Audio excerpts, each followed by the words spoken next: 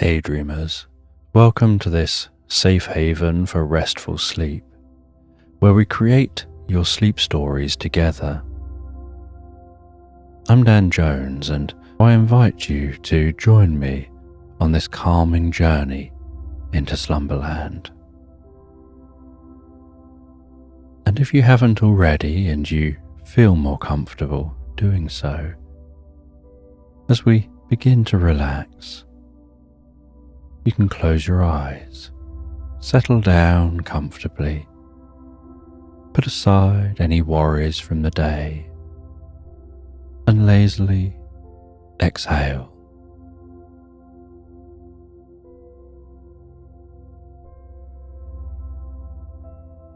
And have a sense of gazing at the evening sky, perhaps 40 minutes after the sunset. Noticing the landscape around you bathed in shadows, the glint of golden light peeking from a point just over the horizon, the shades of blue darkening in the sky, and perhaps for a moment you can notice a rare sight. When the light from behind the horizon refracts in the atmosphere to create a moment of indigo.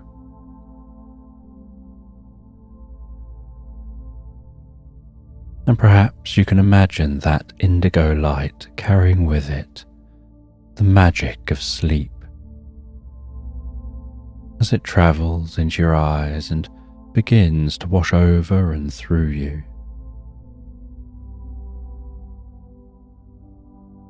Bringing peace and calm to your body and mind with each breath that you take.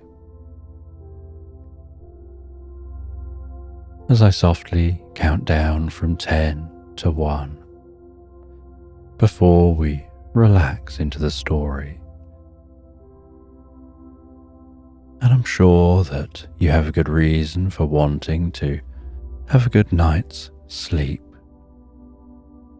And you've probably had times in the past where having a good night's sleep would have helped. 10. And your mind can find its own way to relax in the magic of sleep. 9. And as your mind relaxes, so too can your body. Perhaps letting relaxation happen from the head down or the feet up, whatever feels more natural for you. 8. And while listening to this, it's okay to let that deeper part of yourself take over, the automatic process of falling asleep. 7. And while it does, you can say to yourself, when I settle down to sleep, I'll ignore distractions and I'll have a healthy night's sleep.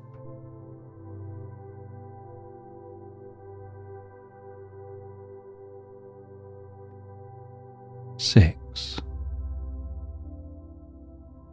Saying again to yourself, when I settle down to sleep, I'll ignore distractions and I'll have a healthy night's sleep.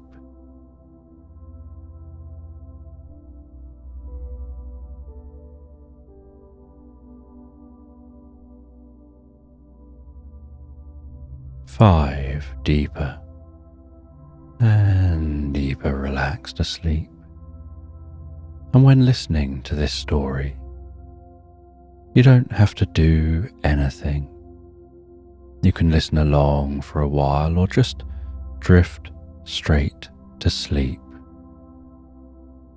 Whatever's most comfortable for you.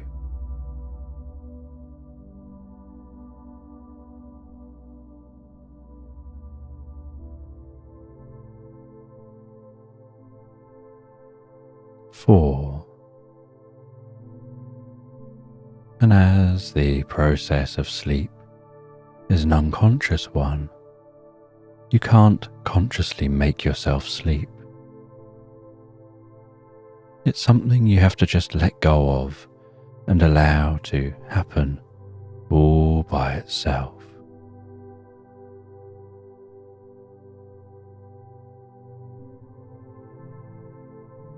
Three. And sleep begins by closing the eyes and becoming very still and relaxed.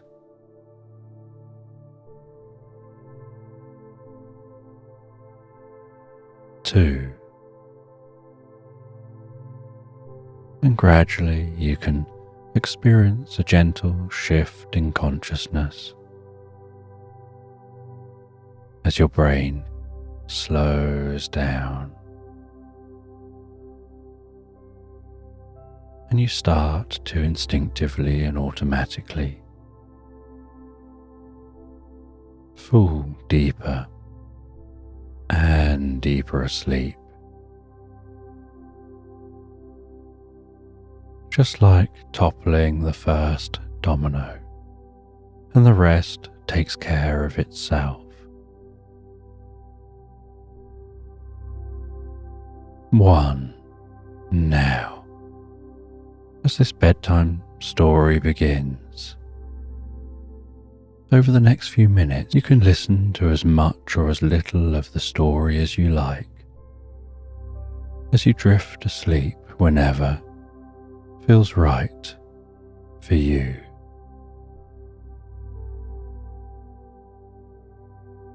And as you comfortably fall asleep, I'm just going to tell a bedtime story about a hermit crab. This hermit crab is crawling calmly and quietly along the sandy seabed.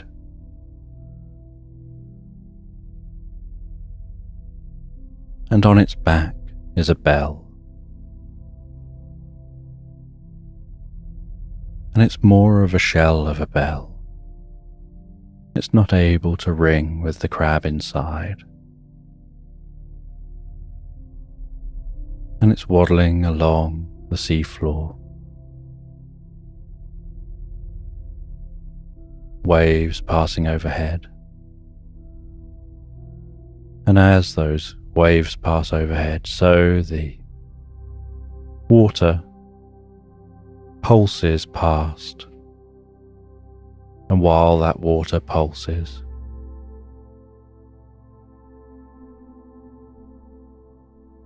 so the crab can notice itself being pushed back and forth gently, and the sand occasionally churning a little bit around it.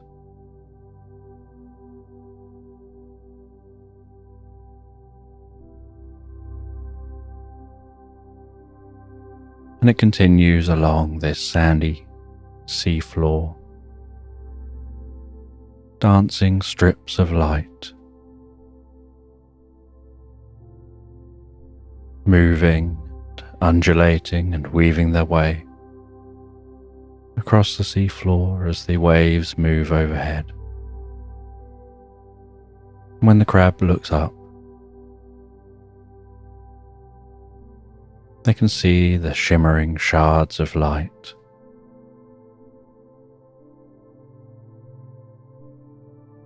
Dancing in the water.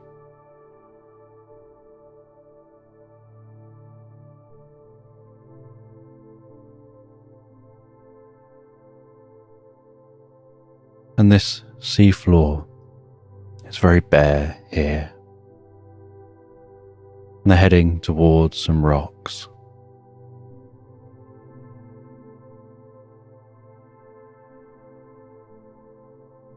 And as they get nearer to the rocks, so the water is getting shallower and shallower.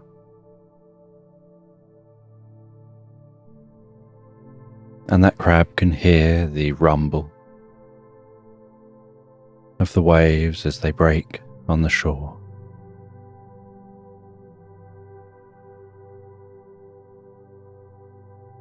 And the gurgle as they pull back out to sea.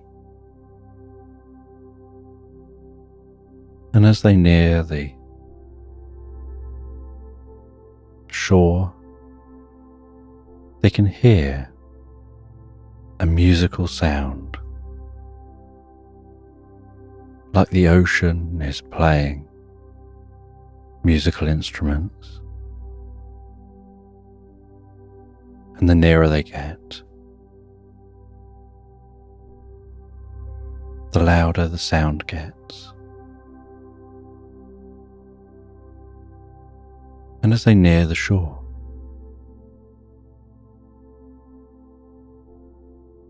they see a row of frogs. And that row of frogs is jumping into the water, swimming down in the water with rocks, and bouncing rocks off the top of drum-like plants under the water.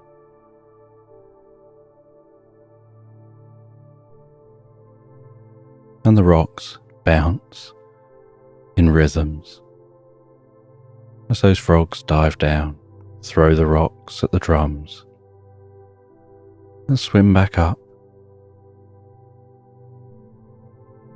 all taking it in turns to beat out a rhythm on those drums.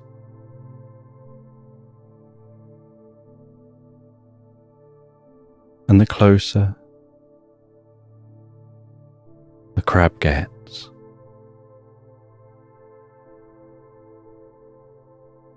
the faster and faster those frogs play the drums.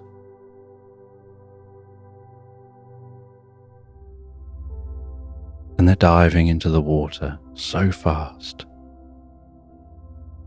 leaving bubbling trails behind them.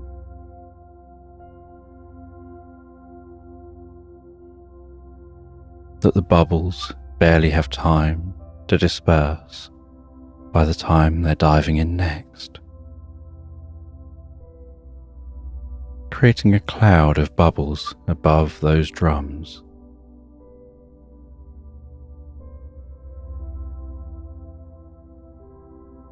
And while diving in, those bubbles start making a high-pitched whine sound. And that whining sound comes from that blanket of bubbles. And then it begins to shimmer and shine and sparkle, and a blue light begins to form from those bubbles as the music gets faster and faster, and the hermit crab gets closer and closer.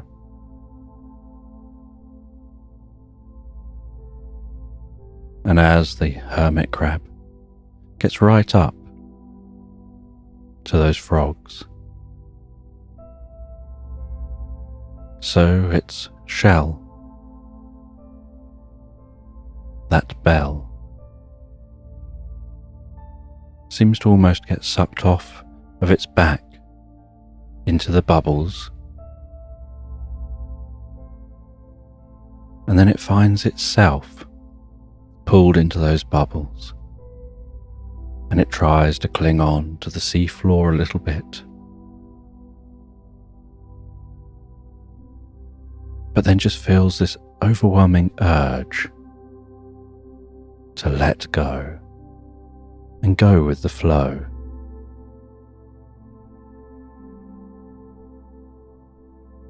And it gets pulled into the bubbles,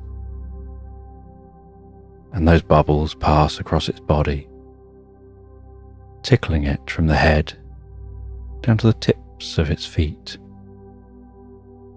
to the end of each leg. And then it flies out the other side of those bubbles,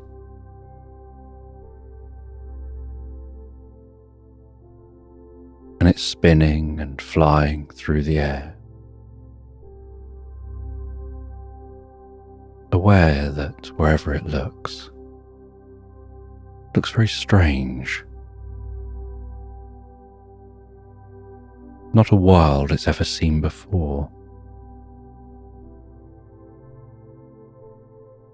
And it manages to somehow get balance, but it finds that it gets balance by putting out some legs, only when it looks to its left and right,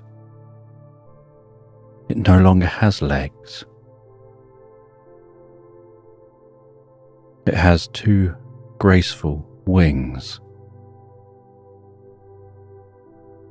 and it's covered in feathers, and realizes it's an eagle flying through the air, away from the bubbling, tinkling blue light behind it. And it finds it's got the most incredible eyesight as it surveys the landscape below. It can see the seashore. It can see the bubbling going on down on the seashore, along the edge of the water. It can see the undulating hills, sandy beaches, feel the warmth of the sun, the air through its feathers.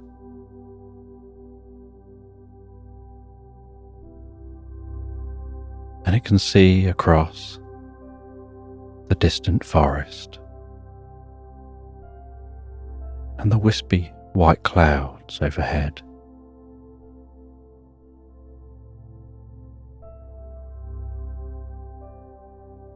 And it can feel the warming air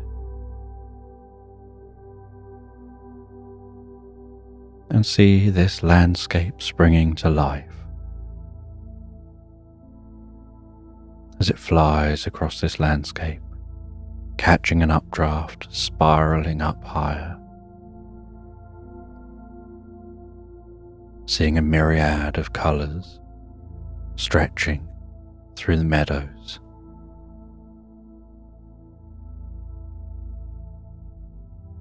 The waves of grass moving below.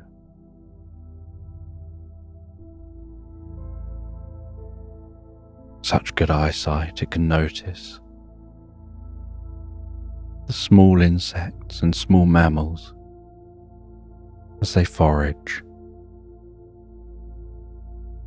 The bees dancing from flower to flower. Butterflies with their delicate wings flying from plant to plant.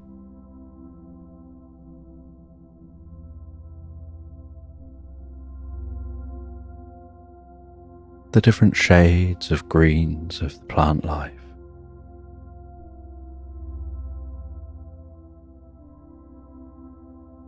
A family of deer in a field, one gazing up at the eagle overhead. Some newborn deer taking their first steps.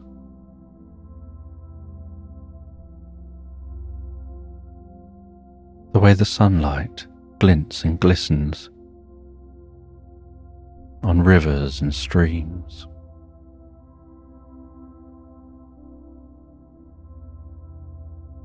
The sight of fish eating bits from the surface of the water, their little mouths poking out of the water, and then darting away whenever a shadow moves across the water, perhaps with a breeze in the reeds.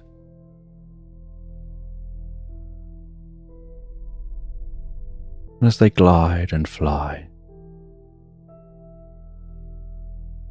so they see a family of otters, and they swoop and swerve and fly lower to take a closer look.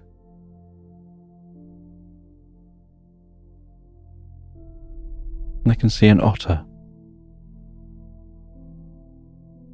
singing a lullaby to its baby, helping to settle that baby down.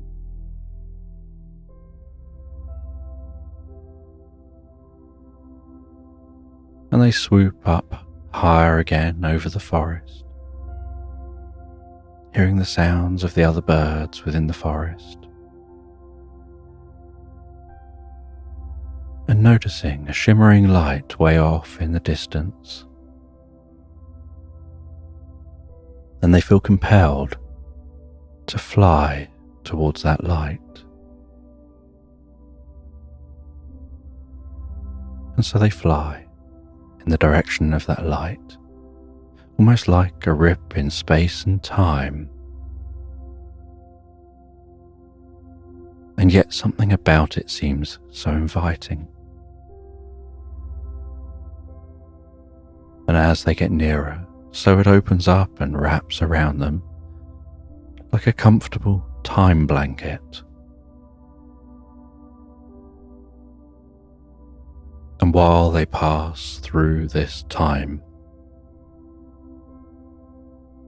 almost like passing through a time tunnel, so they see cuckoo clocks all around them, and the faces of other clocks. The cuckoo clocks having something coming out of them, going cuckoo, cuckoo. With those clocks almost spiraling and spinning around them.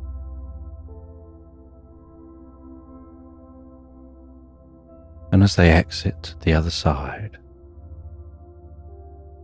they can feel the warmth of this environment. A vast, meadowed area of undulating hills and a graceful, wide river stretching through this landscape. A horse and cart trundling along a gravel track.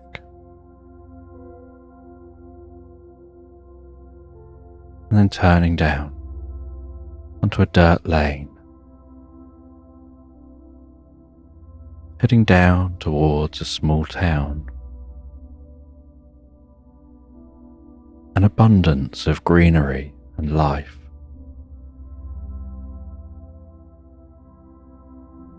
The sun bright and warm overhead.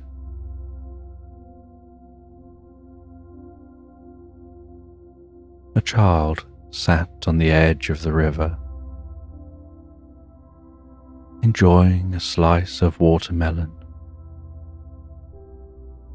plunging its face into that slice, getting the watermelon up its cheeks, round its mouth, up under its nose, on its chin.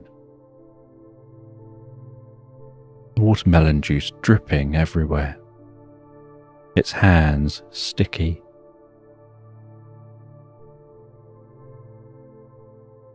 But the child seeming to enjoy it so much. the eagle picking up on the intense, warm feelings from that child, and the warmth from other animals enjoying this weather, and the abundance of food and resources.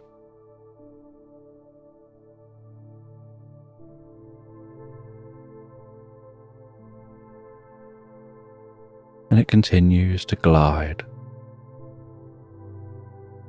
seeing what looks like a castle off in the distance, and decides to head towards that castle. And on its journey to the castle, so it follows the river, the light still glistening on the surface of the water.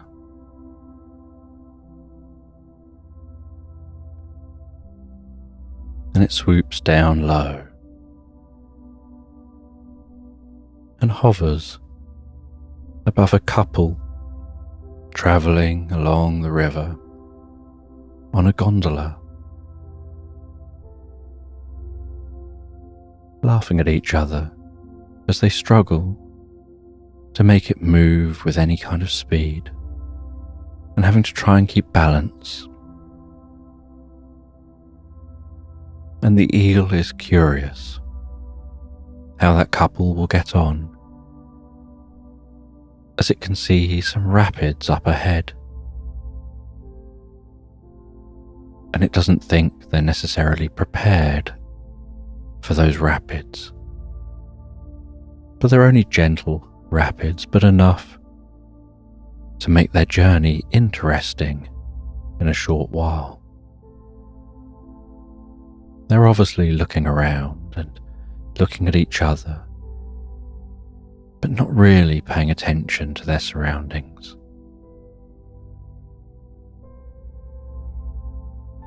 And as they continue to fly towards that castle, so they can see there's something unusual about the castle.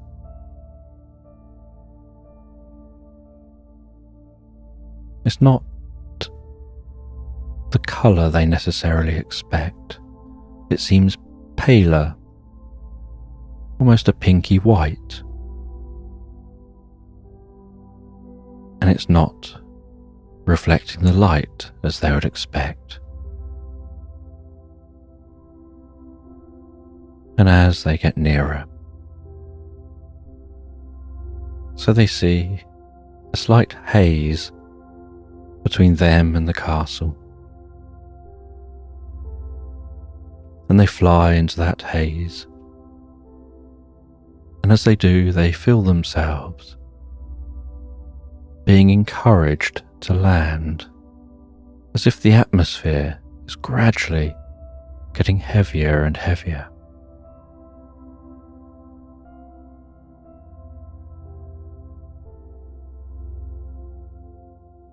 And as they touch the ground and find themselves touching the grass, and that grass tickling around their body,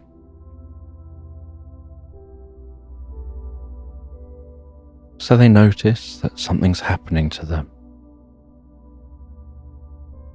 Their body starts to shimmer and shine and sparkle.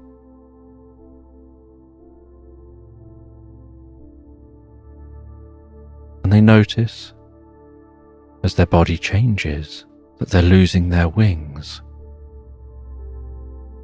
And they land among the grass as a tiny little mouse.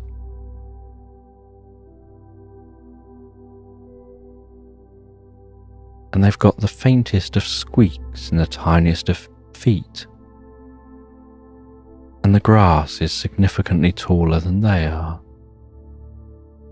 And they run through that grass, almost like running and pushing through a grass jungle, still heading towards that castle, which is now towering high above them, and yet still in the distance. and they run through this long grass, cutting through towards the river to try and run along the edge of the river where there won't be the grass to have to push through, and where they can see better where they're going. And as they come out on the riverbank, so they see in the water a row of ferrets looking like they're about to have races in different boats they've built. Some of them are in long boats, stretching the length of their body. Others are in more upright positions, in different shaped boats. And the boats all look rustic and metal, and like they've just been hammered together. And they seem to have different materials attached to them.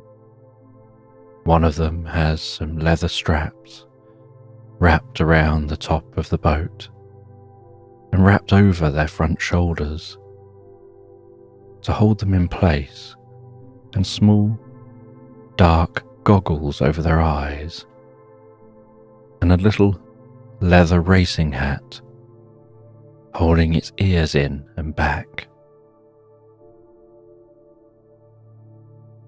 and small leather gloves with the fingers sticking through, and they're holding a lever in their hand. And on the shore is a caterpillar counting them down and holding a flag.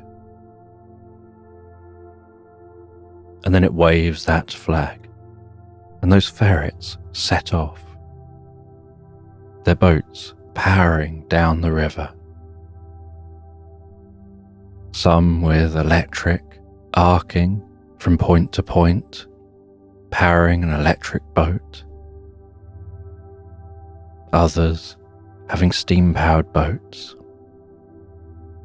almost turning the water into jets, sucking in the water at the front, boiling that water and pushing the steam out the back through the water.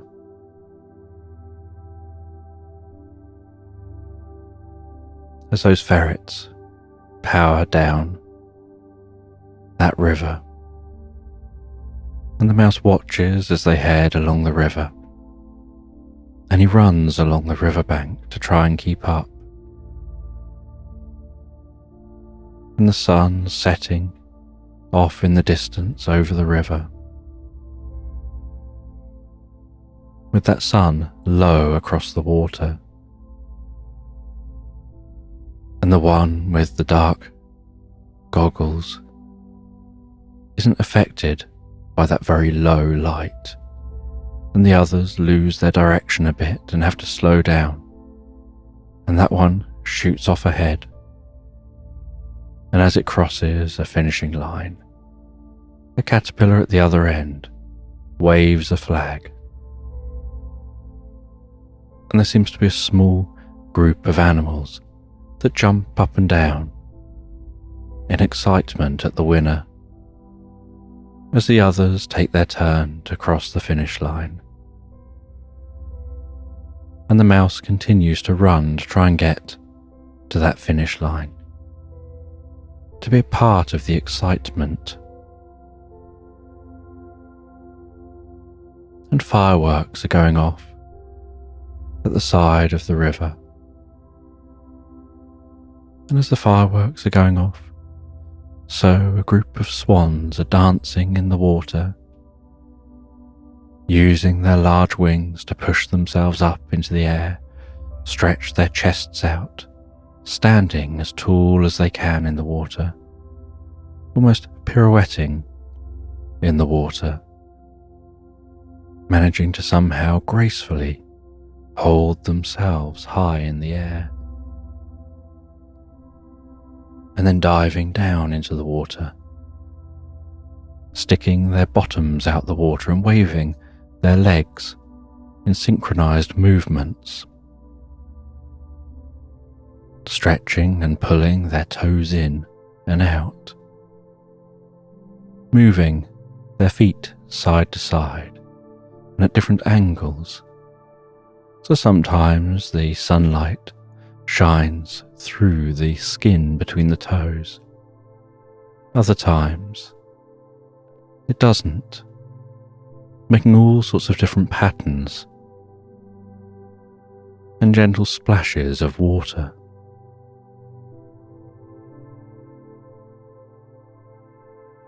And as the dancing comes to an end,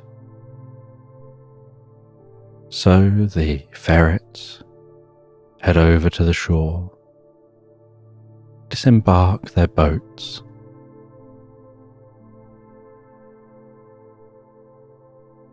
and once disembarked and the boats are pulled up onto the shore, the first, second and third place ferrets head over to a podium, and they stand on the relevant stand at the podium. And the third place ferret is given a mince pie for coming in third.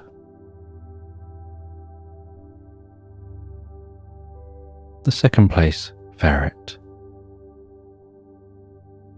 is told that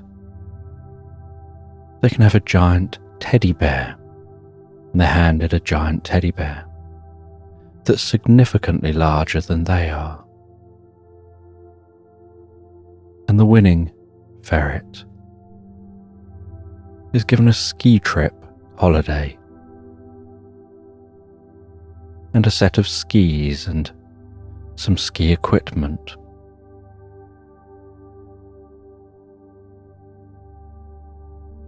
And the mouse arrives at the little gathering of animals, all jumping and cheering.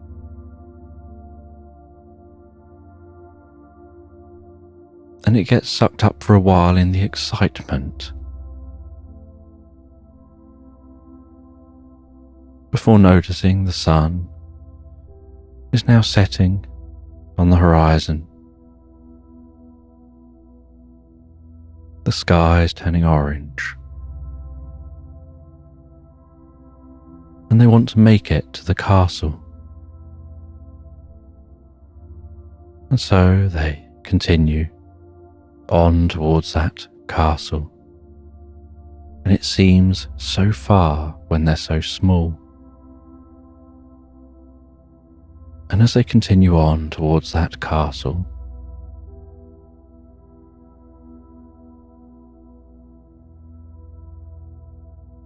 they encounter a pigeon who offers to give them a lift. And the pigeon introduces themselves as Jim from the jungle, often known as Jungle Jim. They're used to giving smaller animals a lift or just carrying messages. Anything they can pick up, they're happy to carry. And so they take hold of the little mouse. They flap their wings and fly up and carry that mouse towards the castle. And as the mouse approaches the castle, so they can smell the sweetest of scents. And they see this castle doesn't seem to be an ordinary castle as they'd suspected. It looks soft and squidgy. And the pigeon drops them off at the entrance to the castle, and they can really smell that marshmallowy smell of this castle. As they walk up towards the entrance, walking along a licorice floor that they think doesn't smell as nice as the marshmallow castle itself.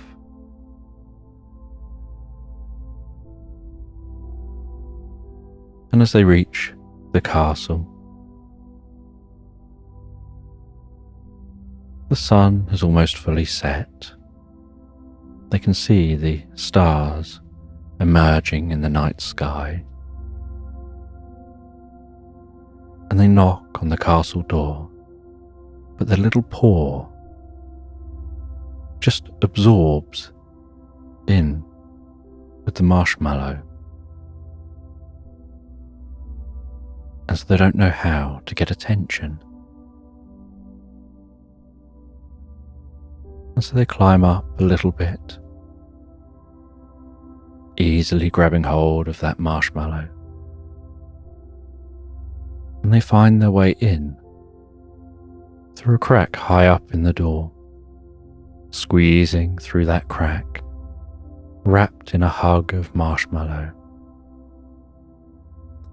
And they pop out the other side, inside the castle, and as they fall to the floor,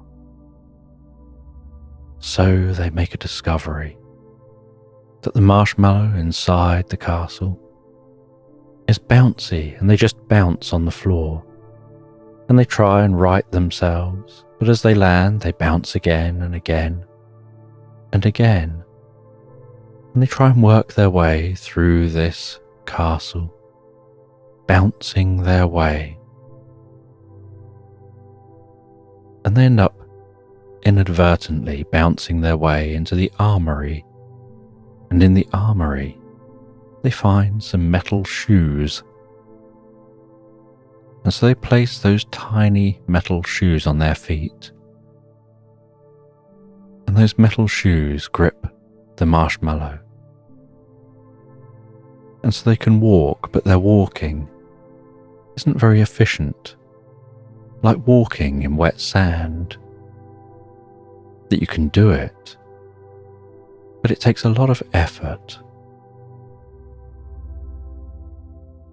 And so they feel it takes ages just to get through the main hall of this castle.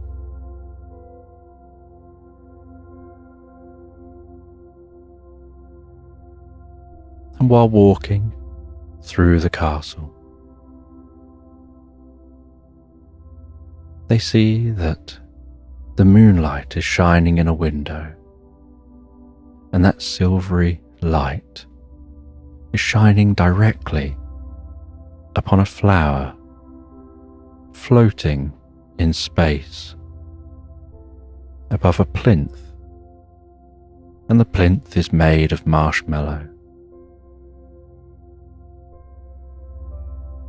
And they head over towards that flower, and they see that it's a yellow rose with the silkiest of petals. And they climb up and touch the petals of the flower, and as they touch those silky yellow petals, so the moonlight seems to sparkle, and almost like a transporter, they seem to be teleported through that moonlight back out of the castle, and they find themselves back in the air again, flying once more as that eagle. Only now there's no castle below them, just the most incredible vast forest. And the air has cooled, and this forest is full of different browns and golds and bronzes. The most incredible autumn sight. The trees all softly rustling as the dry leaves rub together. And they fly over this autumnal landscape,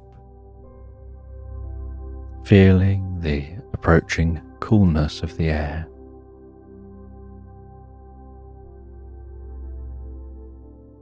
Seeing clouds softly rolling in, softening the light. Seeing animals settling down in preparation for the winter. Squirrels beginning to store nuts. Seeing a small cabin in this forest, and through the window of the cabin, seeing someone baking a cake in an oven, and the scent of that cake rising up, tickling the nostrils of the eagle.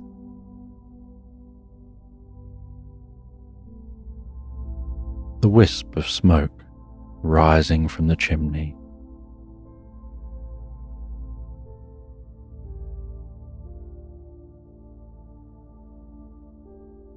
Enjoying how peaceful this time of year is.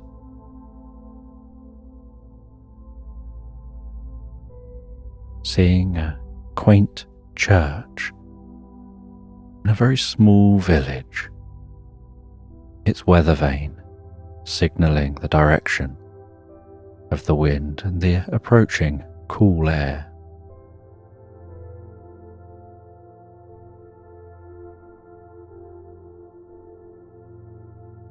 And flying above that small, cozy cottage, that small little cabin in this forest.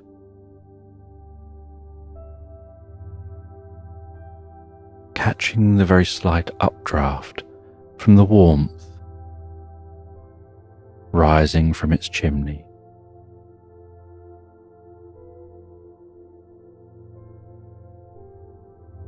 And aware that the moon is rising, the sun is setting, but the clouds hide what's going on. And so the sky is just gently darkening, with a very slight silvery glow appearing. And occasionally the clouds will part ever so slightly, and the silver, shimmering light beams down to the earth and moves across the earth.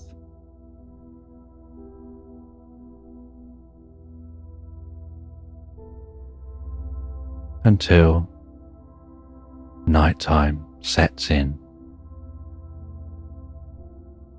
Everything goes dark, apart from looking back in the direction of that cabin, seeing the glow at the windows. And in the darkness, the eagle notices a faint blue light and flies towards that faint blue light, passes through that faint light, and out the other side finds themselves flying over a rugged coastline with tall cliffs, jagged rocks, crashing waves. The landscape covered in snow, the trees just a shadow of their former selves.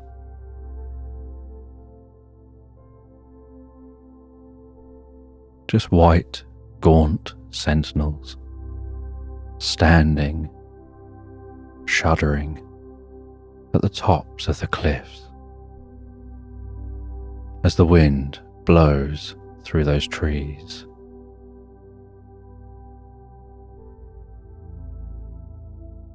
And seeing a person sitting by a campfire, very close, keeping their hands warm, and next to them on a structure they've built using some of the wood from the trees,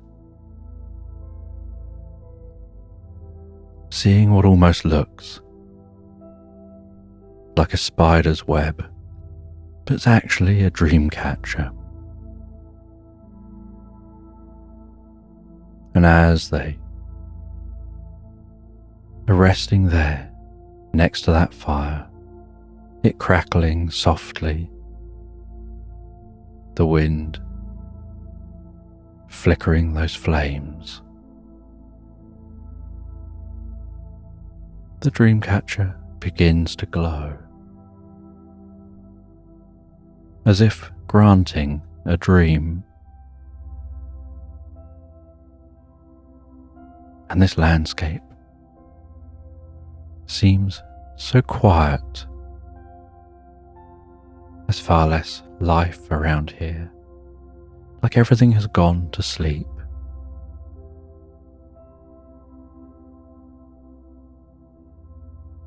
Just a few footprints in the snow from different animals. A white fox trudging back towards the forest.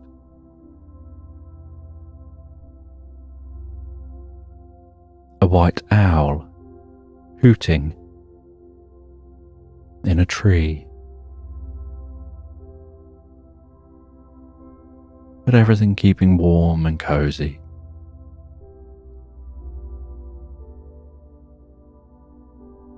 And that person just resting there by that fire. And the eagle flies down to take a closer look, circles that fire, sees the person sat there with their eyes closed, speaking in a language they don't know, somehow imbuing that dreamcatcher with some kind of magic.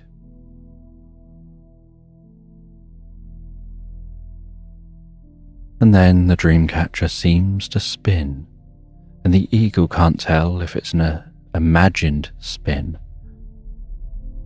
and just their senses playing a trick on them, or if it's actually spinning.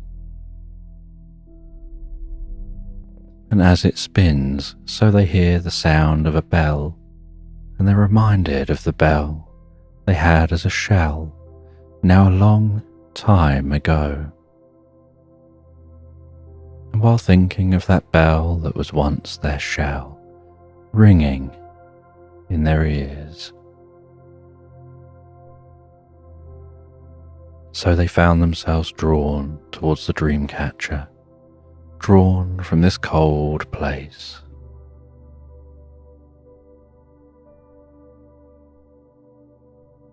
And they pass through the dreamcatcher like passing through a portal. And they find themselves splashing down in the ocean once more, falling to the floor of the ocean as that crab again, not far from those frogs playing those drums, and the frogs playing is calming down.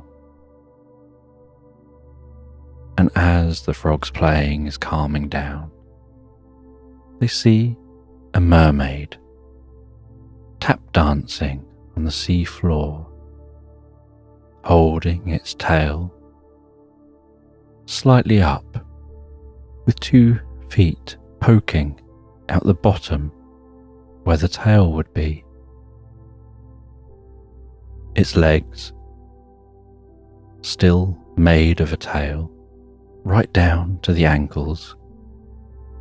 And so all it can do is tap dance, being very vertical. And it's tap dancing to the tune of the frogs. And the crab watches this happening.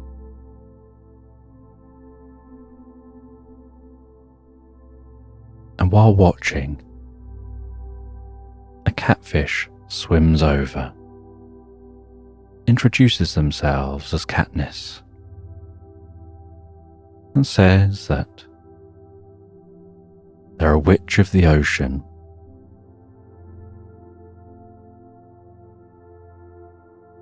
And they help different creatures to have experiences that bring enlightenment and wisdom,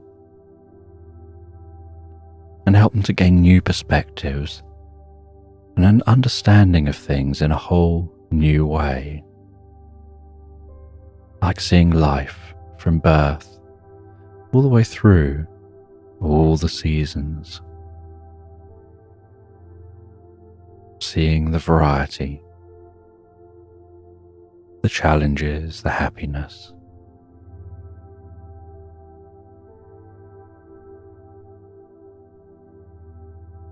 And they explain how they gave this crab that experience.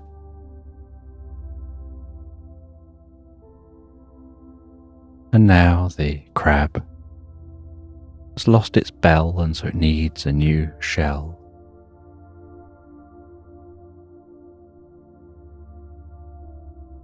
And the catfish says that someone left a bucket in the river that flows to the sea. And the bucket has holes in it, and they'd been asked to fill the bucket with water, and told that if they could fill the bucket with water, they could pass a certain challenge. And so they went and placed that bucket with holes into the river, and then walked back to the elders and said they've done the challenge. They filled the bucket with water. And the elders, in disbelief, went and checked, saw that bucket in the water, and realized they had done as was asked of them.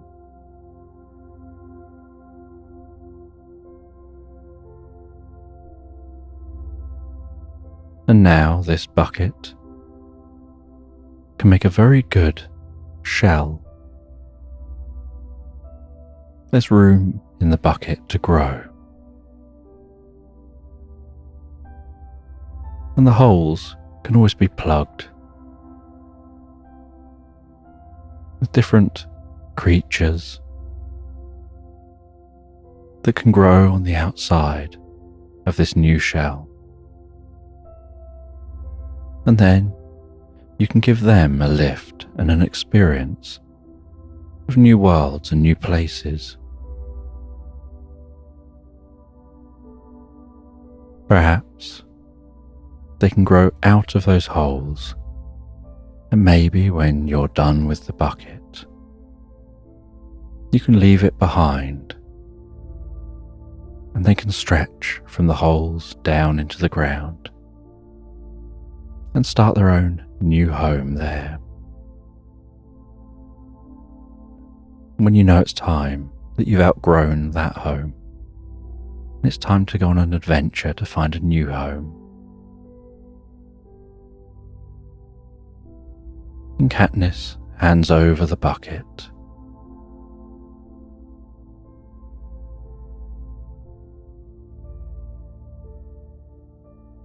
And the crab sets off to find a comfortable place to settle down to sleep.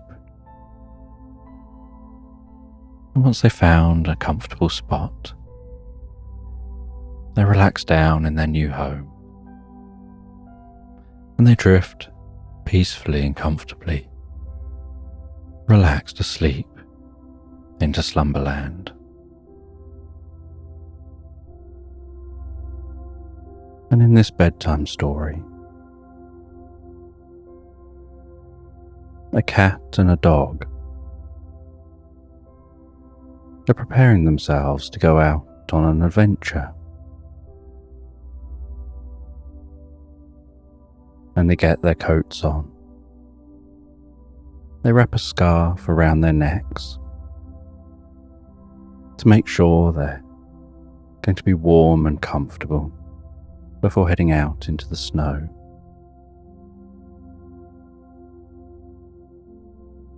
And once ready, the cat and the dog leave the cabin, which is situated in a meadow on a snowy island. And at this time of the year, as they leave that cabin, they trudge through the snow. The dog bounds and likes to jump and roll on his side, tumbling through the snow, almost creating a second coat, a snow coat around him. Whereas the cat gingerly walks, almost on tiptoes, as if trying to avoid the snow, trying to stand tall above the snow.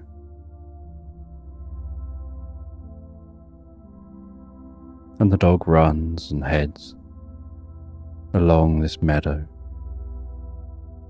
heading to where the hill begins to slant downwards and slides down that hill,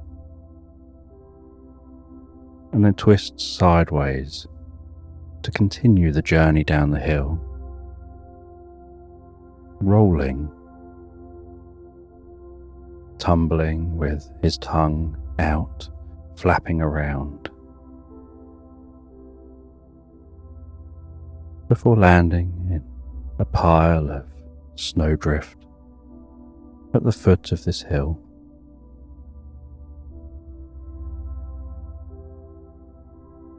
And then excitedly jumping around at the foot of the hill, looking up at the cat, who's really taking their time, so carefully walking down that hill,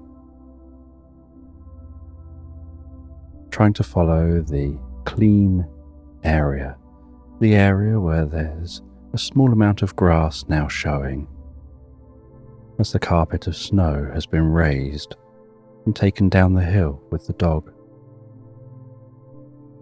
And eventually the cat gets to the foot of the hill, and the two of them start following a hedgerow, heading towards a nearby river and a bridge that goes over that river. And the air out here is so crisp, so fresh.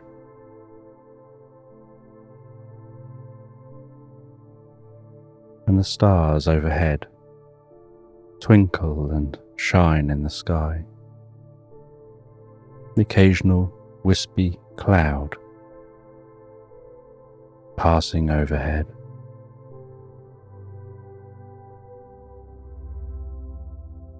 Gently illuminated by the moon,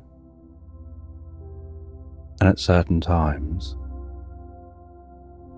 as the clouds pass in front of the moon, what looks almost like a circular reverse rainbow.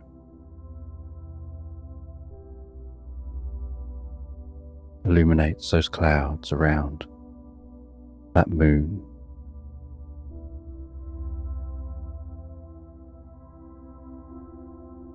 And as they come to the end of the hedgerow and start walking away from the hedge, so they notice how blustery the day actually is when you're unprotected by the hedge, with a strong crosswind and the cat is sensible enough to walk on the opposite side of the dog to the wind, using the dog to protect them from the wind.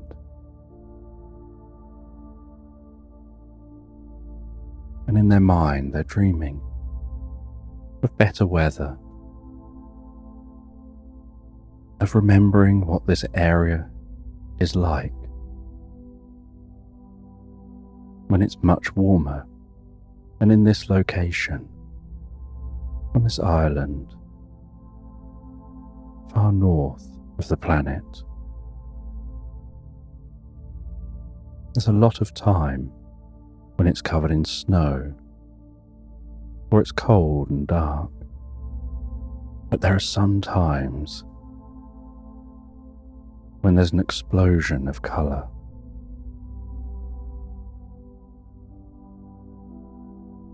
When the ground is vividly green.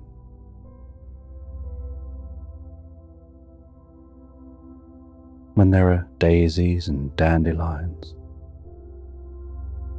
pocketed throughout that green land.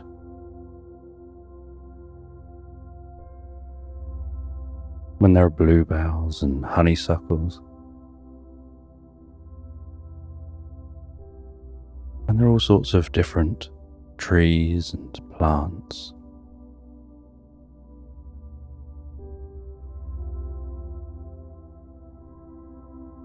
And at certain times of the year, just for very brief moments,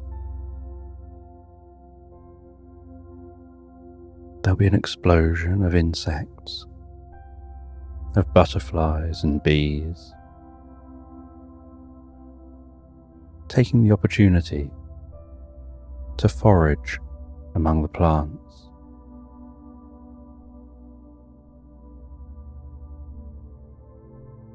And then the island reverts back to its black and white state, where everything seems to just be shades of grey from the white snow, to often having a grey sky.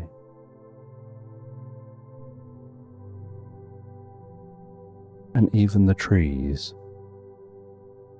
where you just see the bark, seems like dark grey and sometimes even black.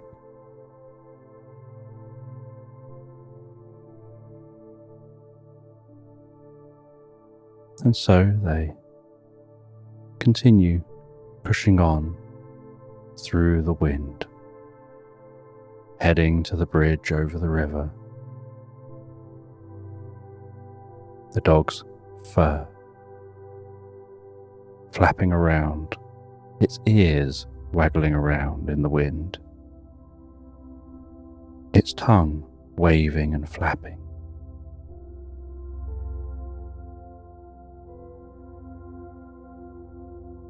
They arrive at the stone bridge, carefully cross that stone bridge and start following a small path down the far side of the river. And as they follow that path,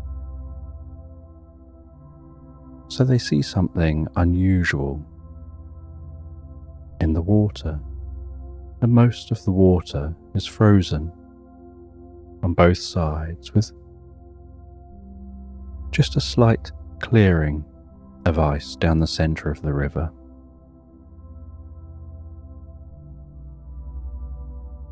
And there's something bobbing up and down gently in the centre of that river, something unusual. And they get closer.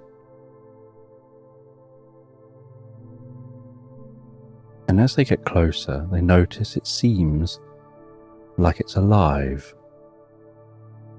And the dog picks up a stick, shakes the snow off the stick, heads as close to the ice as he dare go, and reaches with that stick to prod whatever it is that's in the water.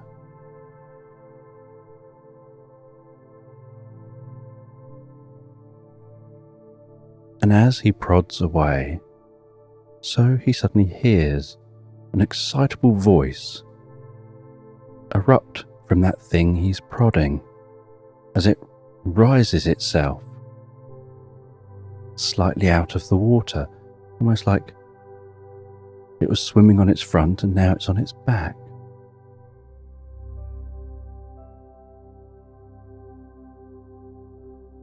And it says, "Oingo boingo, fiddle-dee-dee, who's that brave enough to be poking at me?"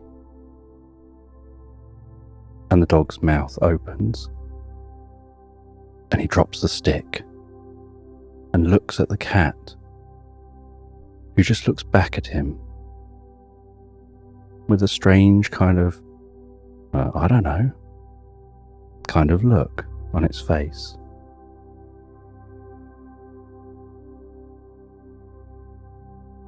And the dog asks who this is. And they say that their name is Mimosassa. They're a jellyfish made of jelly. They used to just be jelly. But then a wizard got annoyed with their attitude, found that they were too overbearing, too loud and bubbly, and said she just seemed to be bouncing off the walls everywhere, and turned them into a jellyfish and threw them into the river. And they've been living in this river as this jellyfish ever since. And they actually quite like it, swimming around every day. They can relax, and as they rest, they smush out and are barely noticed against the water, just bobbing gently up and down on the surface.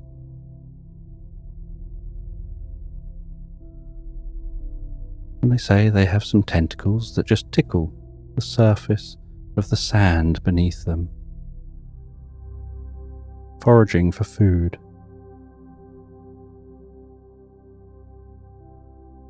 And they enjoy just swimming up and down lazily, normally going where the water takes them, rarely putting in much effort,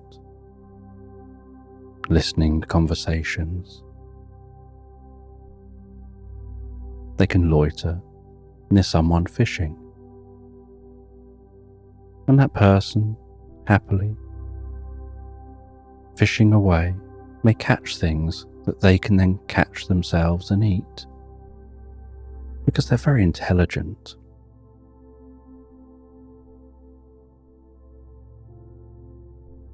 And they say that they perhaps would like to be as they were, but when they were just a jelly, all they could do was bounce. And they would bounce and smush and splat.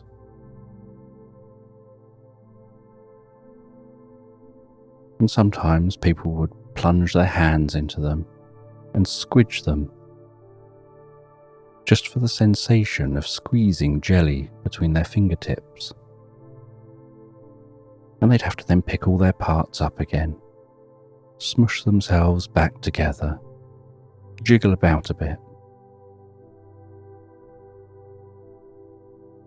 But it's also fun to sometimes surprise people who come along the edge of the river, not expecting that anything else is there. But they'd like to have the choice to take the form that they'd like to take. And they ask the names of the cat and the dog. And the dog says, "I'm Penny."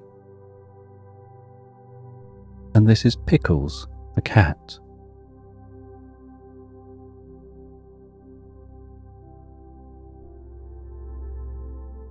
And the jellyfish says it's nice to meet them.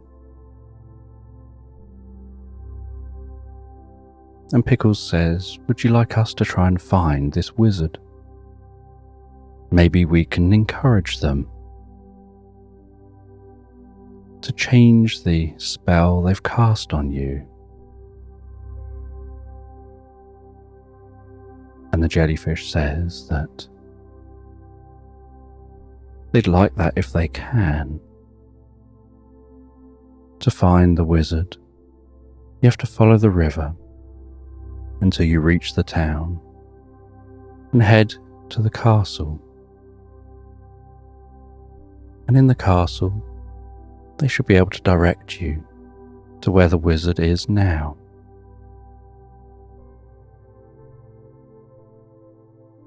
And says you'll be able to find me back here when you're done.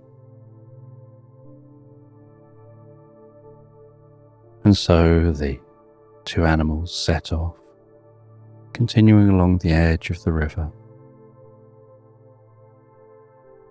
And as they walk, so they pass a duck sitting calmly on an egg,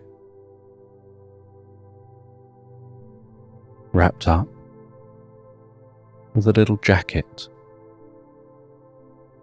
and a hat, with the side of the hat pulled down over the side of its head and done up in a little bow under its chin.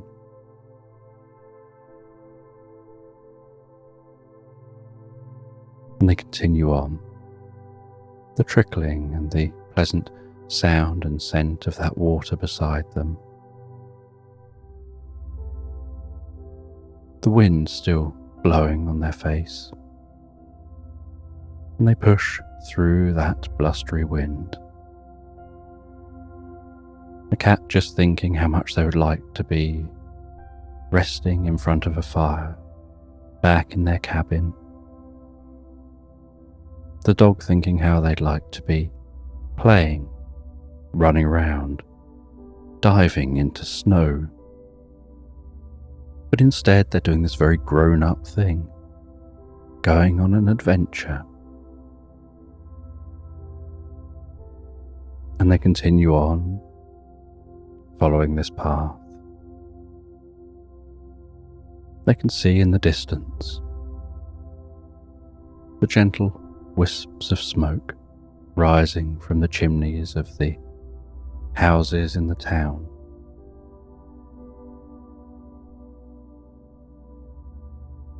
They cut through the orchard on their way to that town.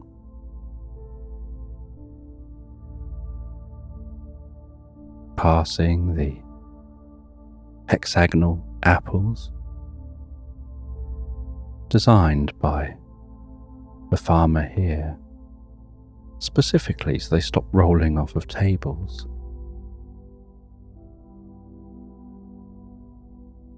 They pass out the other side of the orchard, down a small, narrow country path.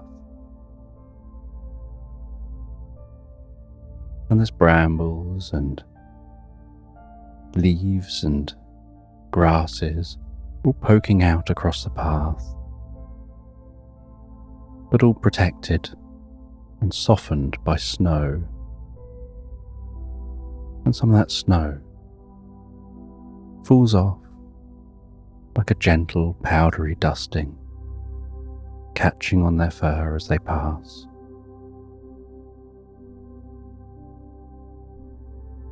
And there's barely a hint of breeze down this narrow path. And at the end of the path is a sty for them to cross. And the dog jumps up and over, and the cat squeezes gently through.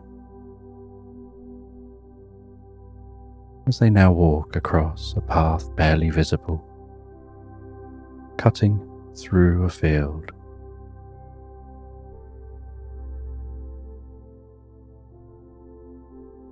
And the night is gradually approaching morning as they get nearer and nearer to that town. And as they near the town and then cross the boundary into the town, They walk along cobbled streets covered in snow. They can see market traders setting up, and they cut into the arcade here in the town. And even though the arcade is open at the front and the back to the elements,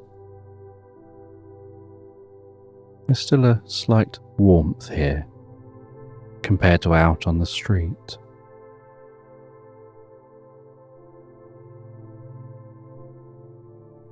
On the other side of the arcade is the town centre, and they walk around that town centre, smelling the different foods, hearing the hustle and bustle of these early morning market traders setting up.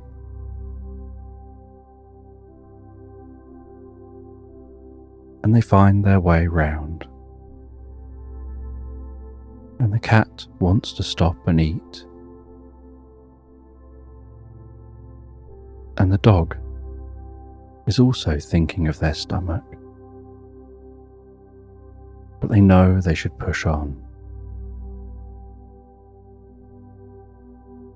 So they continue to walk, heading out the other side of the town. And the castle isn't far beyond the other side of the town, because this town was built back when towns would be built within the grounds of a castle, where a castle would be built up high. And then from that castle,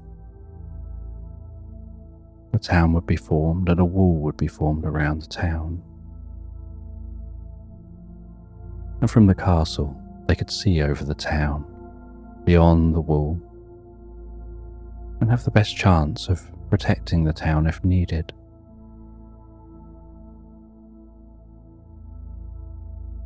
And they begin to ascend towards the entrance to the castle. They get to the castle door. They sit at the castle door, and the dog begins to bark to get attention, and the cat tries to meow.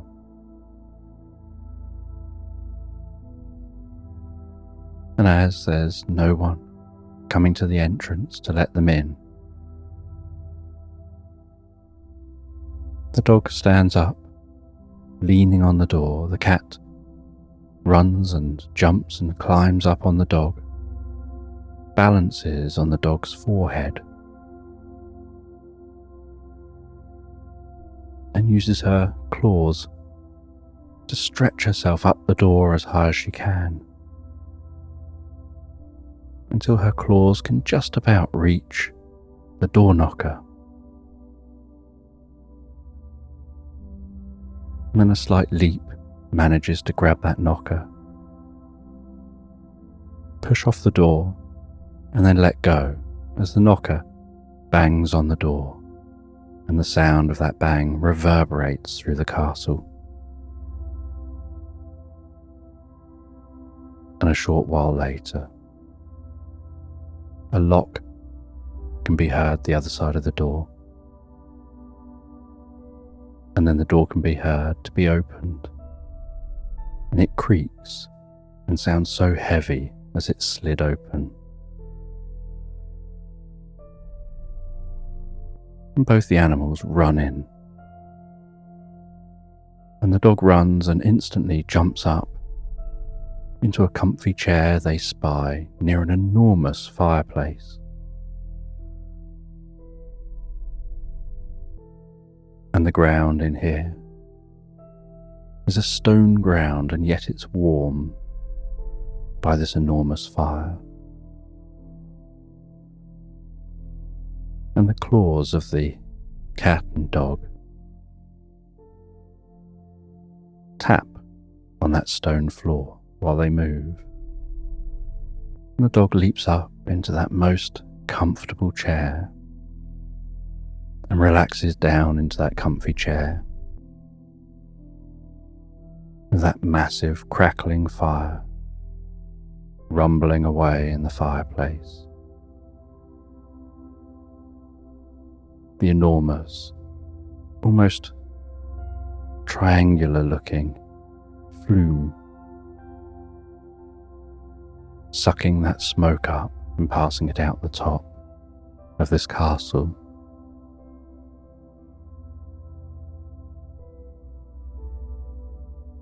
And the cat looks around, trying to find who they're supposed to talk to.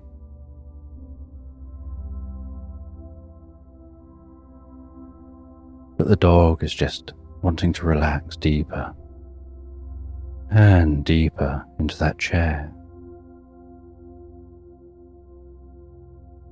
feeling so comfortable. And they've walked most of the night, and so the two of them are very tired. And the cat sees someone sitting in another comfortable chair at the far end of a hall, and they look very important and dressed very smart. And so they walk down to that person. And as they reach that person, so the person looks up at them and smiles so friendly. And the cat says that their name is Pickles, and this is Penny. And they're here in search of a wizard. And they were told that they'd be able to find out where that wizard is.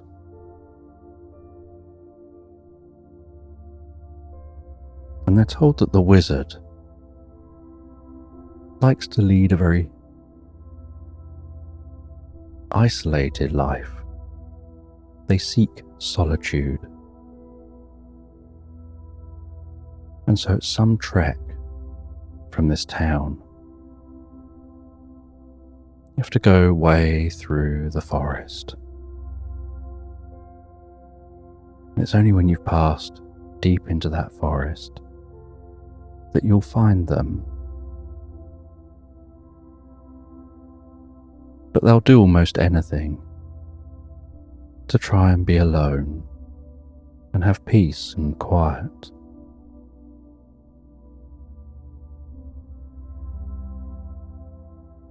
And Pickles is told that as you both look so tired, perhaps you want to spend the night.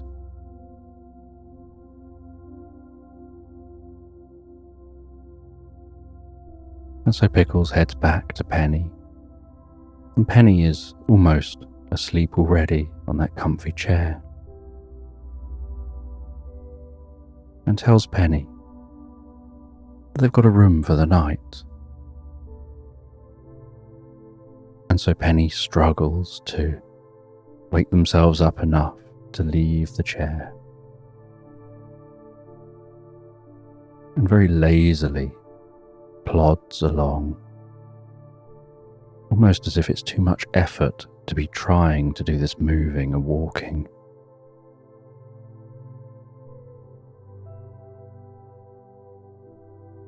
And Penny and Pickles follow someone up to a room, and they head into this comfortable room. They settle down under the most inviting quilt. It's just the right weight and texture, and just the right temperature. As they fall asleep deeply and comfortably. And the next morning, they awaken to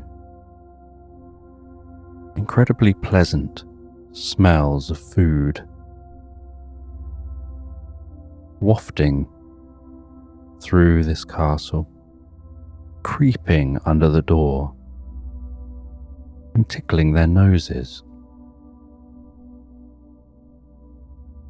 And it doesn't take Penny long to be up and ready to leave the room. And Pickles grooms for a little bit longer. And then they head out of that room.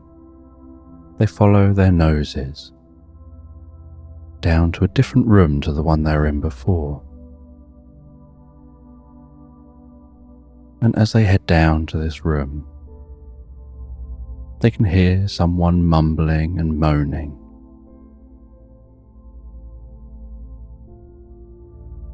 Saying about how unappreciated they are. That everything round here is just pandemonium. It's all chaos. Suddenly we have these new guests. Suddenly there's all these extra people to cook for and extra things to do. There's never any certainty. You plan for something, and then it just changes because someone decides it's going to be different. And they're having a good old rant to themselves. And they say that everyone just ignores them when they try and talk to people, as if they're not even there. Does everyone just think they're some kind of a robot maid or something? Just come here, do this, do that, help now. You need to do this, you need to do that. And Pickles finds it amusing, the rants that people will have when they think no one's listening, and the smile they put on their face as soon as there's someone there. And as they walk past, Pickles looks over, smiles and says good morning. And the person smiles back and says good morning back in the friendliest of ways.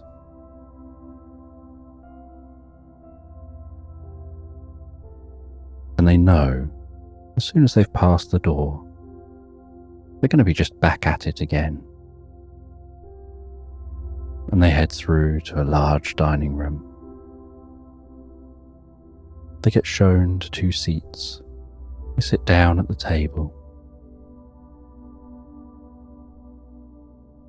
And some food is placed in front of them.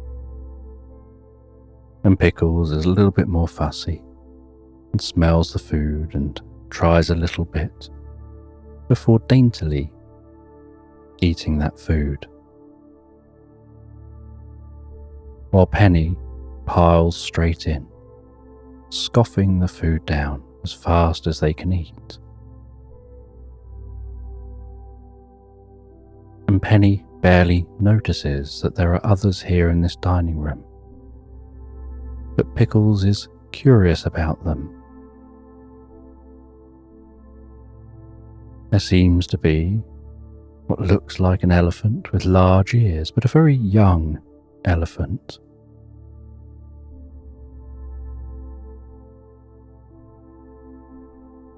And there's a lion that has a strange mane that looks like the petals of a dandelion. And there's a camel, and every time it moves, its humps undulate,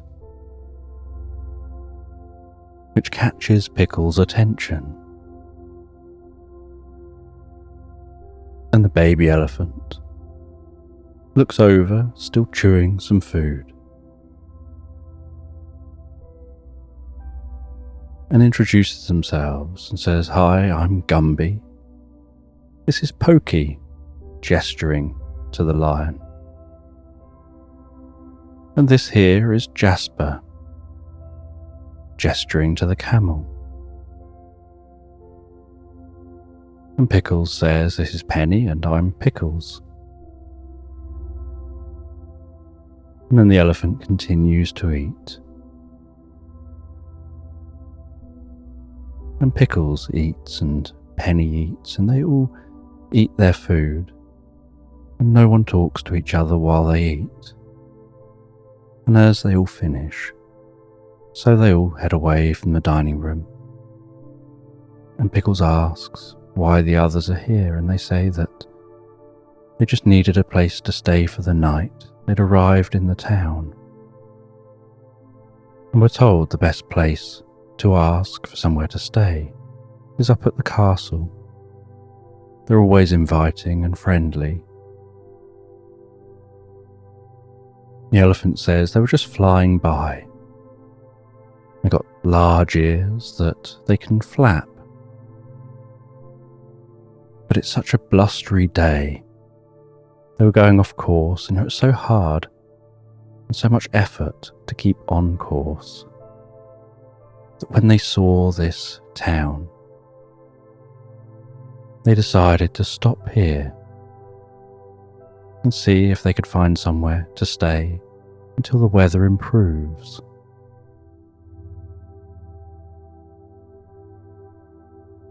And Jasper says they've travelled all the way from a distant land. They travelled on a boat. They came to this island. They were looking for somebody who could help them. Their humps are broken. They keep jiggling and moving and undulating with each step they take.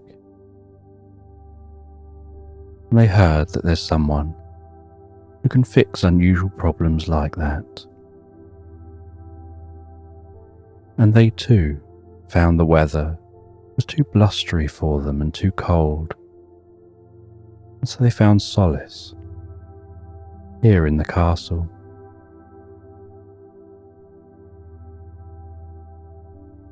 And the lion says that they'd interacted with someone in the forest. They're trying to be friendly, but all they got out of it was having their mane changed to being like a flower.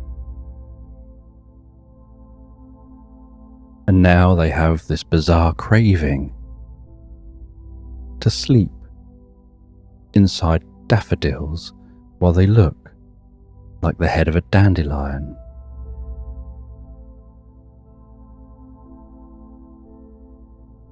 And Pickles thinks that it sounds like maybe they're all here for this wizard or have met and interacted with the wizard. Maybe when they interact with the wizard, they should be a little careful. Pickles was thinking she doesn't want to have a head looking like a flower. She quite likes the fur she's got there already.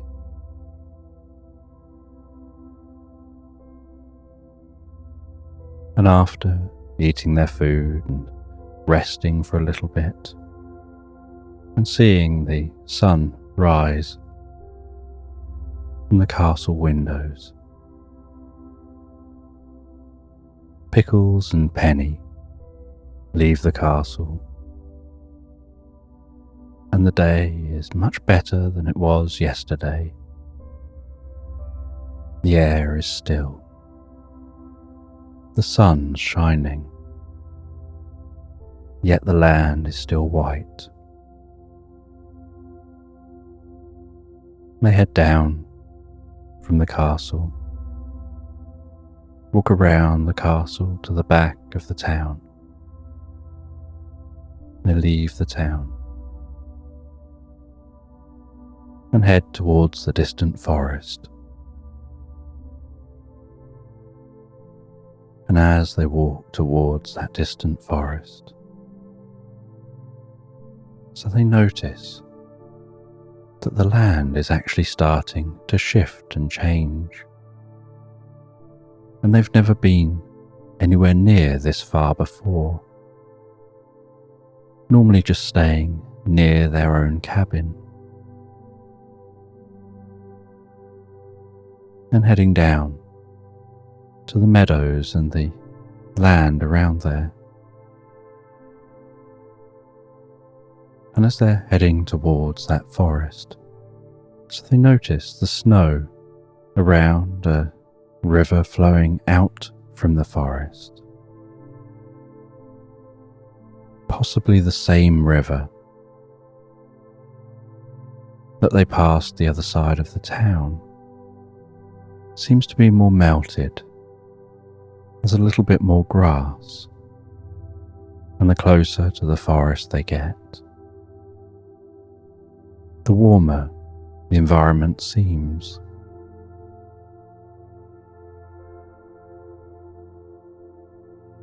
And they realize that the water itself even seems warmer.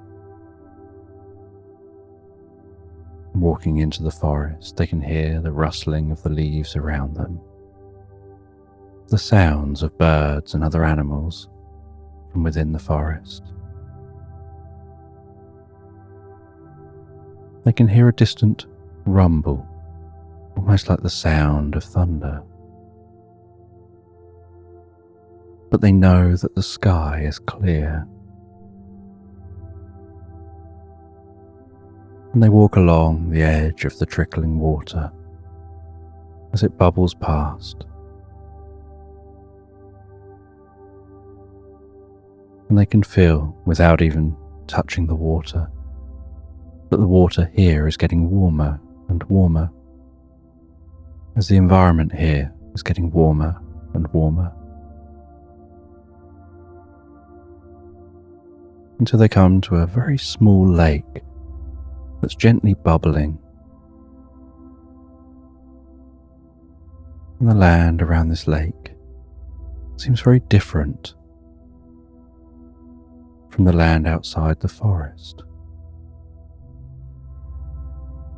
with broader leaved plants and a dampness to the air. And that dampness is slightly warm. Whereas if you had that dampness outside the forest, it would make your face very cold.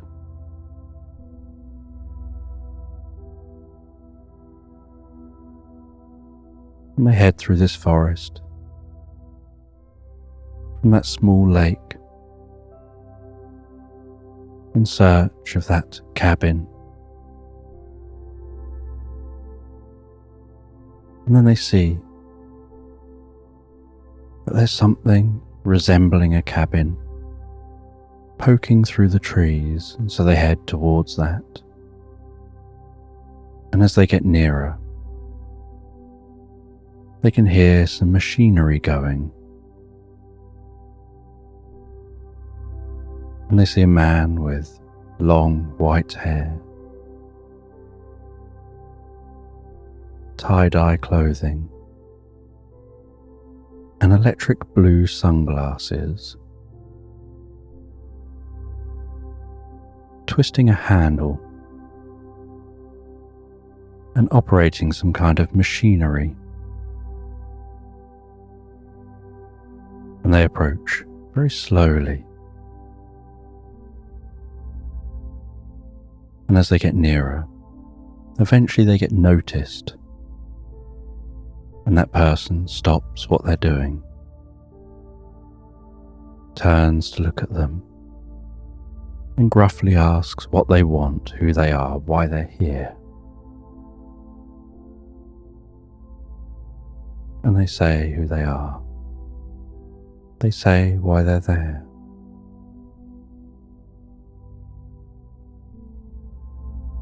Penny then asks who this person is and what they're doing. And they say they're just printing their latest book.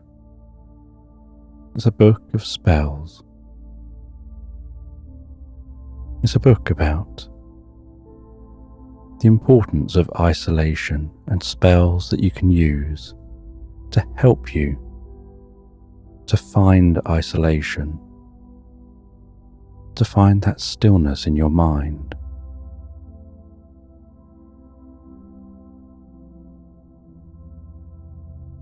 And Pickles says that they don't want to be a disturbance, but they do have people that they want to help. And this person says that they are the wizard that's being sought.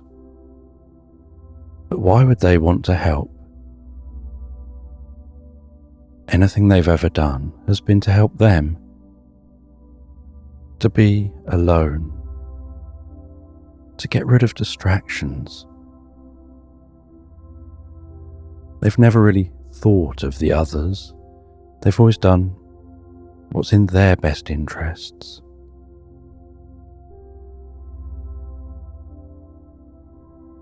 And Pickles says about some of the characters they've met at the castle. And the wizard says that they know each of those people. They know that lion, they know the elephant, they know the camel.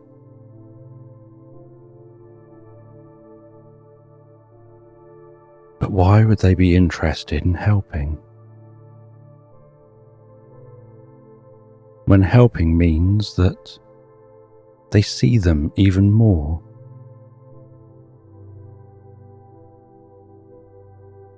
And as they talk, so the sun begins to set. And as the sun begins to set, there's the most musical, pleasant sound coming from the forest. As the crickets begin to play a chorus.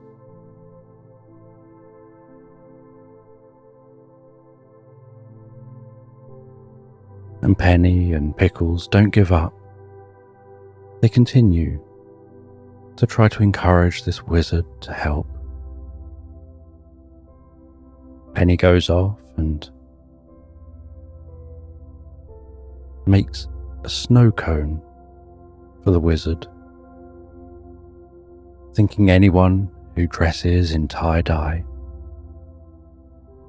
and sunglasses in the middle of a forest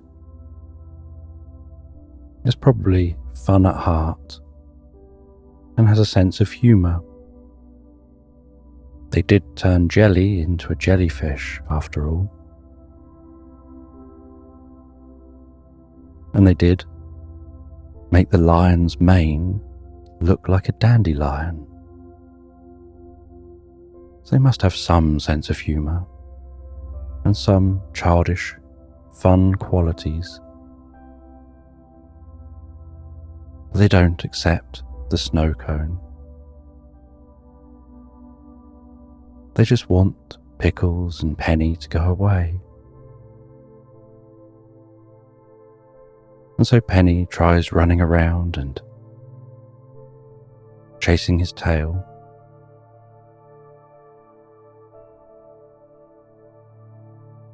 He tries to have the kind of fun that's normally excited others. But this just makes the wizard want to get even further away.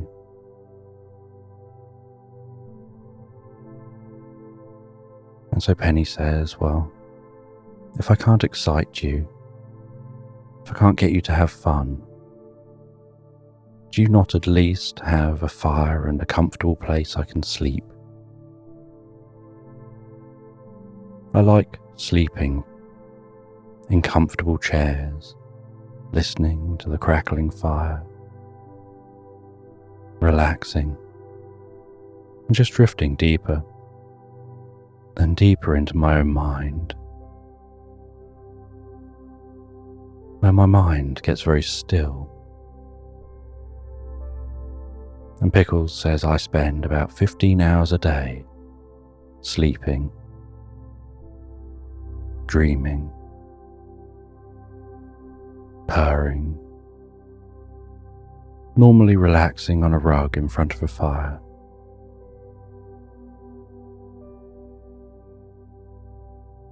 And Pickles says I also like to be alone a lot. I'm a very solitary character.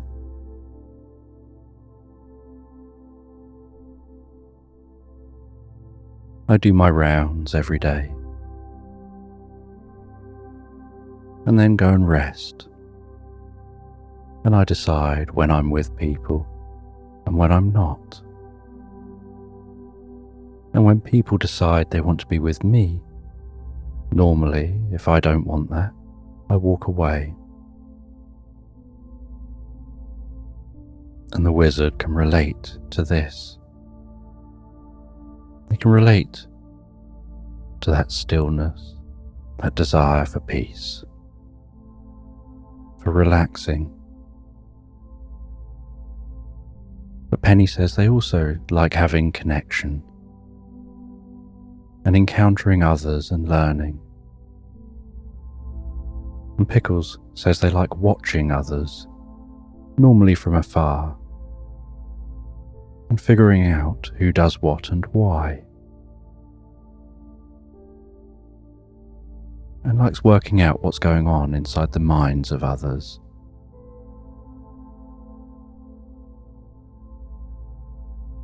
And the wizard begins to warm to them. And as that wizard warms to them and steps on the floorboards in this cabin, one of the floorboards creaks and Penny jumps. And then the wizard comments on the smell and looks at Pickles and Penny. And Pickles says, "That wasn't me, that's Penny farting."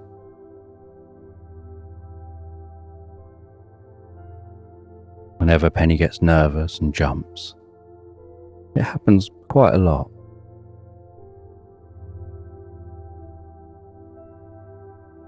You know when Penny's nervous, even when Penny pretends that they're not. And a gentle smile appears on the wizard's face.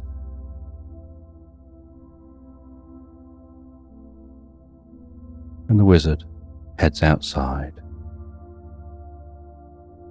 and comes back with a snow cone.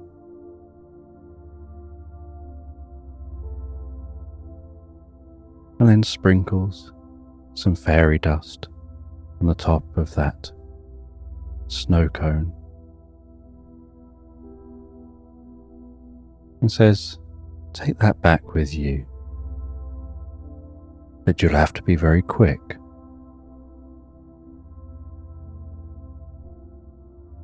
And just hand that to each of the creatures that need help. And they can each just have one lick of that snow cone, and it'll make changes within them on a deep level, down in their DNA, that'll change them in their mind and body, helping them to develop the life they want and turn back to how they want. And they'll find themselves back where they want. Almost like it'll grant them a wish, but not a wish they consciously think, but one they just non-consciously know. But you have to be very, very quick because it'll melt if you don't get out of the forest quickly. And Pickles knows that this is also a sign from the wizard to say, "I've had enough of you being here now. It's time now to go." And Pickles asks, "How do we get out the forest quickly?" And the wizard guides them out the back of the cabin. And out the back of the cabin is a sundial in a garden, and what looks like a giant catapult. And that catapult looks ready to fire.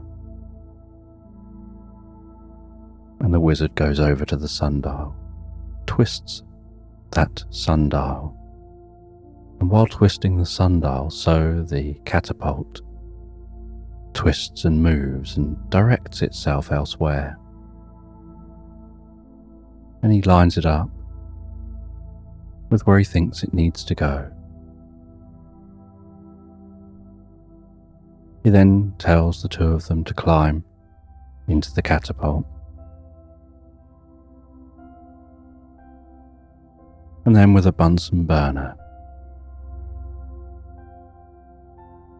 he sets fire to the string that's holding that catapult in place. And all three of them watch that string as it slowly burns through, until suddenly it gives way, and in an instant they feel themselves pushed back in that catapult and then fired out, and they can see an electric blue shining blob in the sky. They seem to be aiming directly at it, and they close their eyes as if they think they're about to strike this blue shining blob in the sky. And then they open their eyes and realize they just passed straight through it, and they can now see below them that castle. And they continue flying through the sky, now lowering down towards that castle.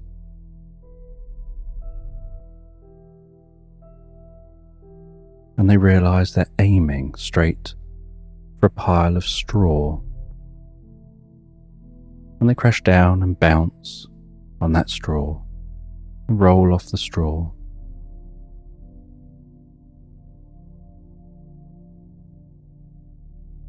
And that snow cone is still intact,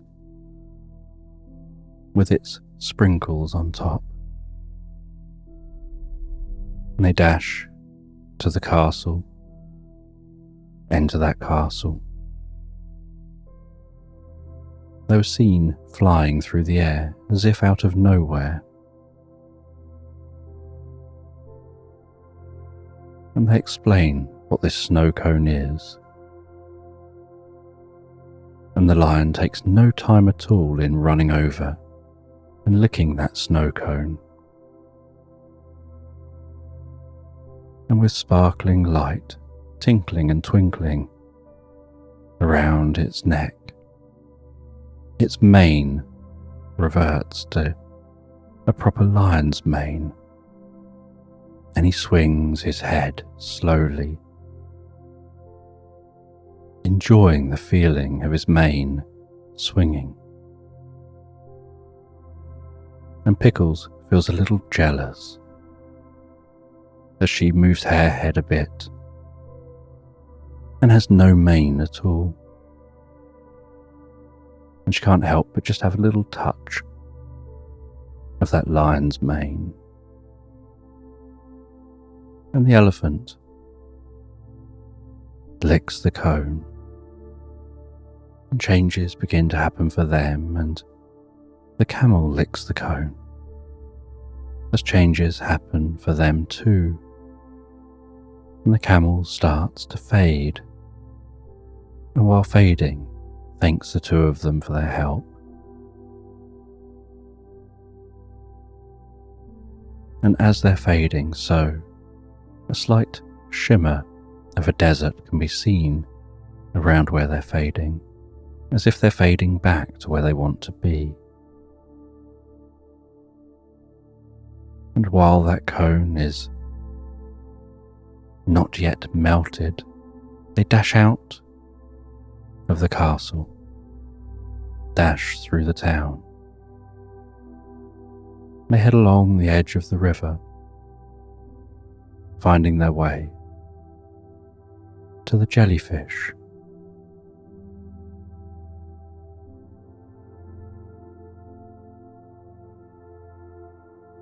And Pickles is brave enough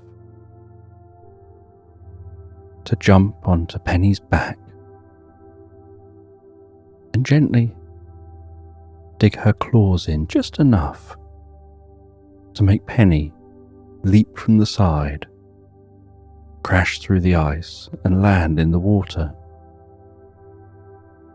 while Pickles bravely holds that snow cone up above her, keeping it out of the water until they reach the jellyfish,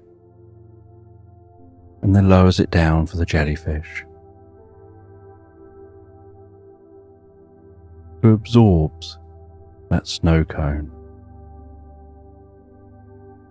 And then the space around the jellyfish within the water begins to sparkle and shine. As Penny, a little annoyed with Pickles, swims back to the shore, Pickles jumps off. Penny braces himself and shakes violently, and then looks all puffed up and fluffy, but is at least a bit drier now.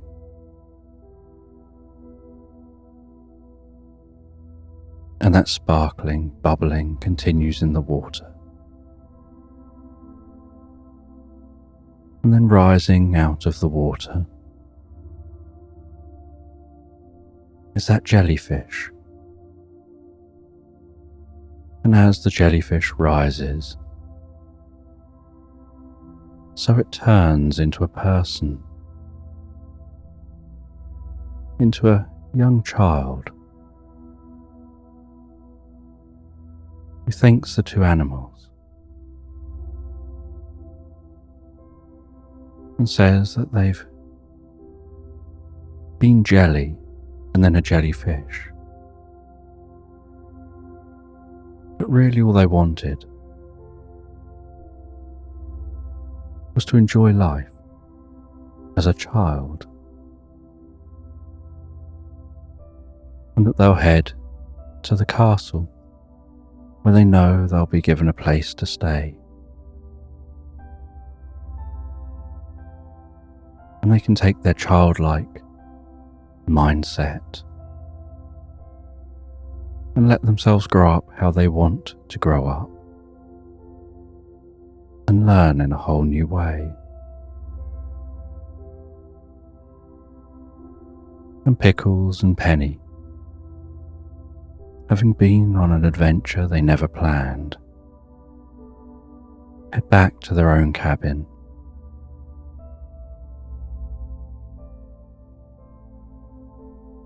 They head into that cabin, and as they head into the cabin, they see a brown paper package wrapped up that looks like it must have just been pushed through the pet flap in the door.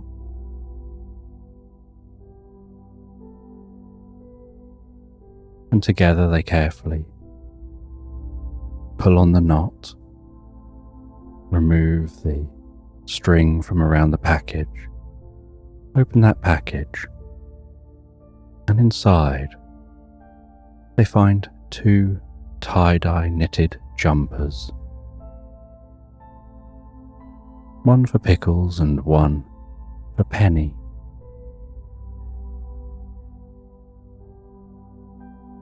And a little note that just says, "Thank you for making an old man smile."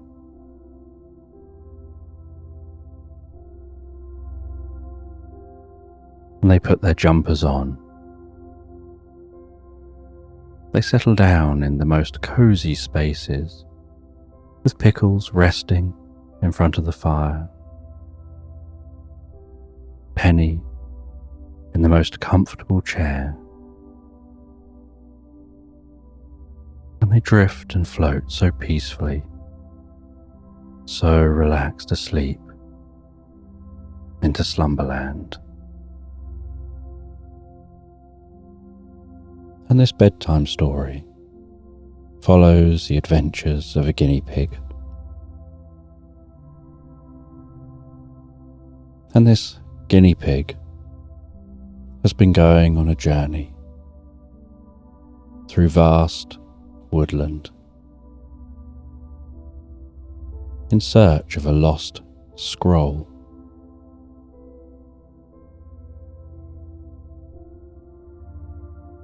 And as they walk through that woodland, listening to the sounds of the leaves rustling overhead, the sounds of the crunching leaves underfoot,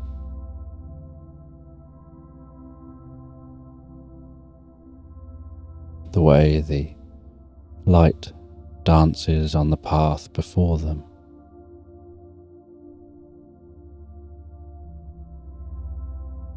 From time to time, they have to take out a map, look at the map to make sure they're still on track. And they have a small little compass that they check with to make sure they're heading in the correct direction. And being a guinea pig, their legs are tiny, and the journey is taking a very long time.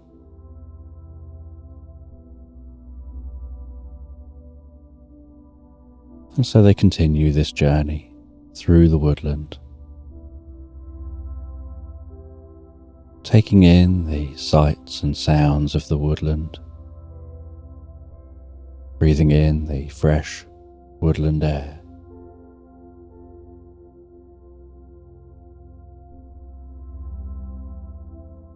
And as they continue on, they can hear the distant sound of flowing water.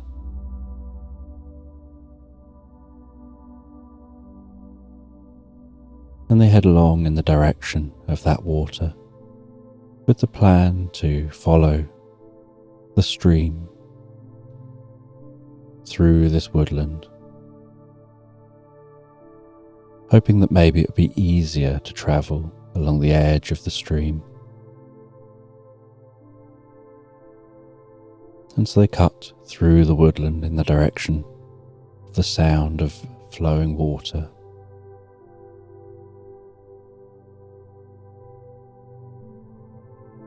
Until eventually they find that small stream. They begin to follow the stream.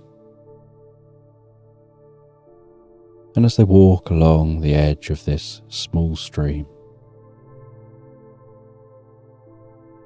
where the bank of the stream is clear of trees, this area catches some sunlight, and the sunlight shimmers on the surface of the water.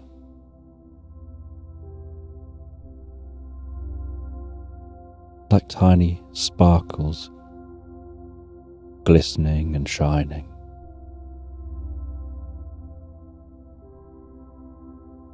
They walk along the edge of the stream,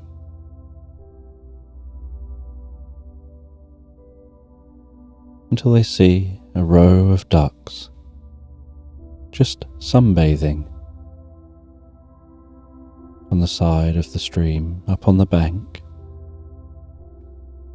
And they stop by the ducks for a while. They check with the ducks that they're heading in the right direction, saying where they're going.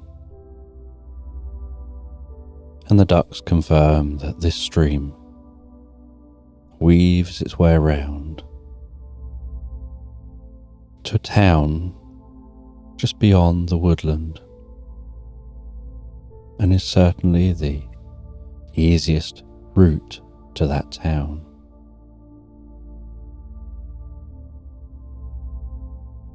And those ducks continue to rest there in the sunlight, stretching their wings out, soaking up as much of the sun as they can.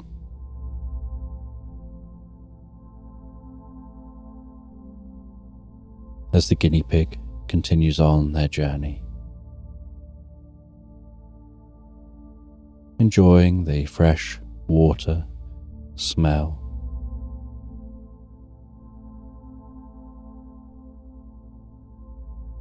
And while they continue on their journey, they hear a really posh voice coming from somewhere in front of them. And they're approaching a turning in the stream. And at this turning, are tall reeds obstructing the view. And so they head round, and they trudge around the outside of those reeds. And the other side of the reeds, they see a posh turtle wearing a turtleneck jumper, holding a complete works of Shakespeare. And they're reading through that complete works of Shakespeare out loud, as if they're perhaps an actor. And the guinea pig stops and watches for a while. And the turtle doesn't notice them at first. And then suddenly is startled by their presence. But the guinea pig tells them to continue on. They actually liked what they could hear. And so the turtle carries on reading that Shakespeare. And while they read the Shakespeare, gesticulating and talking in a very grand and overt way, the guinea pig finds themselves transfixed on the turtle's performance. And as the turtle comes to the end of their performance and gives a bow, the guinea pig claps and applauds that turtle's performance. And the turtle tells them they've heard of this legendary theatre they'd like to go and perform in, called the Globe. And they've been training for years. And so far, all of the audiences that they've had have just been totally unreasonable people. They've found so many people walk away before they've even finished a performance.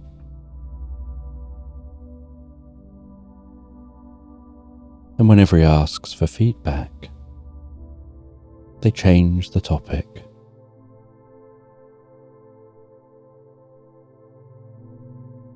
And the guinea pig shares that they actually liked it and thought it was impressive.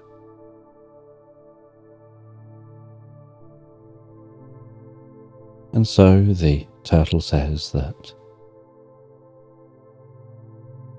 they have a gift for the guinea pig. Something that may help them on their journey.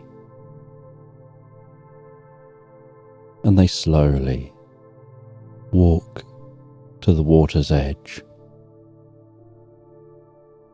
And they slowly reach into the water and pull out a water lily. And they do so incredibly carefully. And then slowly head back to the guinea pig. And they rest that water lily on the ground in front of the guinea pig.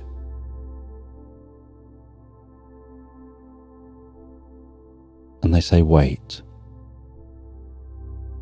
And they look expectantly at the guinea pig. And the guinea pig doesn't know what they're supposed to be doing. And so they just look back at the turtle and the turtle continues to look at them. And the guinea pig's eyes want to waver. But the turtle just says no. Wait. And so they carry on waiting.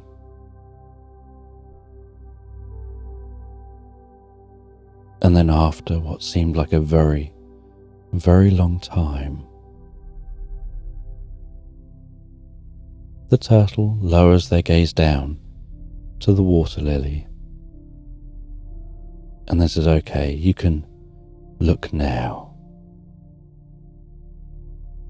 And the guinea pig looks down at that water lily and sees that there's some water within it.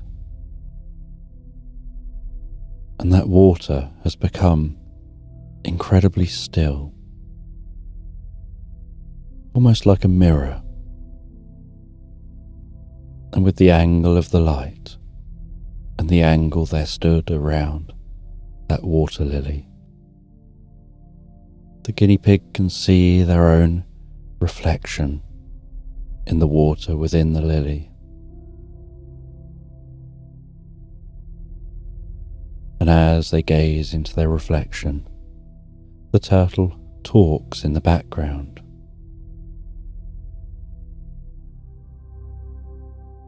And tells the guinea pig to look into your own eyes,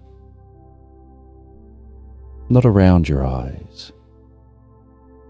Just gaze straight into your own eyes, as if you're looking into your own soul. And as the guinea pig gazes into their own eyes in that reflection,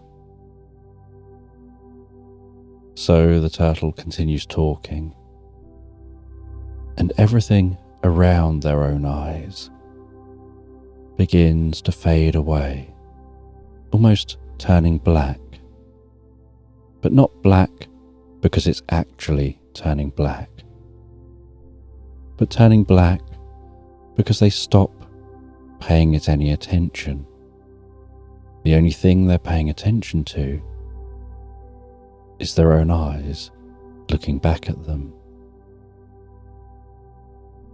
And as they continue to gaze into their own eyes, so they start having that strange feeling. That feeling like the eyes looking back at them seem like different eyes. Almost like there's somebody else looking at them while they're looking at that other person. But they know those eyes are just their eyes.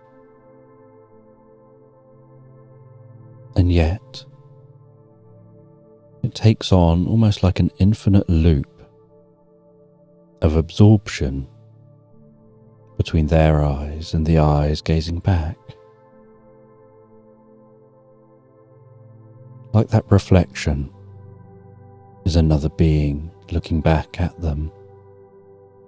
And the turtle just talks softly in the background.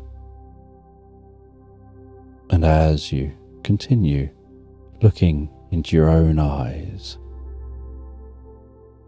you can see deep inside yourself. You can begin to notice the true you, a reflection of who you really are, of your strengths, of challenges to be overcome, of learnings not yet made, and discoveries not yet had.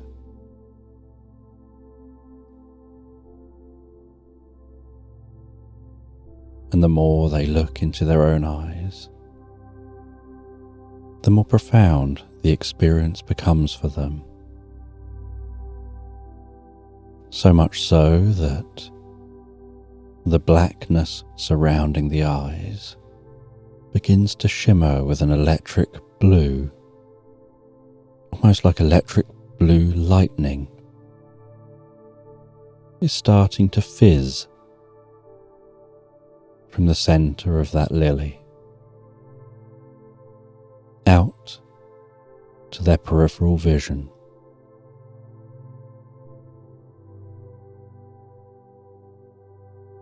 As if they're being drawn deeper and deeper into the experience.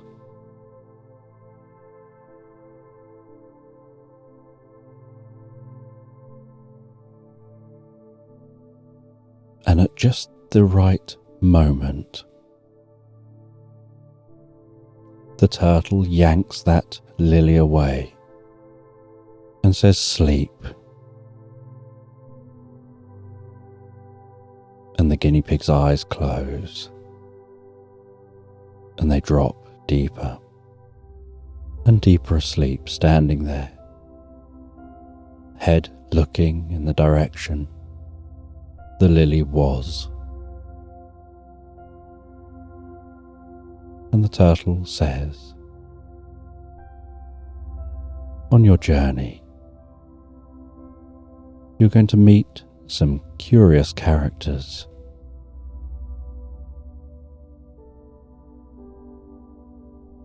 And a part of you will know how to learn from each interaction.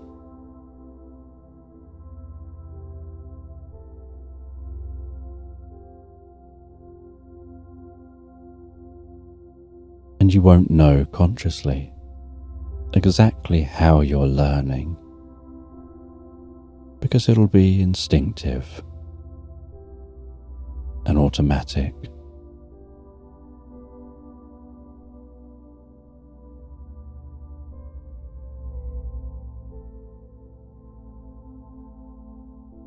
And then there's a moment of silence, and the guinea pig can't work out how long that silence lasts. Was it a moment? Was it an hour?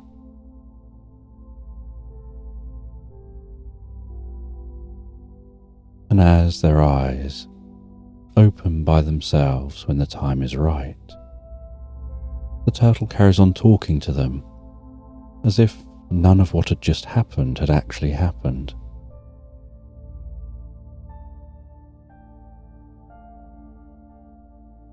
And the guinea pig says, "I'm sure something just happened." And the turtle responds, "That's right. You're sure something just happened." "But I know something must have happened." "That's right, I know. Something really must have happened." "But you did something." "That's right, I did something. But I don't remember what." "You really don't remember. It's like it's just gone now, as you go now, on your journey.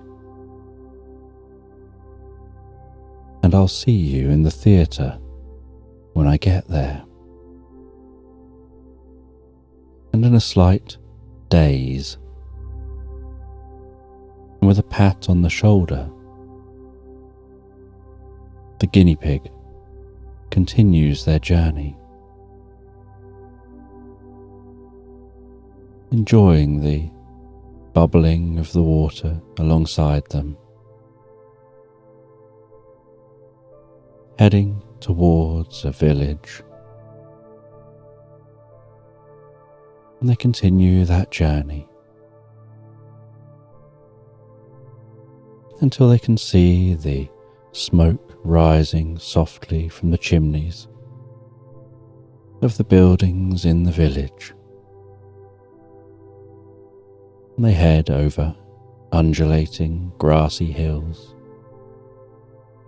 following this stream as it weaves and flows over rocks, sometimes bubbling louder, other times flowing so softly and so faintly.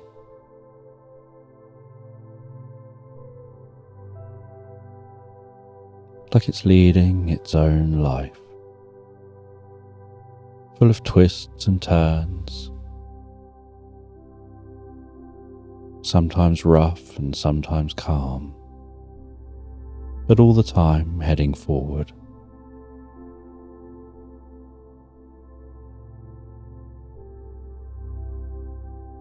And as they approach the village, they can hear the hustle and bustle of traders and people milling around.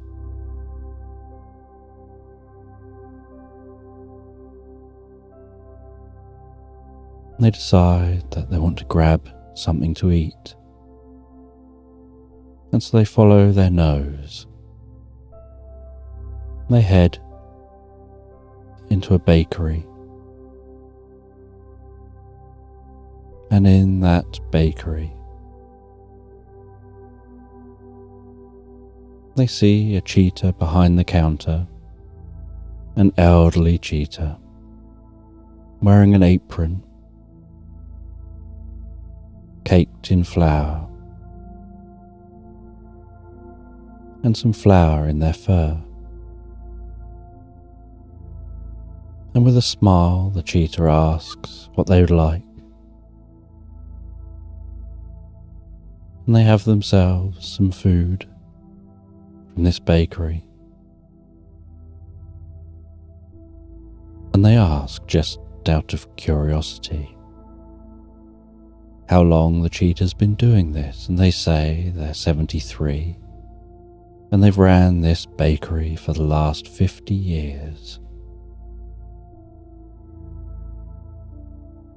And they, if they don't mind themselves saying, are the best baker in town. Well, they're the only baker in this village. And the guinea pig smiles. And the cheetah hands them something for their journey and says, "You'll probably be needing this." As they hand them a sponge cake.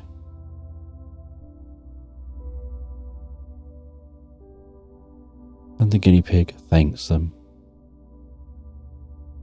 and now heads to somewhere to stay for the night.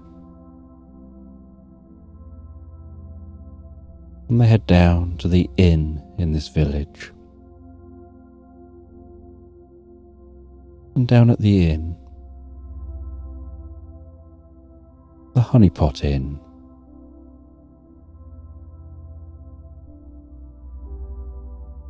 they see a little mouse called Klaus standing on the counter. And Klaus calls down to the guinea pig, and there's a path up onto the counter. And in this inn are many different animals enjoying a late afternoon drink.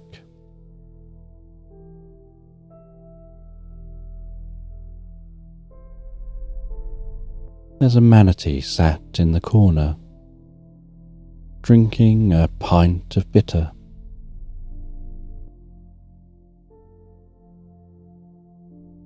There's a squirrel called Quirrell, drinking some whiskey by the fire.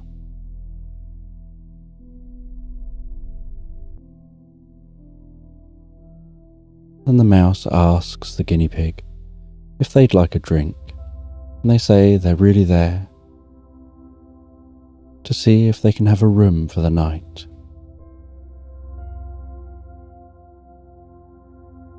And they get given a key to a room, and they head up to that room.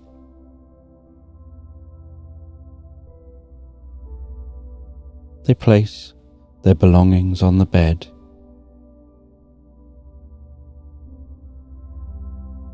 They bounce around a little bit on the bed. They jump up onto the windowsill to take a look out of the window, up and down the street of the village, as the sun sets and the street lights are turned on.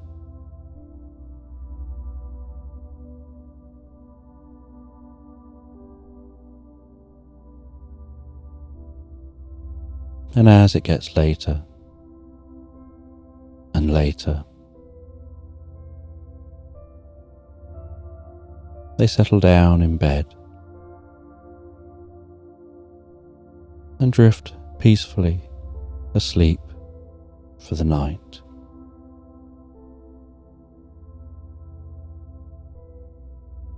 And the next morning, after enjoying a good night's sleep,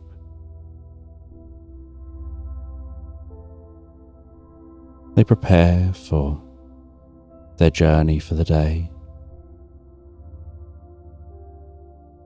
They get the sewing kit out of their backpack. They stitch up the holes in their socks.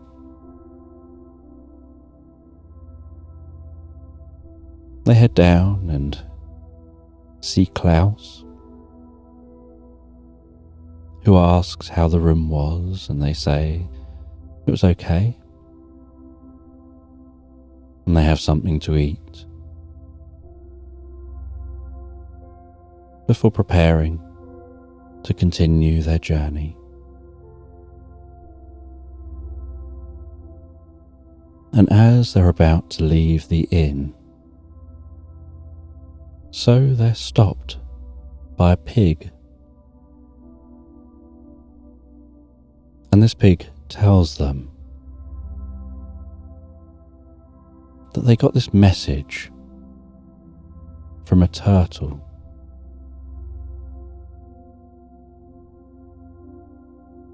That you might need some help to make your journey quicker. And the guinea pig says that they do have a long way to go. How can you make the journey quicker? And the pig says you can always ride on me.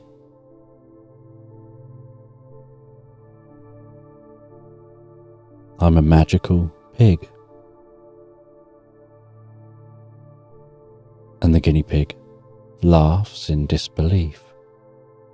And so the pig says, come outside with me. And they head outside. And they close their eyes really tight. And they hold their breath as if straining. And then sparkling happens around their body. And white feathered wings start to form out from the sides of the pig, as the pig's cheeks go red while straining. And then they stop straining and take a deep breath and open their eyes. Say, see? I'm magical. And so the guinea pig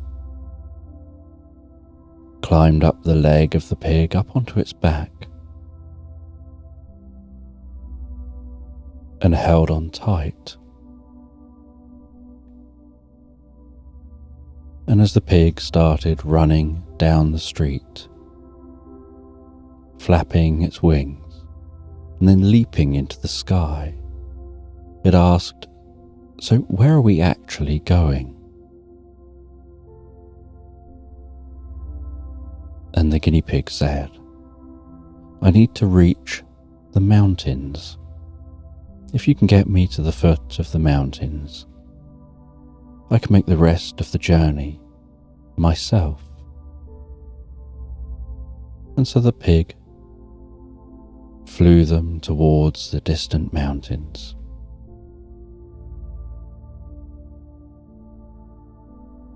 The wind passing over the guinea pig's fur,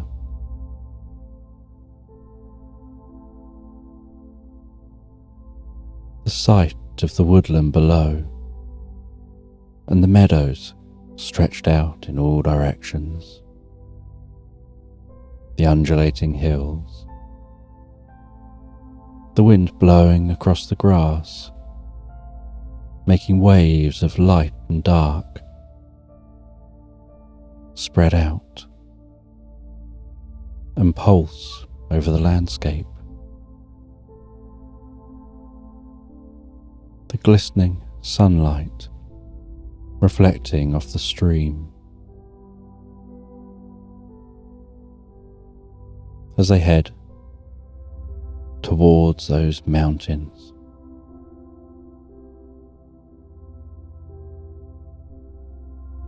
And while the pig flies, so it engages in small talk. And the guinea pig just responds in a friendly kind of way, not over interested in what the pig is saying, but grateful for the pig's help.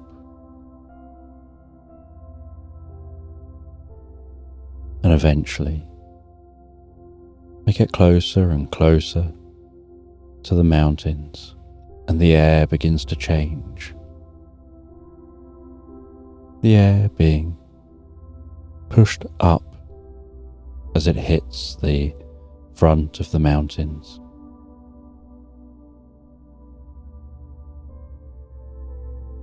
And then getting closer and encountering cold air being pushed down.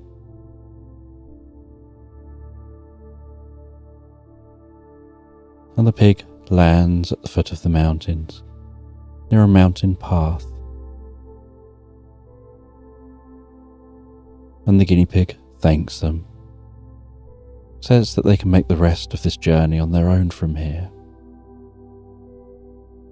And to a guinea pig, a mountain is an enormous climb.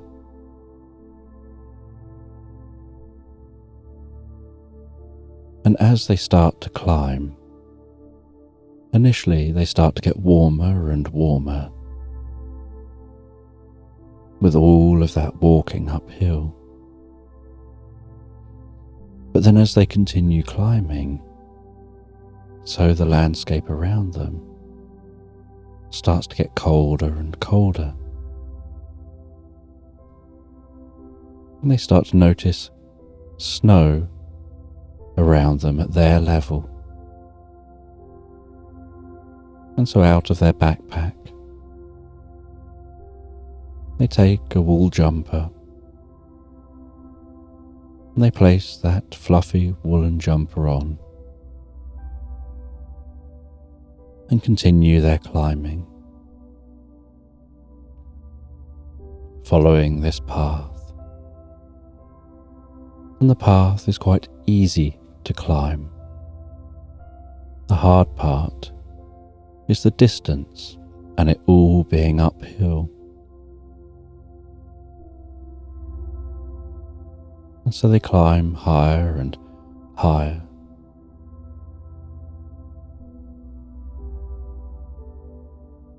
And while they climb, they see some white rabbits building snowmen. And they can see that there's another group of snowmen they've built before, which are beginning to thaw with droopy faces and their nose lying on the floor. And they continue climbing. And they can see in the distance, about 3/4 of the way up the mountains, a hint of smoke rising from a chimney. And from here they can't see the actual building.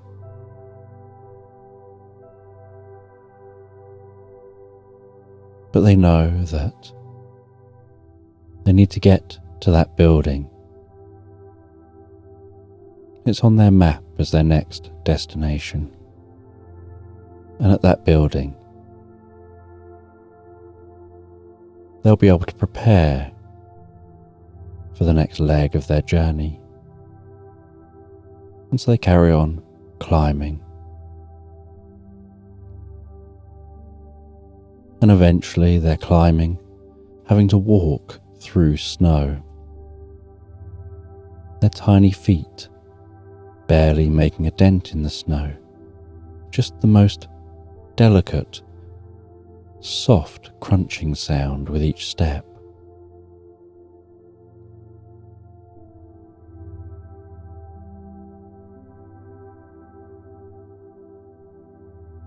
And eventually they can see the stone building. It's a grey stone building, and the roof is covered with snow. There's a grey chimney poking out the top,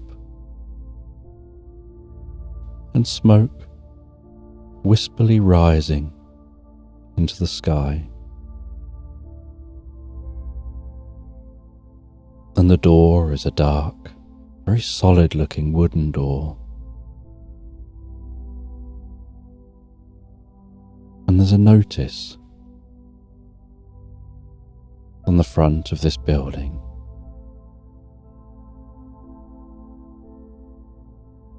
And the notice says Instrument Repair Shop.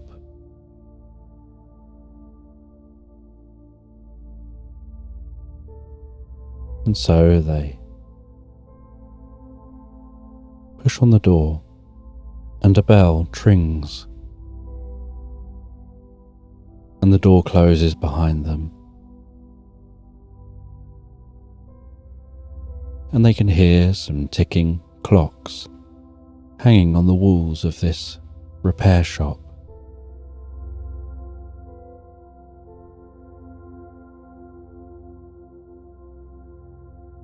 And they can see different instruments dotted around this repair shop.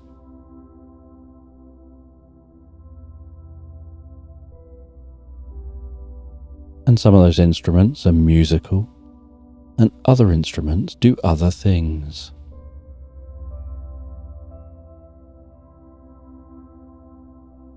And as they look around, the air in here is so still. Although there's the ticking, there's a silence to this environment.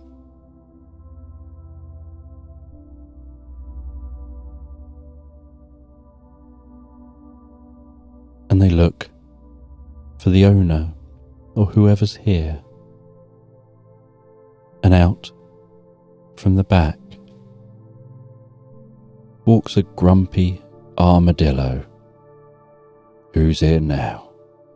What do I have to do now? Always someone wanting something. And the armadillo, wearing silver gloves, comes out whinging and moaning. And he sees that guinea pig.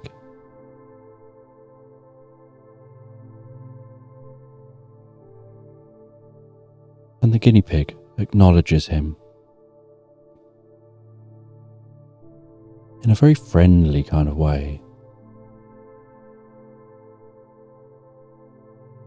And the armadillo just says, "I'm Moss, what do you want? People only ever want to come here to see me when they want something." And the guinea pig thinks, unfortunately, it's true, they're only here because they want something. They need to get across to the other side of the mountains. And then they need to go through the dark forest.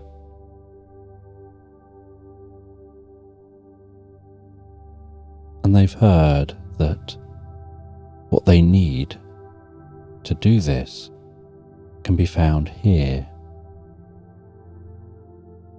And so they ask, why this shop is in such an odd location.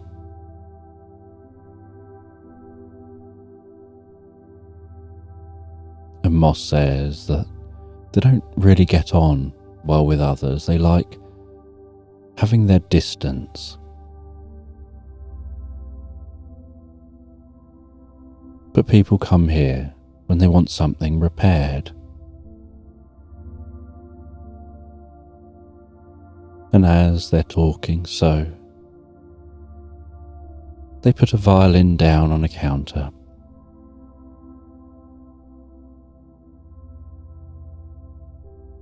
And they start to repair that violin. And the guinea pig asks what happened to the violin.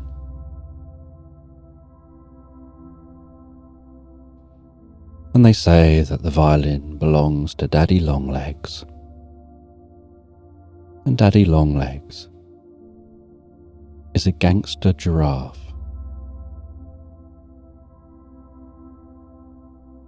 And they often mix up the violin cases with guns in, with the violin cases with violins in.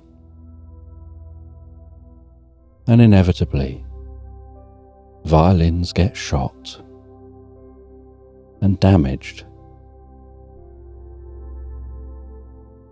And then it comes down to Moss to have to fix them. And Moss tells the guinea pig they know what'll be helpful. They enjoy this isolation, while also then complaining that no one ever sees them, unless they want something. And so they say they can't complain, but they suppose they will. And then the armadillo hands the guinea pig a purple watch and says this purple watch will be able to help you on your journey. It emits a purple glow and a pulse of light, and that pulse of light will mark out your path in the dark. And the watch will vibrate ever so slightly. And that'll keep you on track. And so, on one of its front legs, the guinea pig puts on that purple watch. They then get handed a glow-in-the-dark, luminous t-shirt and a glow-in-the-dark scarf. And they get told these should keep you visible and help you to see. It'll just keep enough light around you for you to find your way.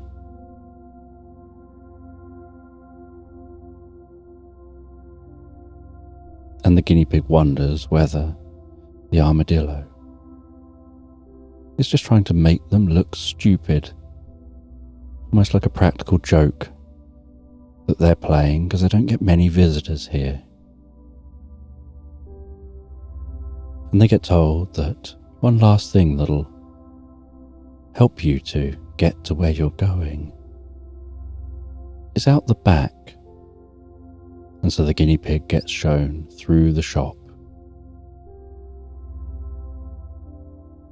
And out the back of the shop, through another door, through another room, is a steep set of stairs.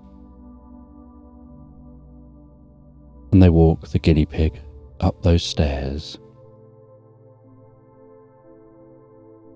And at the top of the stairs is a door.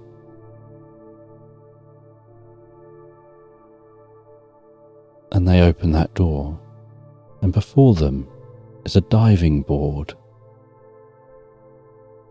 And it's incredibly windy up here. And the armadillo says, that diving board will take you over the other side of the mountain. Just run to the end, bounce on the diving board. You'll be fine. Just dive off the end and you can dive over to the other side of the mountain.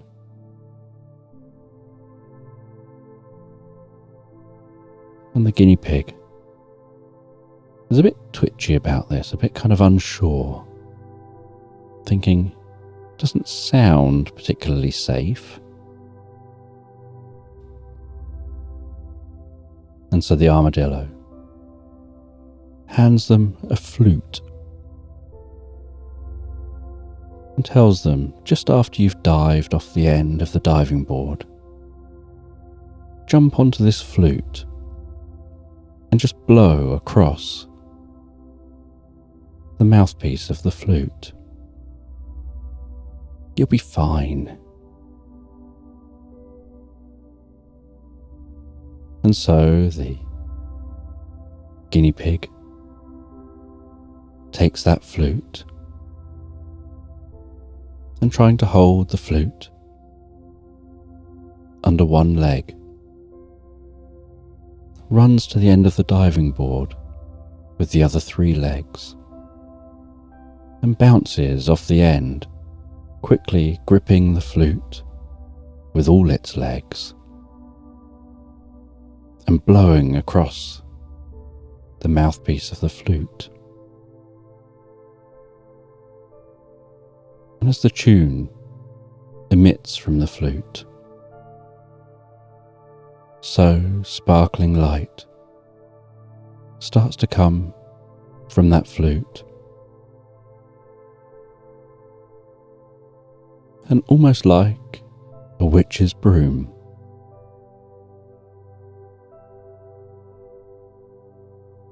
the guinea pig discovers this flute can fly, and with a gentle lean left or right, or backwards or forwards, the flute changes direction. And as the note begins to fade, the guinea pig has to blow the note again to keep that flute flying in the air. And the guinea pig manages to fly down the far side of the mountain, skim the tips of the treetops,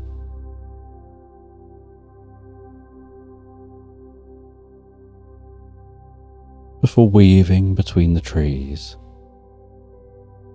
and landing in that dark forest, the flute skidding to a halt in the undergrowth.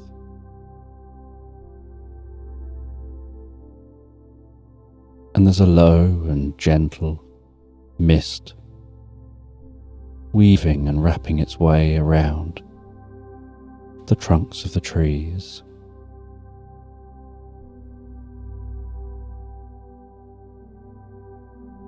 And this forest is so dark and so quiet.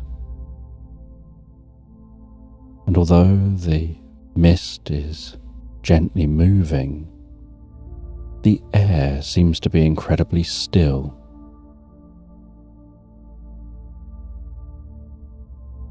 And the only light is the glow from the scarf, the t-shirt, and then with a tap on the watch, that purple watch begins to pulse, and the purple light spreads out among the forest floor with a slightly stronger purple light in the direction the guinea pig needs to go. And any time the guinea pig veers slightly off route, even just to try and weave around trees or climbing over logs, the watch buzzes ever so slightly, and the physical sensation is understood by the guinea pig. As they move back on track,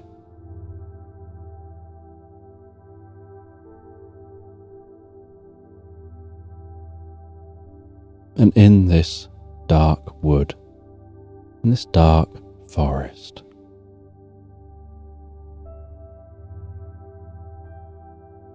they can't tell whether it's night time or evening, whether it's dark even in the daytime, because it was lighter the other side of the mountains when they were heading into that shop, and they don't feel they're in the shop too long. And a part of their mind is already thinking how they're going to get back. They don't know if flutes can fly off the ground, or if you need to already be in the air to fly a flute.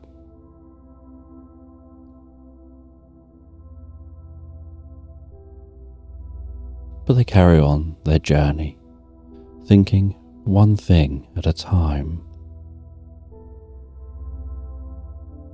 And as they carry on through this pitch black forest, so they see the most pure white light, initially faintly glistening in the distance.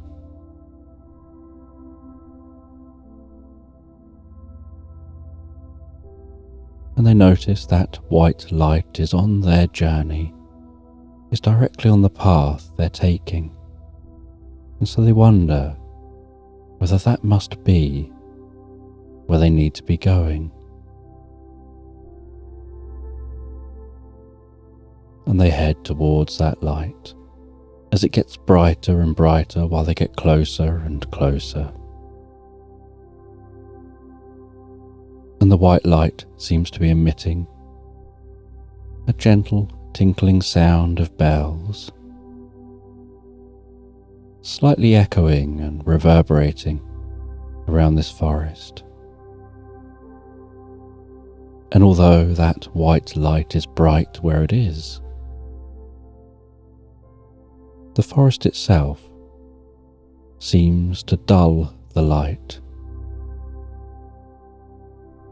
stopping the light from penetrating too far from its source.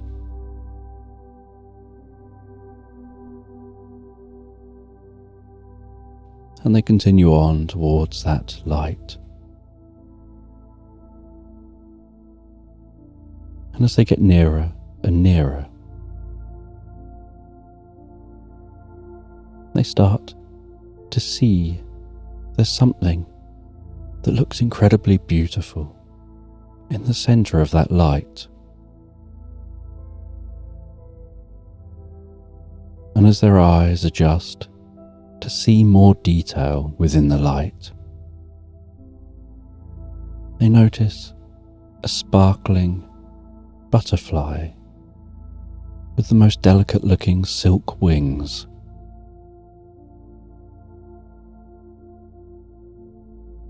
And this butterfly seems to be frozen. It's not moving, almost like it's a statue of a butterfly, and yet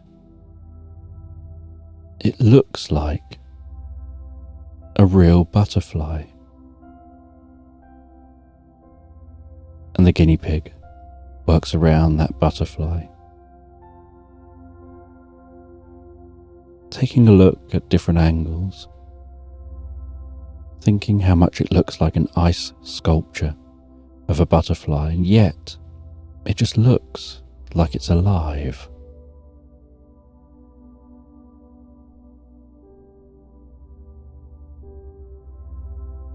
And then the guinea pig touches that butterfly, and it feels incredibly cold. Feels like very slightly damp ice like ice that's just beginning to melt.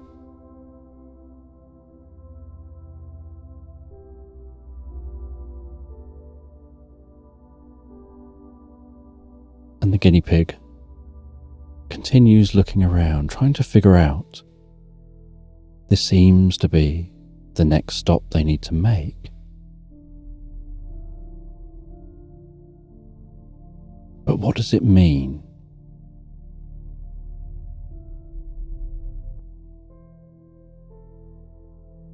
And as they look around,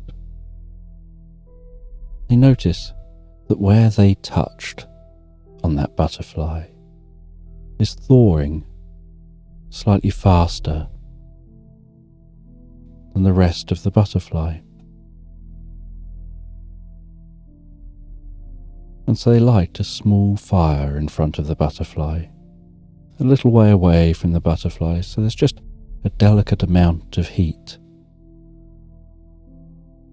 like the warmth of a paw touching the ice. And with that, the water gradually drips more off that butterfly. And after a long wait,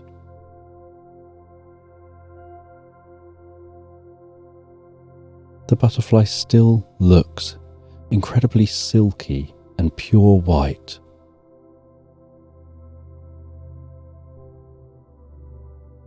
And it looks so fluffy in its body, but that fluff is like incredibly fine snowflakes, somehow hung together, almost like the snowflakes of its fluff are weaved together with the most delicately weaved silk wings. And as the last drop of water falls from that butterfly, so its wings begin to move, its legs begin to stretch out. It begins to move its head, its eyes, and then starts to talk to the guinea pig.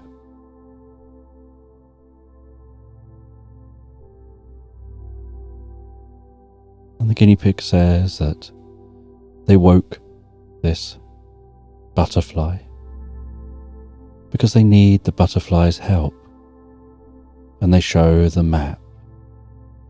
They show where they're trying to get to, and they show that it shows they're supposed to come here to get there. And this butterfly says that their name is Blizzard, and that they're something of a wizard. They can perform magic, and that what they need from you is just to be able to carry you.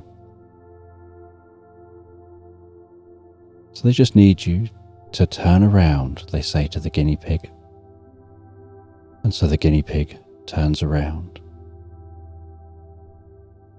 And looking back over their shoulder, they see the butterfly flapping its wings and hovering above them,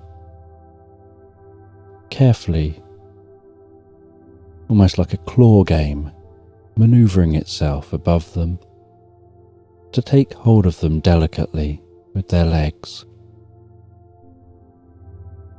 And then it flaps and flies up through the trees, out of the forest, and carries them towards their last location. And it's a tall mountain with a flat top that juts out of this forest. And the sides are almost sheer, and it's known as the trash can because it looks like an upside down trash can. and everyone seems to be rubbish at climbing it. And the butterfly, glowing in the sky, carries that guinea pig up around the side of that mountain, all the way to the top. It lands them on the top and says it'll wait with them, because it knows that its job is to also take them back over to the other side of the mountain once they've done what they're here to do. And so the guinea pig thinks, and that butterfly, and can see the ruins of a building up here. And yet there's no way of getting up here. And these ruins are so old.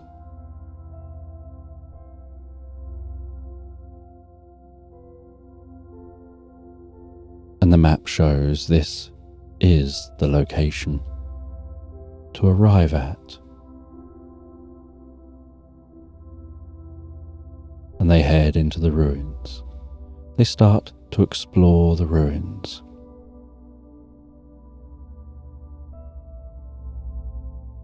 They head through an old door that no longer exists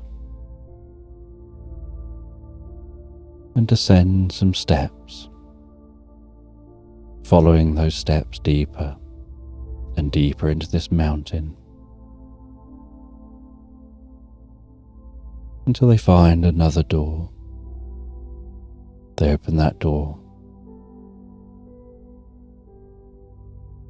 and as they open the door, so the room the other side of the door springs into light. And in the center of this room, they can see a pedestal, and resting on that pedestal is what looks like a board. And they pick up that board, and on the board they read in a different language that this is the yes, yes board. If you can answer yes, then you can have access to the scroll. And it says that this works by having you only give an automatic answer, not one you give thought to, but one that you just deeply understand. And it tells the guinea pig to rest a paw on either side of this board. And while resting a paw on either side of a board, a sentence forms between those paws on the board. A question for the guinea pig. And the question is, what do you see when you look into yourself?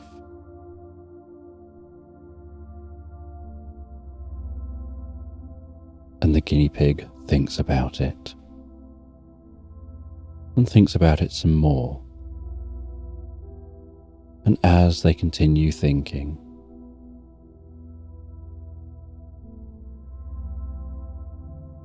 they think they don't really know the answer. They only know the experience. It was like just a circular experience going on and on and on, of seeing themselves, looking at themselves, into themselves, seeing themselves. They don't know how to put it into words.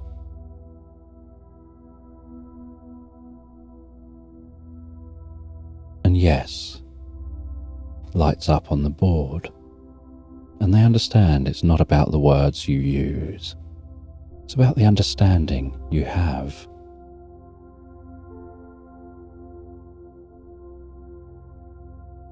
And as they continue gazing at the board, and that question fades, almost like light dispersing like smoke.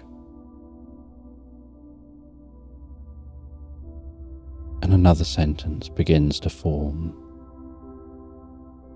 And as they look at that sentence forming, they see that it's asking how you fix something that isn't broken. And they think about the answer, and they don't know the answer consciously. And they try and think about whether you would know that you're broken or that something is broken if it seems fixed. They think about what can be fixed that's broken, that seems fixed.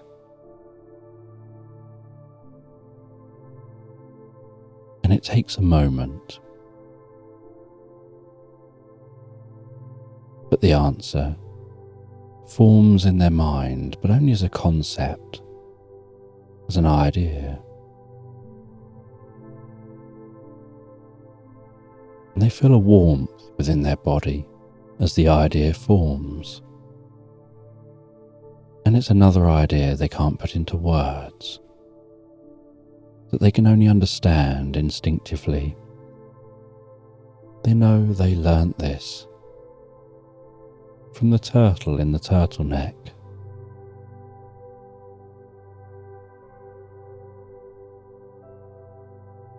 And the other yes lights up, and then a click on the wall happens, and a stone door slides aside, and a scroll falls out of that hole onto a ledge. And they head over to that scroll. They carefully open the scroll.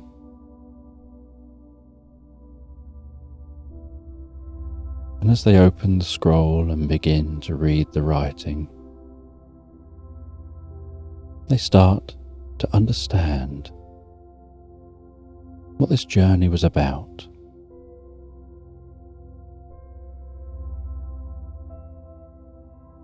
And they take a nearby quill, and they can see there are other names that have been signed at the bottom of the scroll.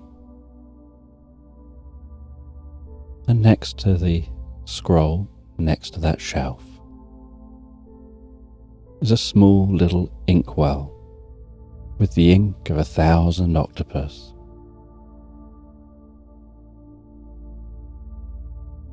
They dip the quill in the ink. They sign their name at the bottom of the scroll.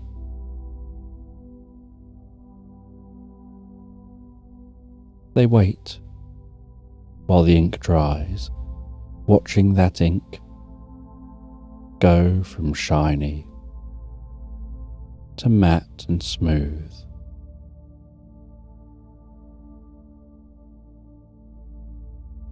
Before rolling the scroll up again, placing that scroll back into that gap in the wall. And as they do, the stone door slides shut again.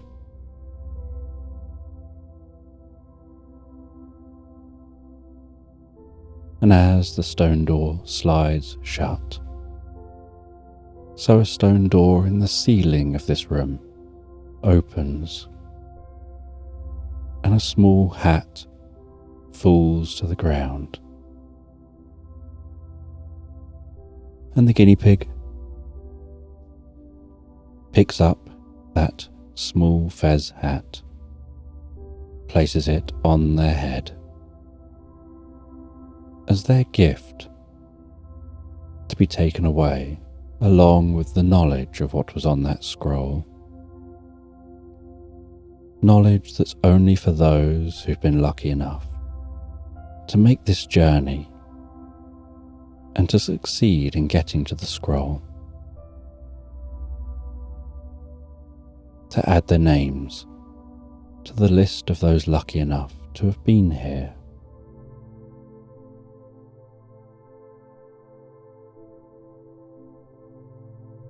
They then work their way back out of this chamber, up all those stairs, and head back out of the ruins.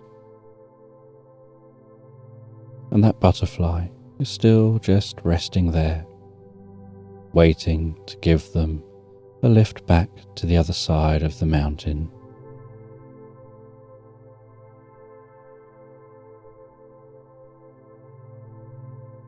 And before setting off, they take a tiny camera out of their backpack and, facing away from the ruins, with just the sky to be seen, they ask the butterfly if they can just take a selfie together to remember this moment. And so they take that selfie together.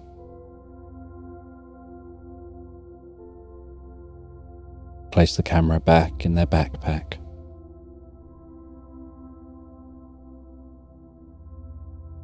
The butterfly again flies above them carefully, taking them in its legs.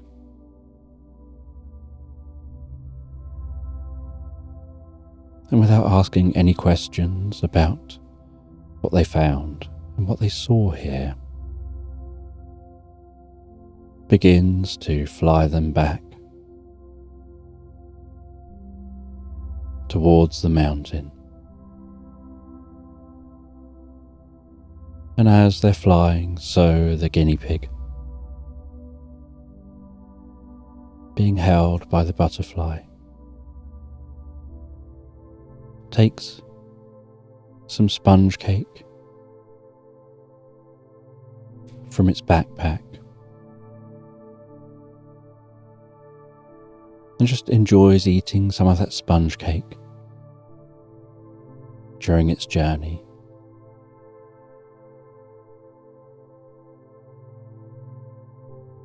And flies back over the mountain.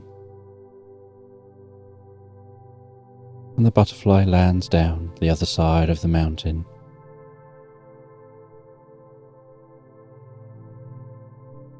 On the other side of the mountain, that flying pig is just loitering in the meadow.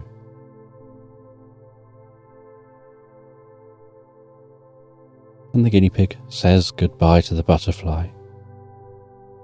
The butterfly says it's time for them to go back to where they were found. And they'll go back into stasis for the next person that finds them.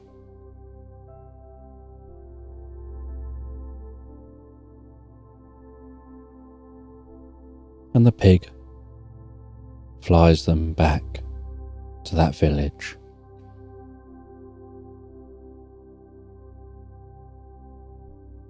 And they decide to spend another night in the Honey Pot Inn.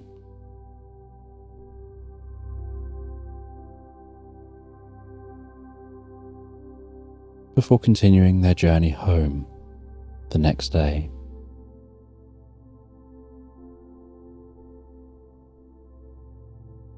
And while they're in a room in the Honey Pot Inn, they think about the experience they've had, and they wonder what they're going to do with the map so that someone else can find it.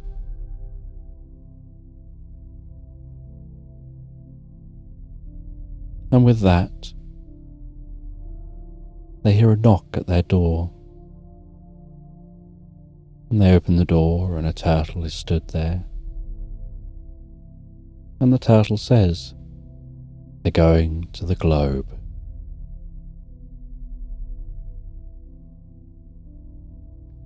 And that they know that you have something for them to take with them. And so the guinea pig understands the situation, and goes and gets that map.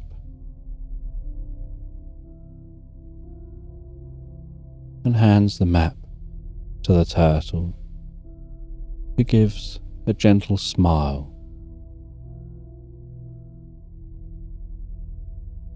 and says they'll place this somewhere on their journey to the globe for the next person to discover it.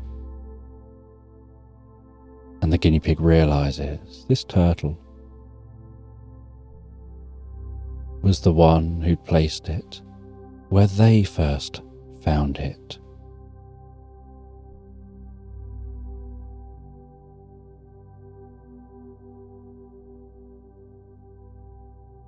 They found it a few years earlier while out for a walk, and as they were walking around,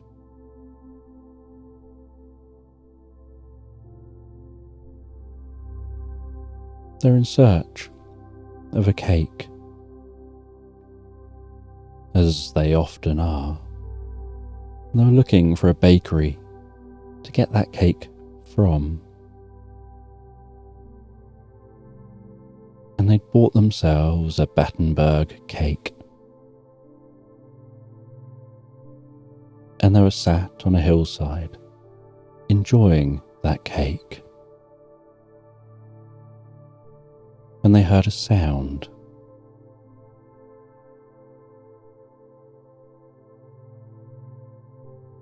And they went and headed towards that sound.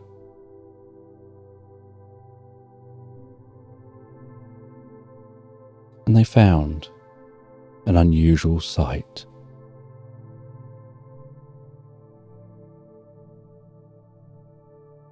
It was a snowman thawing despite there being no snow.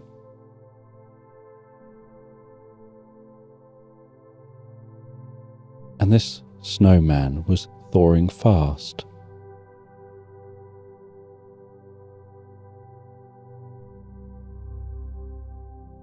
And within the ball at the top of the snowman, the ball that made up its head, something was poking out of the thawing snow.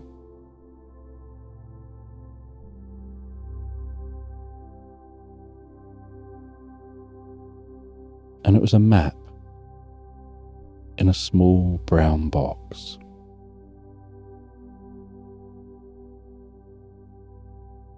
And a note encouraging them to go and explore. And they don't know why they were chosen.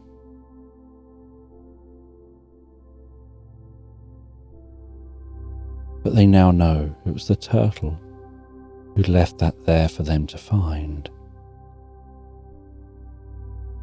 And the turtle explains they've been around for hundreds of years. And it's their job to spread wisdom. They take a very slow approach to life.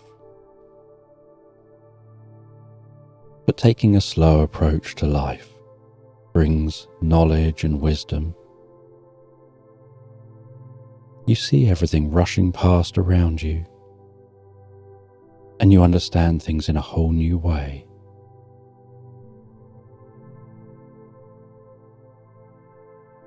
And they say now they're on a trip to the globe, and that'll give them the chance to let somebody else make their own discoveries.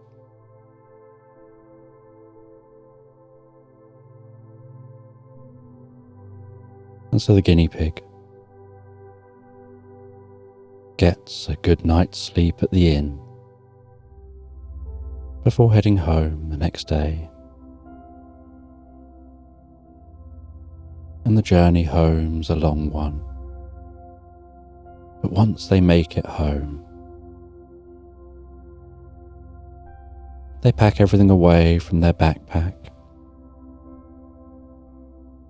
They place that purple watch onto a shelf. They pack away the t-shirt, the scarf. They put the hat on display.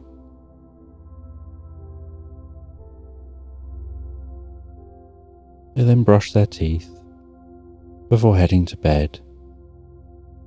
And there's nothing better than getting home to your own bed,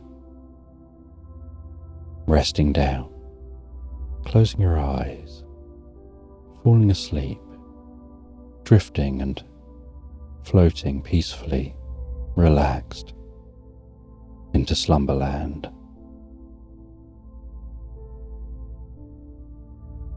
And a glass pyramid-looking spaceship is tumbling through space. And the space cats on that glass pyramid are trying to work at getting back control of the pyramid.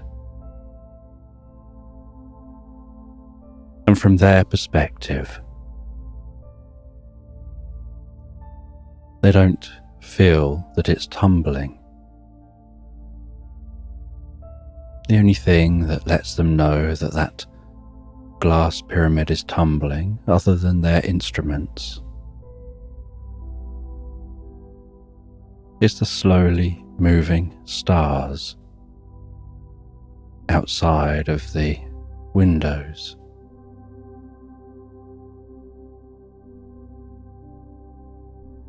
Like a slightly sped up time lapse of the stars passing overhead on the night sky. And those cats work together to try and fix the problem in this pyramid spaceship.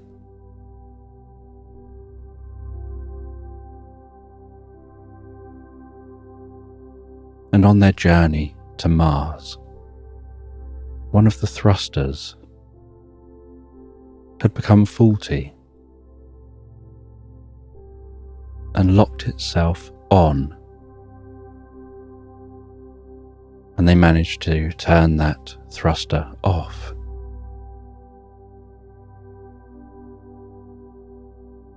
But the pyramid was stuck in a spin. Some of those cats are incredibly smart, and so they're working on a solution to correct the spin of the pyramid.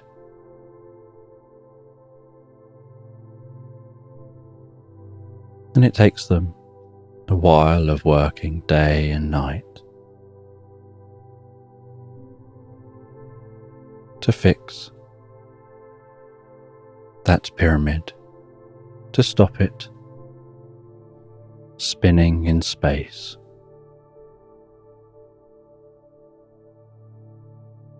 And as they're trying to fix that spinning, so the pyramid is heading off course.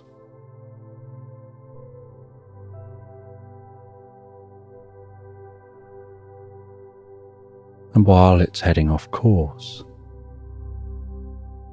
they notice that it seems to be on track with an anomaly in space.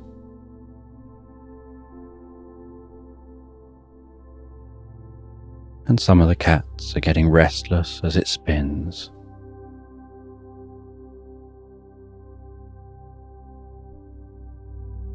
And it gets closer and closer to that anomaly. And as it approaches the anomaly, so they can observe that even more, and they see that it looks like a river in space, like a river with no beginning, no end, just pulsating, almost like a ring of water, with that water pulsing from one end to the other. But as they approach, that pulsing looks to go on forever. They can't see the far end. And once they cross a certain boundary, even when they look behind them, it now looks like that pulsing river is pulsing endlessly behind them, like they're enveloped in the pulsing water, caught in time. As that pyramid spins down this river in space. And despite not seeing an end or a beginning, something about being in this space here is that it seems to create a very slight drag on the pyramid, gradually slowing its spin, helping to calm that pyramid down.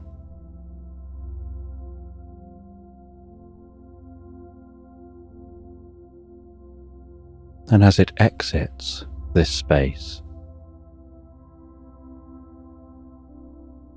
the cats finally solve the issue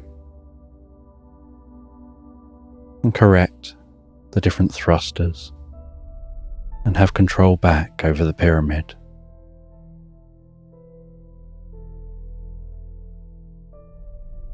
But that pulsing river in space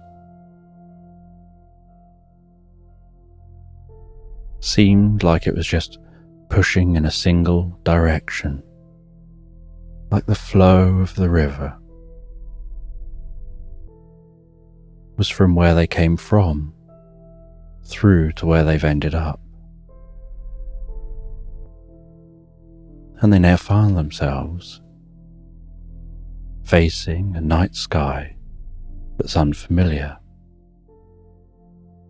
They don't recognize any of the patterns of stars.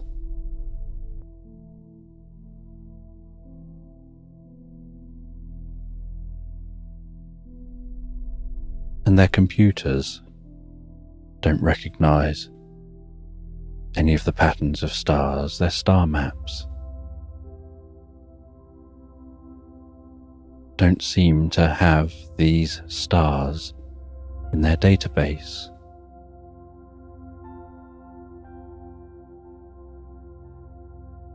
But the ship is always scanning, and so it scans,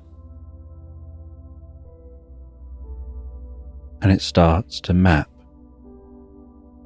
these new stars,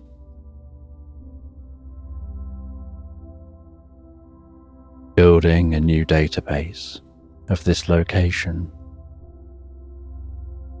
And as they move away from that river in space, so that they can get a better view looking back on it, they see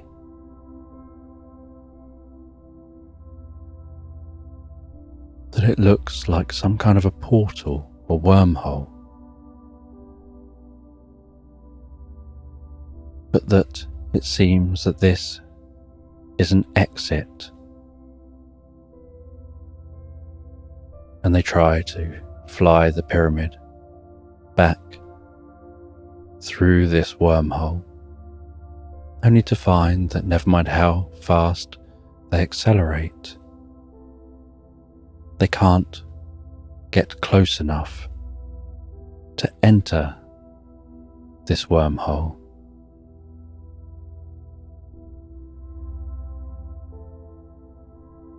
And so they set their sights on the nearest star system. They travel in the direction of that star, not knowing what they'll find.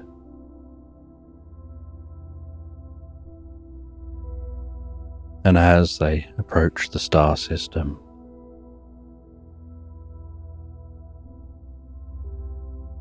so they scan the different planets, and they find a planet with life. And they circle that planet, scanning in rows around the planet as they go, as they orbit the planet over and over again.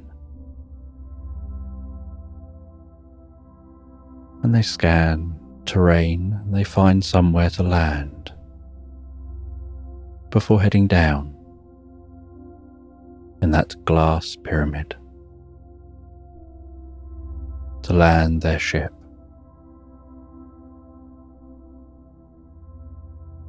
And they decide to land near the northernmost pole, landing in the snow, assuming that they're unlikely to be seen here.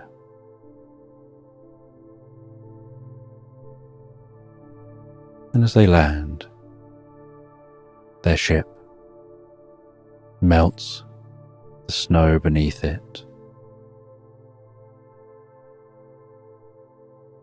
and sinks down some distance into the snowy surface.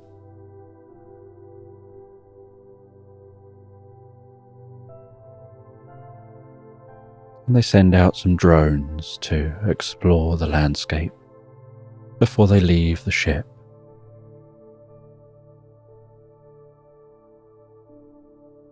And this area is far enough away from the coldest part of the poles that it begins to snow, and snow begins to settle around the ship.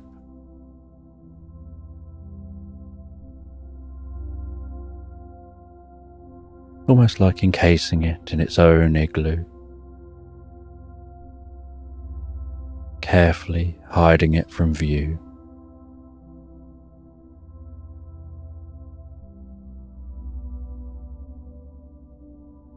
And when the drones come back, saying that everything here is clear and safe and the air is breathable,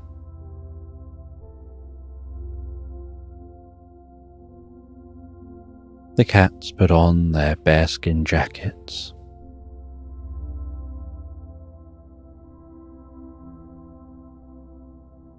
and put on face coverings and hats and mittens to protect them from the wind and the cold.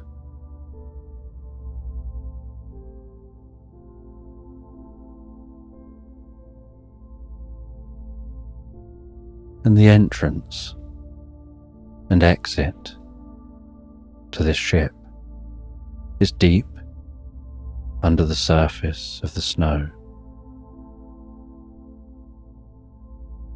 So as they exit, they have to carve their way out, carving a tunnel, making sure that's safely done. As they carve that up, gradually heading to the surface.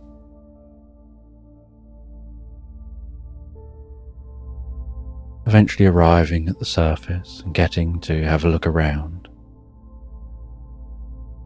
hearing the sound of that Arctic wind.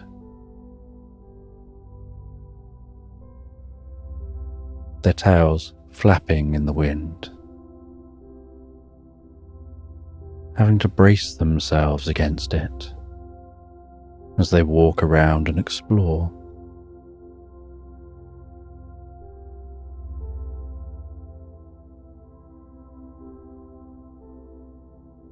and some of the cats bring out with them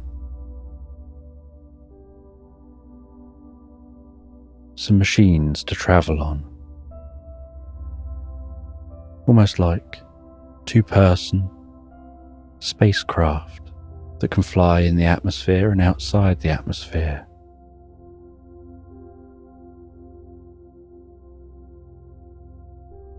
That are a bit like a motorbike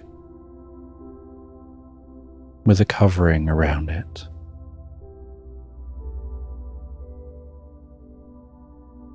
That's aerodynamic for when it's in the atmosphere. And the base of it is heat protected for when they re-enter the atmosphere. And they get in the craft 2 by 2.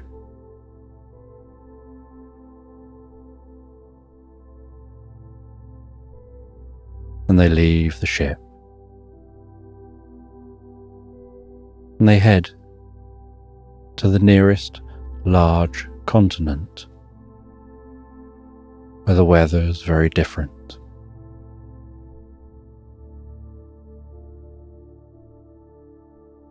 And as they all travel to that continent, so they notice how the weather changes, flying over the most incredible, deep blue looking ocean.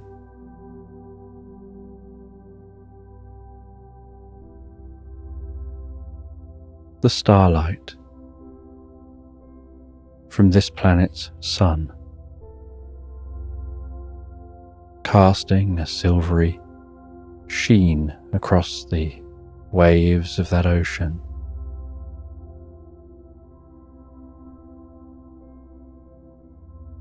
And then in the distance, on the horizon, they can see the hump of land.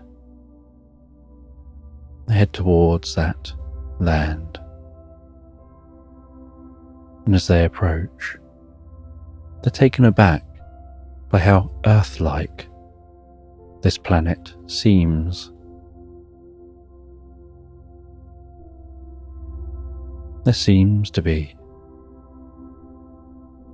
what look like large trees, earth-like foliage, and what look like birds flying among the trees and above the treetops.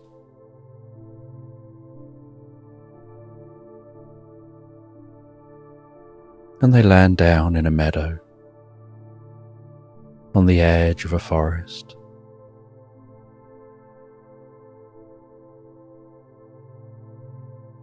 They scan their surroundings.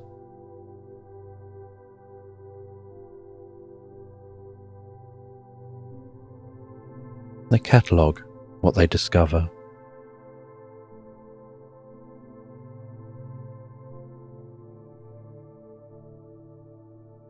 And they can hear what sounds like singing coming from just within the forest.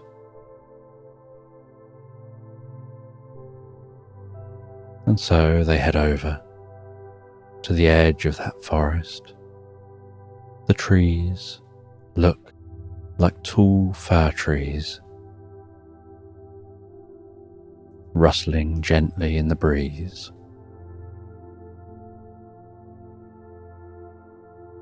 And the scent of those trees is a similar scent to the smell of honey,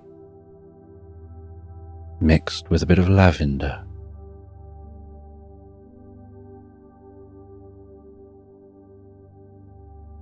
And as they gaze through the trees,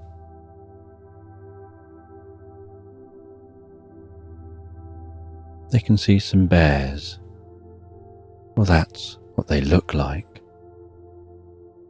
A little bit like giant pandas, only they're far more active than pandas. They're dancing around a campfire,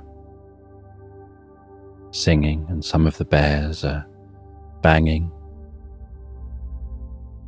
on some drums, and some of them are banging on the trunks of some trees. And those trees seem to be hollow, and yet they don't seem to be dead. And the sound reverberates up and down the trees and out into the forest as those bear-like creatures continue dancing around a campfire, just crackling and popping.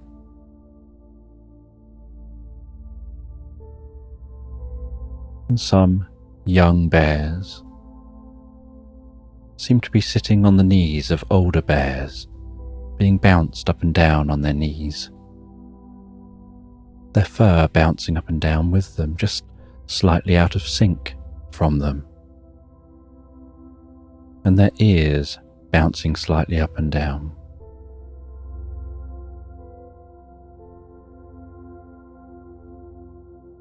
And the cats record what they can see.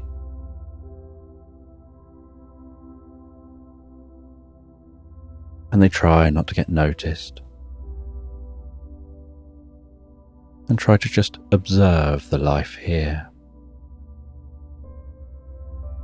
Their main goal is to try and figure out where here is, and whether there's a known way back to where they came from.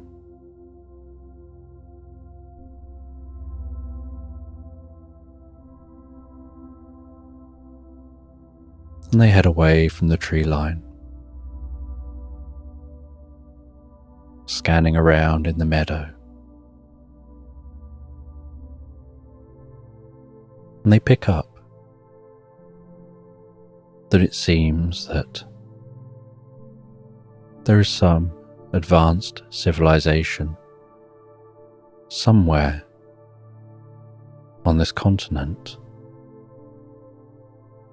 that has technology.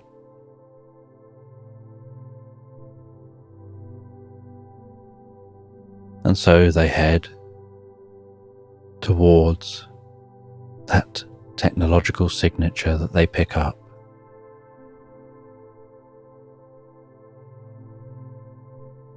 They try to fly low and hope not to be picked up on any kind of detection system. And their craft are only small, so they're hoping perhaps if they do get picked up, they would just interpret it as maybe a large flock of birds.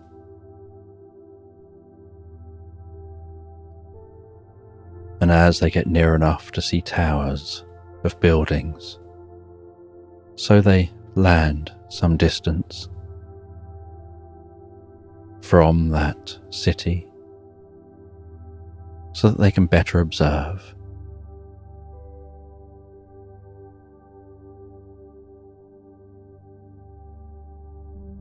And they look through a telescope to get a better look over at the city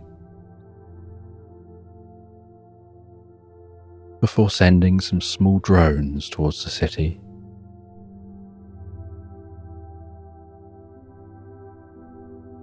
And the drones spread out, fly around, scan the city, sending back information. And they have a little monitor set up. And they look at the monitor and they see that information coming through. And they can see on the monitor a forming map of the city. Marks identifying different beings who are within this city. The drones pick up on the language that's mainly heard within the city, and their computer begins to translate that working out the patterns.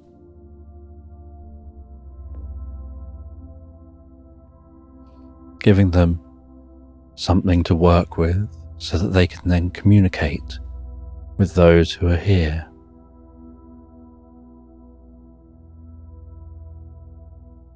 And once they have enough language understood by their computer,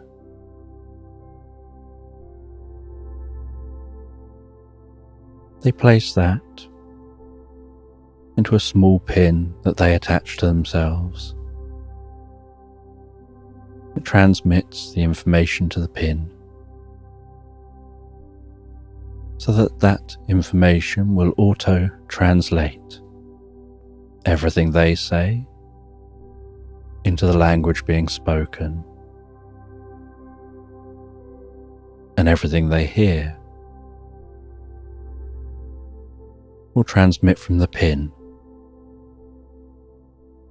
and they'll hear it in their own language.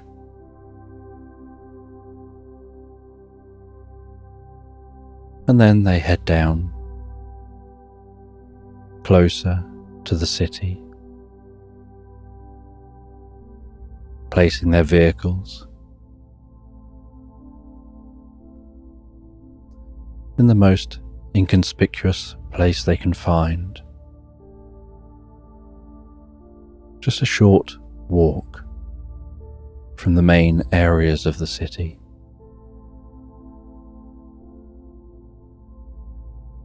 And the computers, the drones, have identified the best location for them to go. A building which seems to be linked to space travel.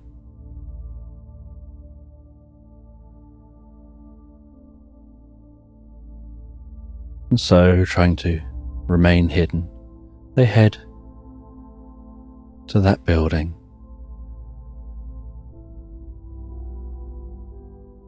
And they don't know what the reception will be of seeing them.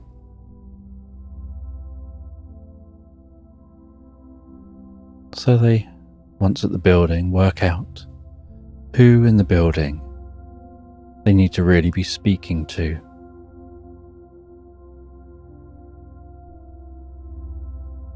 They work out what floor that is.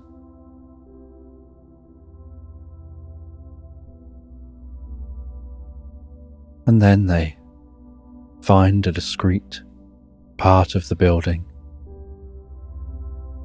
and climb up the outside of the building.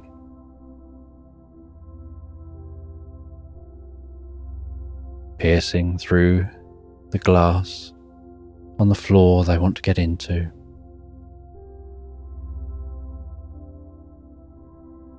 Accessing that floor and sneaking around that floor until they find a room that looks like the room with the person most experienced. And they head into that room. And there's a scientist in that room who's startled by the appearance of these small, fluffy creatures.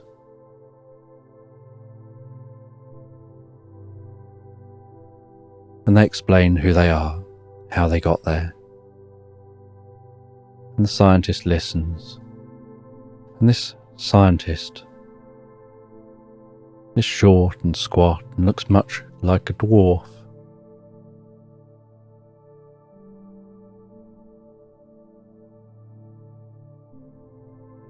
And they were involved in the satellite programs here. They're involved in space flight. And they don't seem particularly fazed by the sight of these creatures.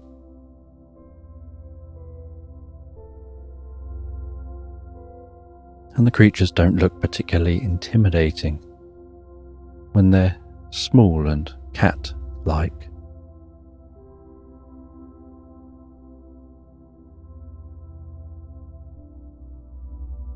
And this scientist says that two anomalies had appeared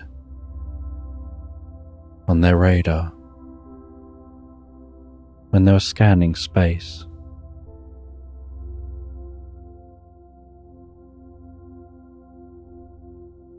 One anomaly they couldn't get into to explore and to work out what it was.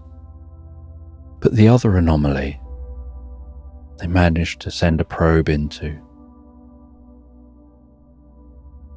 and it sent back a signal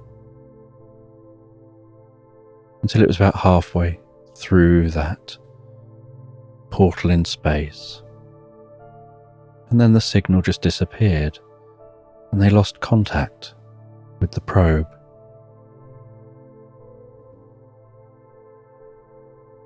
They now wonder whether one of those anomalies is a portal, like a wormhole, heading one direction, and the other one is a wormhole heading the other direction.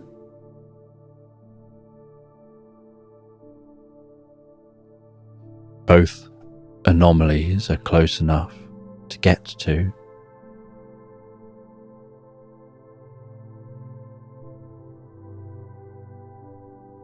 but they're far enough apart that you can only really head to one or the other at a time. They're not alongside each other or anything like that.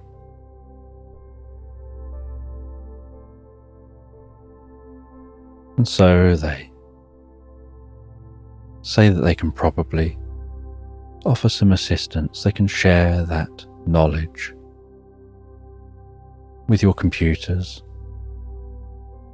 And so they share the knowledge with the cat's computer.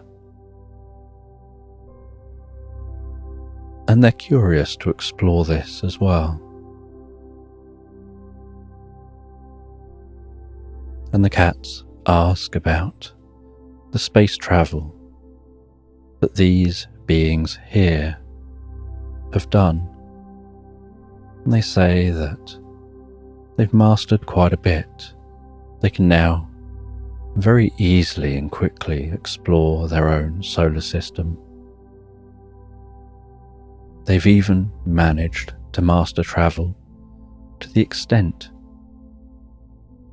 that they can warp space and time enough to travel to nearby stars.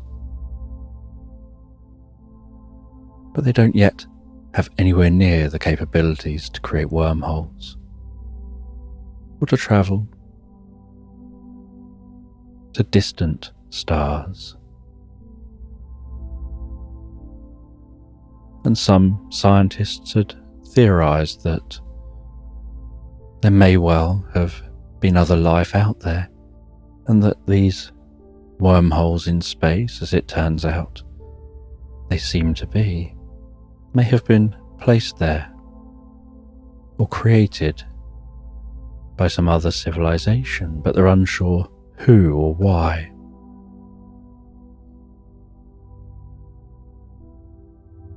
And unlike on a planet like Earth,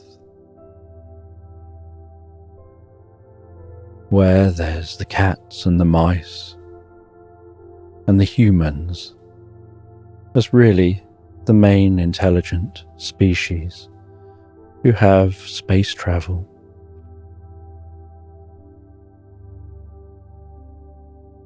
and they didn't all start off on Earth. On this planet, there's multiple different species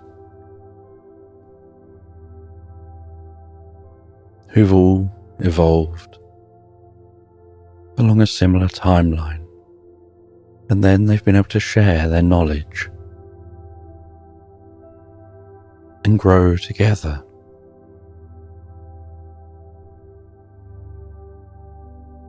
And they all live in different locations, in different climates that work better for them.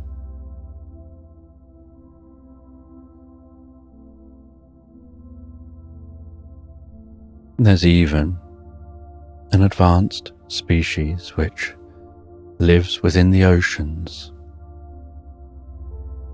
that had managed to develop and harness technology despite being incredibly different to all the land creatures.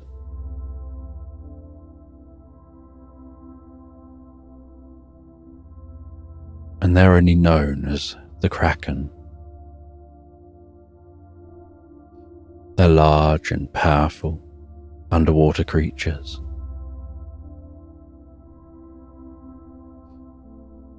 whose craft are enormous and powerful and sound like a giant volcanic eruption when they leave the planet, because they have to carry them up with all the water they need to live in.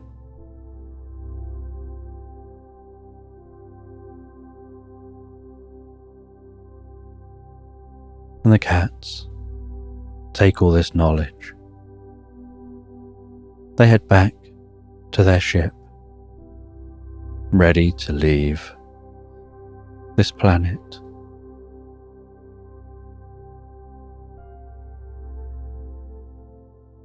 The scientist says that they'd like to gather a small group together. They've got the ability to launch into space fairly rapidly, and they'd like to keep in touch and then launch into space when they're all ready to go. And they head off, ready to set up and launch in their own spaceship. And the cats head back to that pyramid.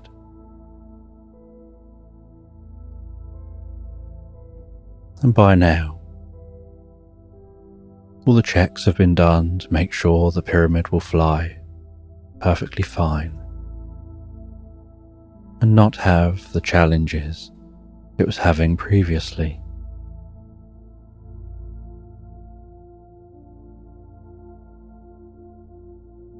And they get into position. And once the pyramid is flying, they can move around fine, but for launch, they have to sit in a chair and lock themselves in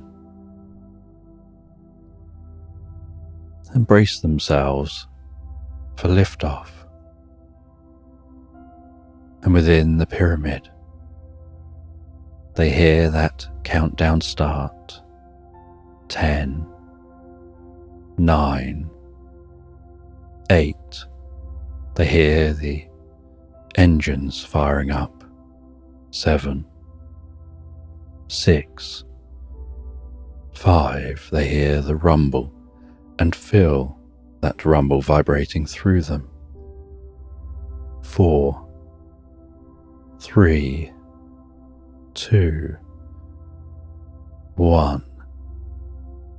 That rumbling intensifies and increases as the engines fire more powerfully.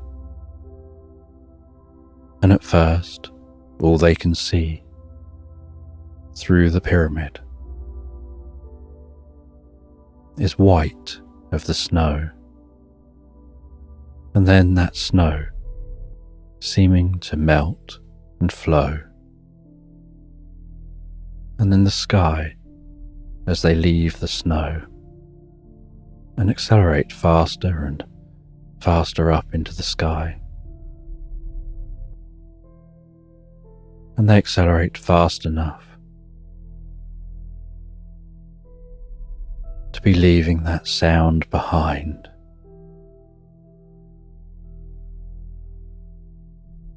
Before breaching the top of the atmosphere.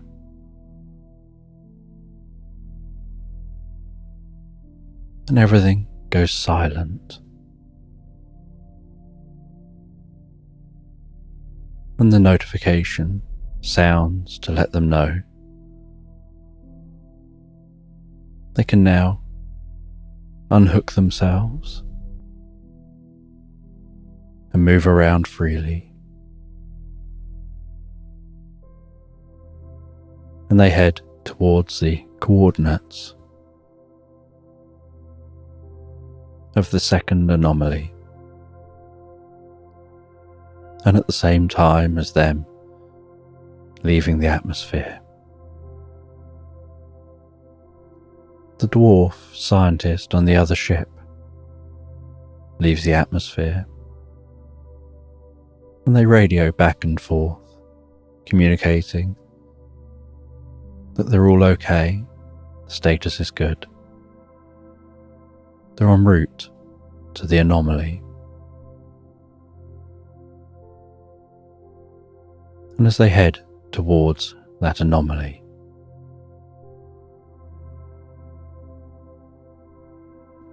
the cats have a little time to interact, to have some downtime.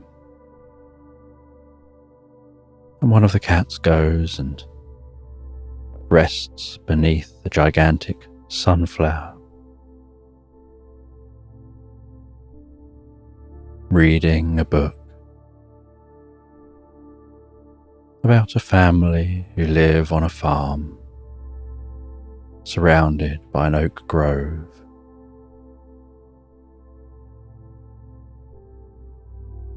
Where the dad spends all his time in a workshop building gifts for children in the local community. And the mum enjoys making candles. And they lead a fairly basic life. When it gets to evening, they work by oil lamp. They choose not to use electricity. And the dog can often be found lying in front of the fire, snoring away, dreaming of playing in tall grass.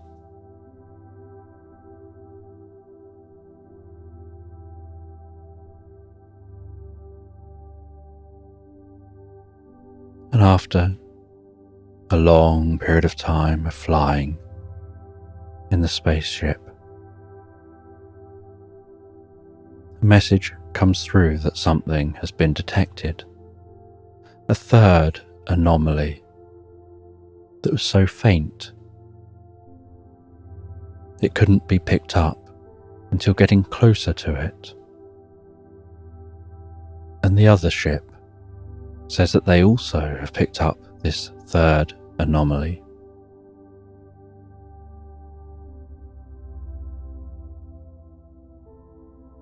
And they try to work out what the anomaly is. And as they get nearer to that anomaly, so they can see a fuzzy patch of space where the stars behind it seem to shimmer, but the stars around that shimmering are static.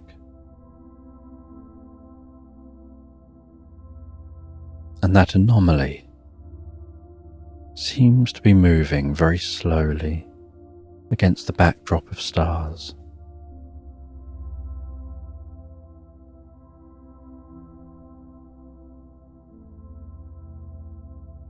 But then once they get fairly close to the anomaly, unable to scan it and identify it any more than they already have,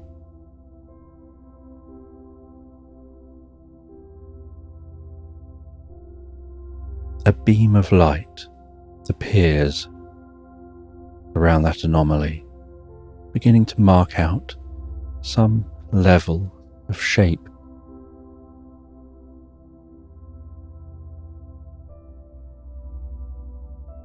And it's clear that this anomaly is another ship in space. Only this ship dwarfs the pyramid and the dwarf scientist's ship.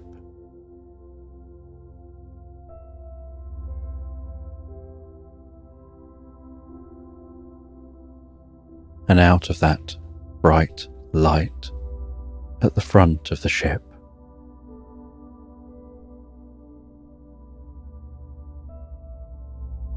a smaller ship can be seen exiting.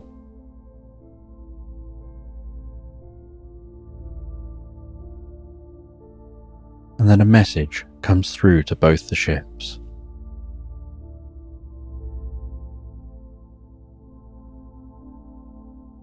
That message is in a language not understood by either side. The cat's computer tries to process the language and tries to scan that small ship that just emerged from the larger ship.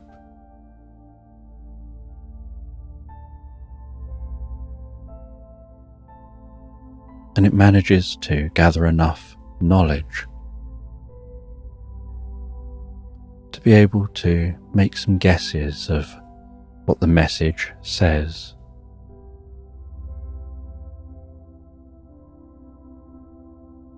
And the message is saying that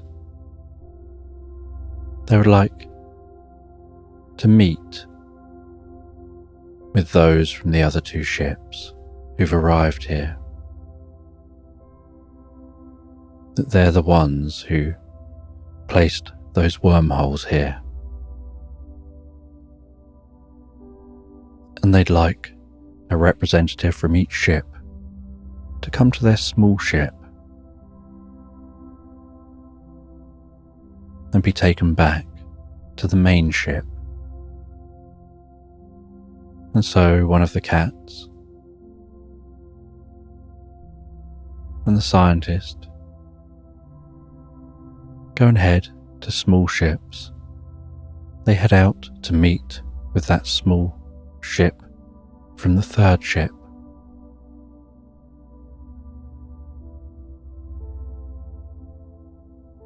And they manage to dock with the ship. And they all head into the ship. And they discover that there's nobody on this ship itself. It just seems to be an automated ship, like a taxi coming out to pick them up and take them back. And with their ships in tow, it heads back to the main ship, heads in through that light, which is almost blinding in how bright it is.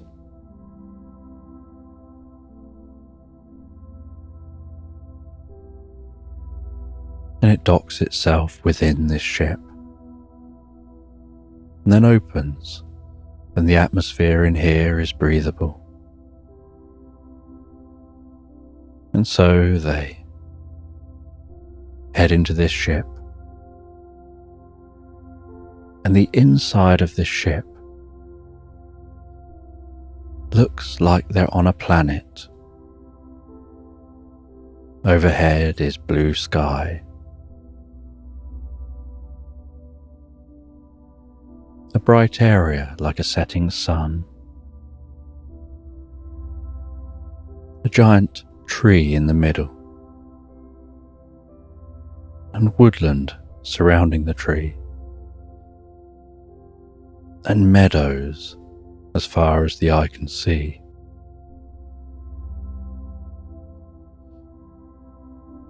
And as they walk through this unusual landscape on a ship, smelling the scents of flowers, hearing sounds like birds, and the sound of rustling trees, as it appears there's a very slight breeze, they see a very strong looking humanoid, incredibly muscular,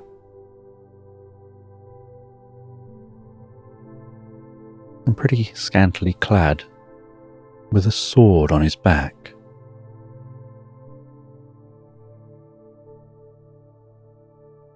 And alongside him is an equally powerful looking dragon, walking on all fours, its wings tucked at its side, its breathing deep and heavy, sounding like it could let out a burst of fire at any moment.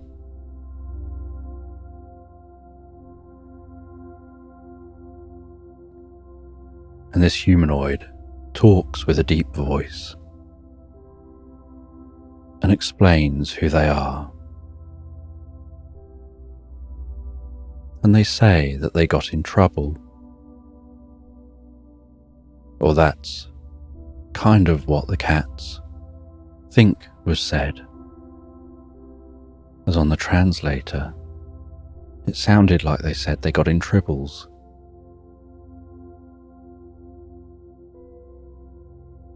And they say to follow them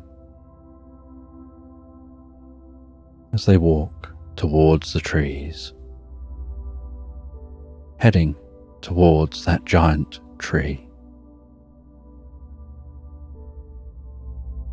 And the interpretation of what it sounds like they say is that this is the mother tree. And in the base of this tree, a passageway opens, and they all head inside, and it closes behind them. And like a giant lift, it begins to rise up within the tree. And high up in the tree, they exit across a branch. And on the end of the branches are different consoles.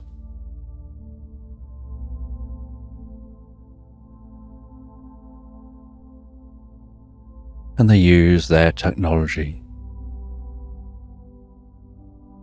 to help syncing it with the others' technologies to better translate what they're all saying. And then everyone can understand themselves. And they say that they came from another star system, and that their star was about to go supernova and would have destroyed the planet they lived on. And they said that where they're from, there are dragons, there are people who walk around with swords, like knights out protecting others.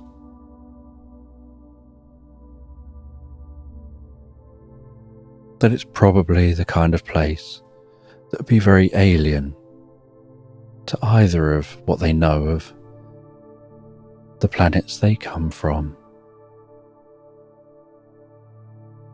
That centuries earlier, the men with swords used to ride on the backs of dragons, fighting evil.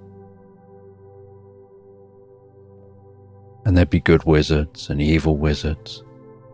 There'd be dwarves under the ground. There'd be all sorts of dangerous creatures that you could encounter. And so as they had continued evolving and developing technology, there were still giant creatures to have to deal with.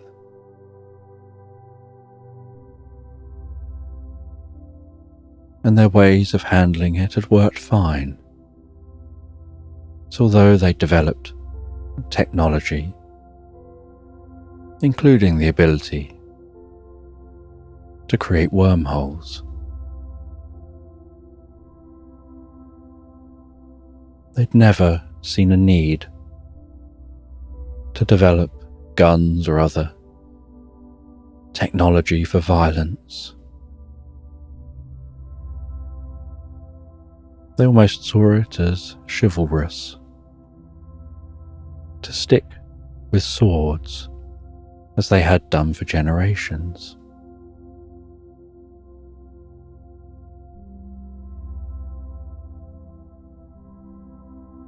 And they only managed to develop wormholes because they were under pressure of this approaching supernova. And they didn't know if their technology would work. And they didn't know where they could go because they needed to find a new home. And so, for a few centuries, they were building this ship, almost like an ark, to save their world.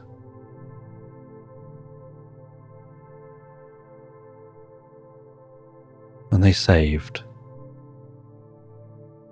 many of each creature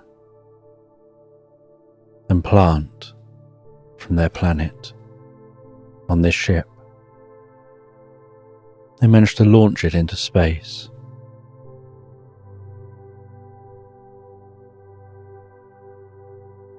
And now they're trying to look for somewhere where they can set up as a new world. And they found 2 star systems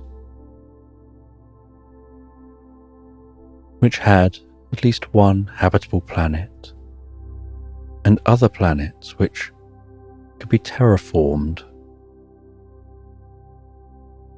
And so they created a wormhole from their world to here, and a wormhole from here to the other world, and then a wormhole back from that world to here again, so that they could check out and work out which is the best to explore and which is the best to settle on, and perhaps settling on planets in both systems and keeping those wormholes in place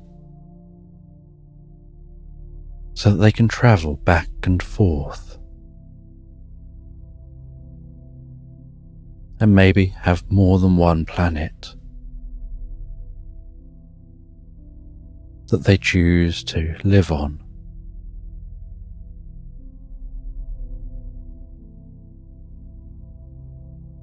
And as they know that the planet's full of life, full of intelligent life, and also full of life that should be respected, they don't want to set up on those planets.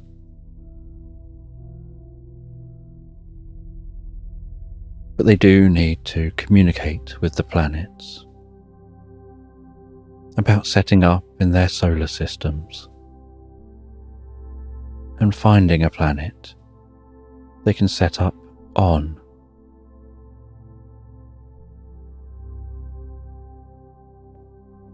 But they also didn't know how either planet would take encountering aliens from outside their own solar system.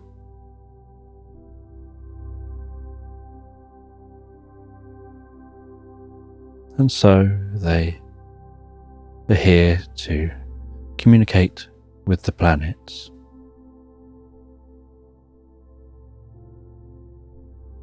And after they all understand what's going on, they leave that tree. They head back to that ship that will transport them out of the main ship and take them back towards their own ships. And then they leave in their small ships back to their main ships.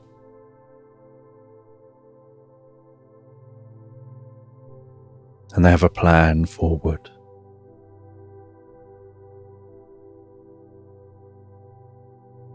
That a planet will be found in the solar system and in this system,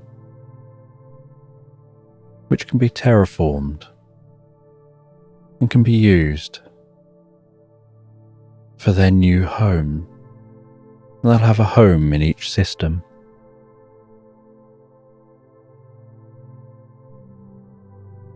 But they'll introduce themselves first. And the cats and the dwarf scientist will go ahead to prepare the worlds for this encounter. And so the cats find their way back through this wormhole, now knowing that they can head back through the other wormhole to visit and learn and engage with the scientists on that planet. And the scientists from that planet can do the same. Now they know it's a wormhole. They can go and visit and explore. And maybe go and visit Earth. As the cats head back through the wormhole and make their way back into the solar system,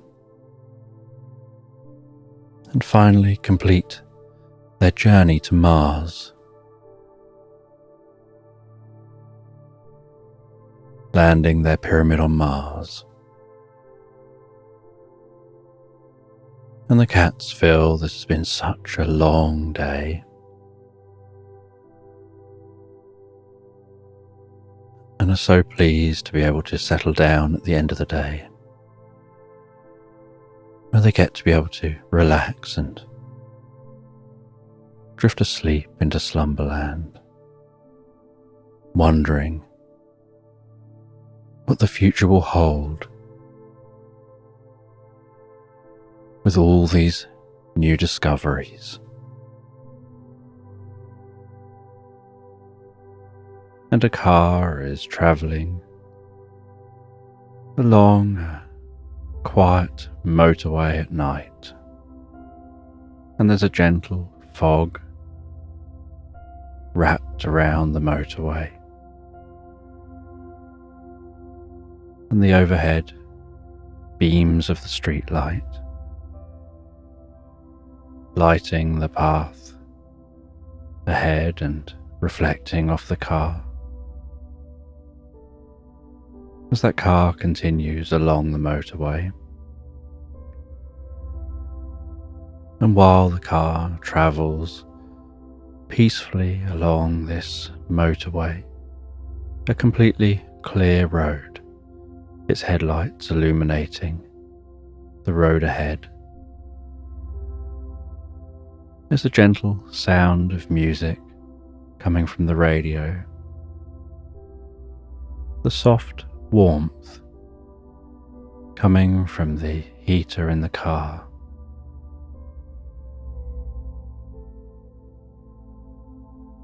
And the driver, an old man,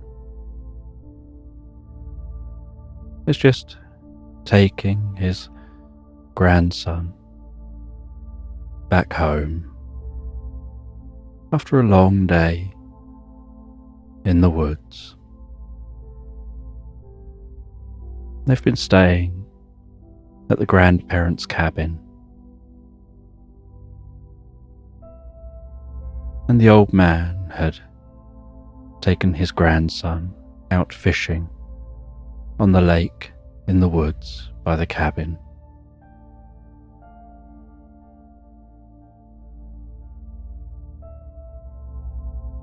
And the two of them were just out on that lake, bobbing gently, sound of the water lapping the underside of the boat,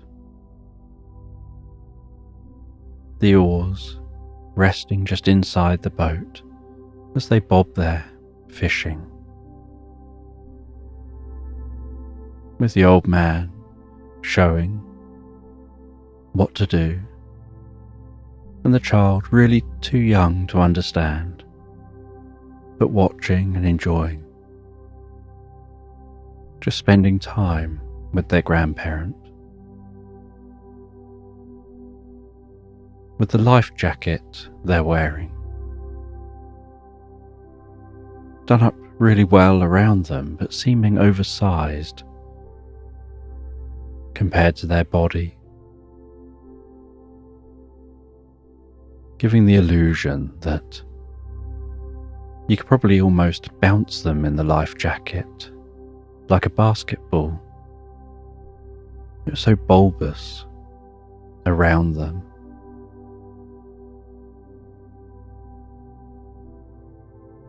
But they just sat in the boat, smiling and watching their granddad as he fished and tried to explain what to do and how to do it.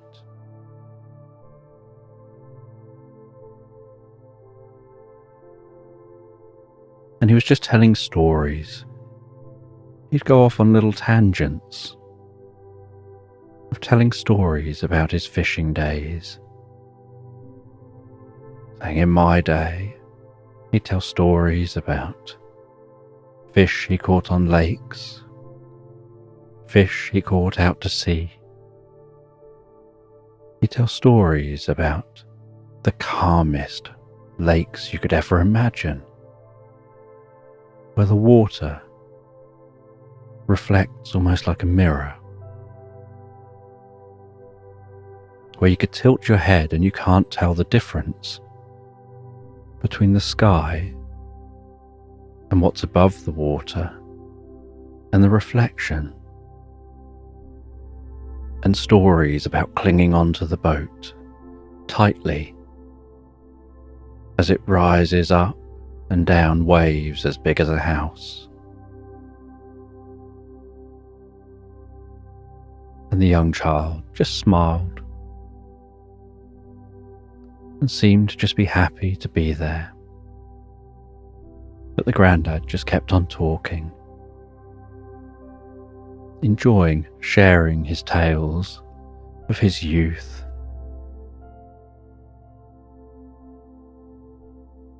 He would gesture the size of some of the fish that he'd caught.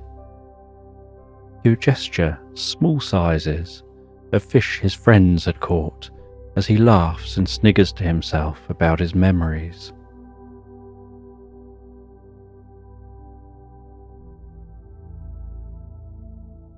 And the child just sat there, watching and smiling. He spoke about catching an anglerfish. He spoke about trying to pull in a swordfish.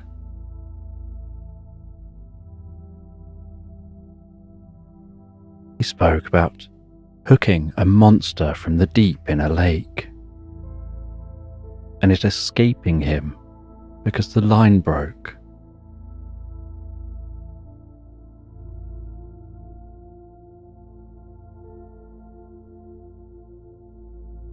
And this child had spent the entire weekend with the grandparents. And after a day of fishing, The grandad was sat at the dining room table. The grandson holding a crayon in their hand. And the grandad had drawn a fish on a bit of paper, and the grandson was trying to draw a fish too, and drew a very angular fish, making the grandad smile, and then drawing some googly looking eyes on the fish, and a mask.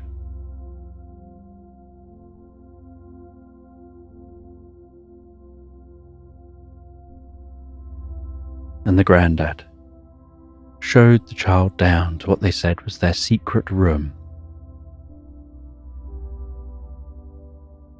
just down a few steps from the kitchen.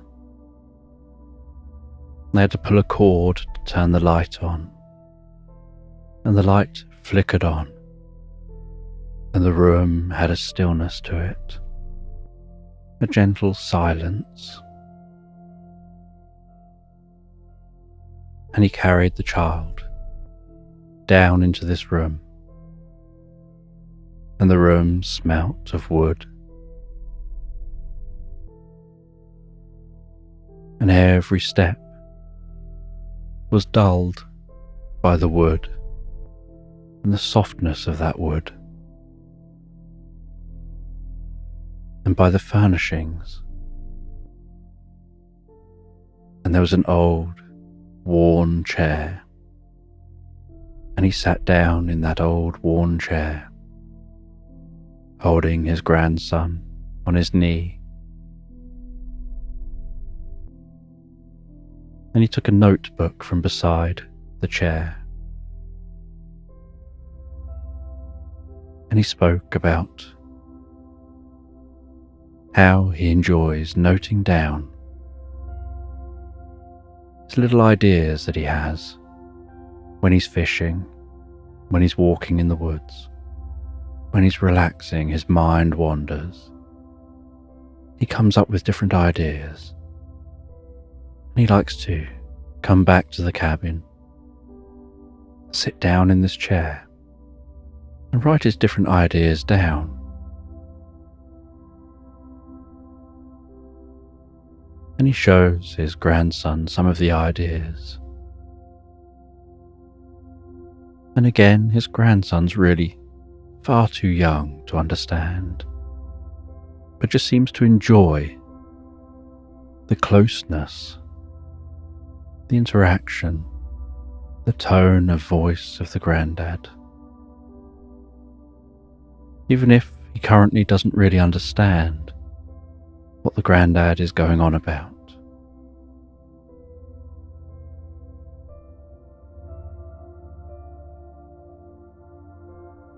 And when it got to tea time, the grandma called them back up to the kitchen and had laid the table. And they sat down for some food.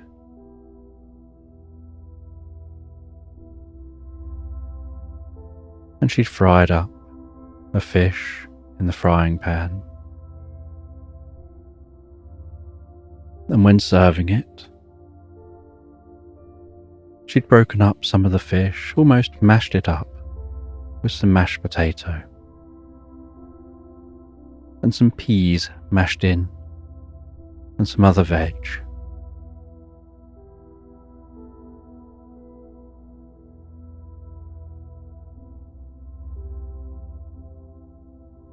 And the grandad helped the grandson to eat the food by pretending that it was a train going guiding the spoon into the child's mouth, and having a smile on their face while doing so, and opening their mouth when they want the child to open their mouth.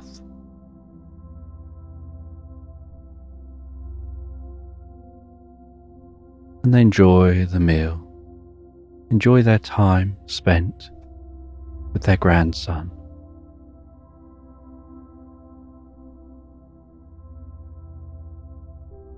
And at the end of the meal, the granddad says that they'll wash up, and they clear the plates away, and they start the washing up as the grandmother takes the grandson through to the main living room. The fire crackling away gently in the fireplace. A safety cage around the fireplace. The warmth of the fire warming the cheeks of the grandson and the grandmother.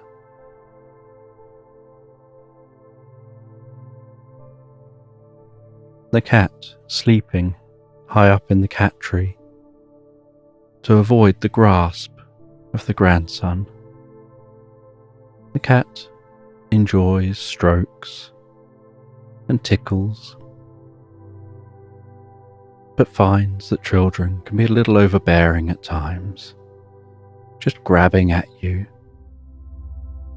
And so when a child visits, they climb up to the highest point and take it as their cue to nap,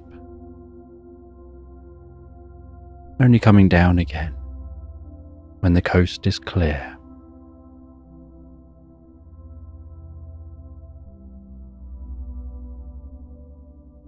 And as the evening continues on with the background sound of Grandad washing up,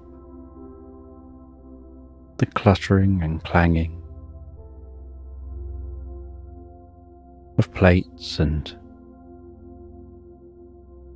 all of the stuff being washed, the pots, the pans,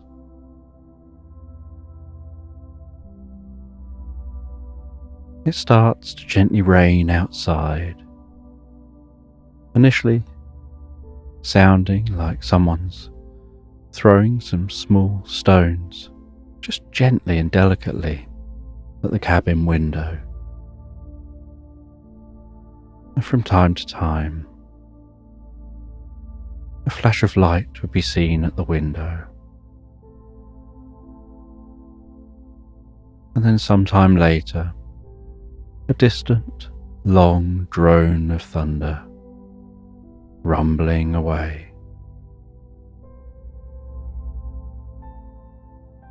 Almost like nature beyond the cabin is breathing in that rain.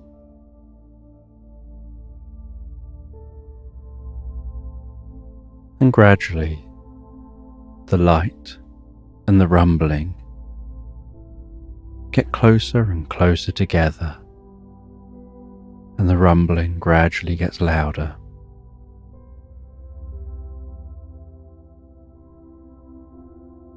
And the cat jumps down from the tree and goes and tucks themselves up under a blanket on the sofa. And the child holds on tighter to Grandma. And the Grandma talks softly and reassuring,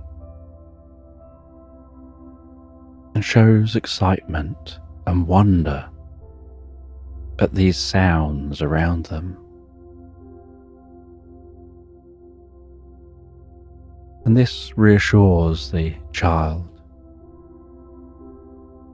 It's harder for them to think it's something scary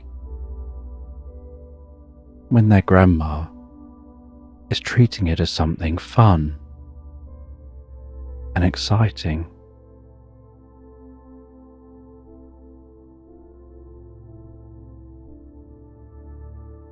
And as the night carries on, so the grandma takes the grandchild up to bed, settles them down in bed,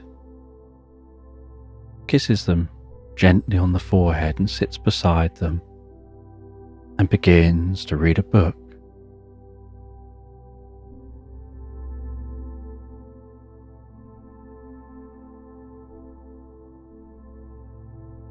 And this bedroom has an unusual scent that the young child, being barely a couple of years old, has never experienced before.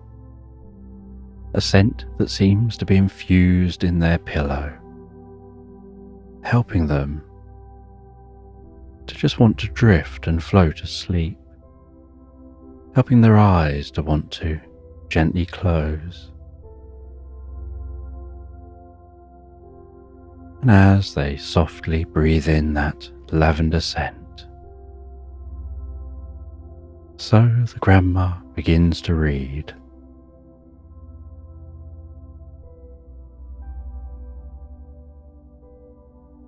About Jerry the giraffe.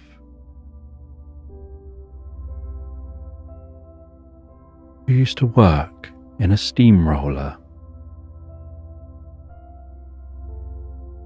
And every page just has a sentence and a fun picture of Jerry the giraffe in their steamroller. And Jerry the giraffe enjoyed their steamroller. Jerry would steamroller everything. The page turns. And Jerry was asked, "Can you help me with this road?" And he would turn up with his steamroller and flatten it out. "Thank you, Jerry," he would be told, as he looked on with a smile. And Jerry was asked, "Can you help me with this field? I want to play a game and it needs to be flat." And Jerry would happily steamroller over the grass, flattening down that field, and looking behind at the smooth, flat field as they wave on and say, "Thank you, Jerry," before playing their game. And Jerry would drive around, finding anyone who needs help with a steamroller. And Jerry the giraffe was asked if he would go and help to flatten down an old haunted house. But he found that he couldn't quite get there, because being a giraffe, as he travelled down the road, his head and neck were too high to fit through a tunnel. And so Jerry had to take a long way round. And when Jerry got to the haunted house, a phantom was stood at the door. And the phantom didn't want Jerry to flatten the house, and said he's not really scary. He's a friendly phantom who just likes living in their home. But Jerry enjoyed steamrollering things.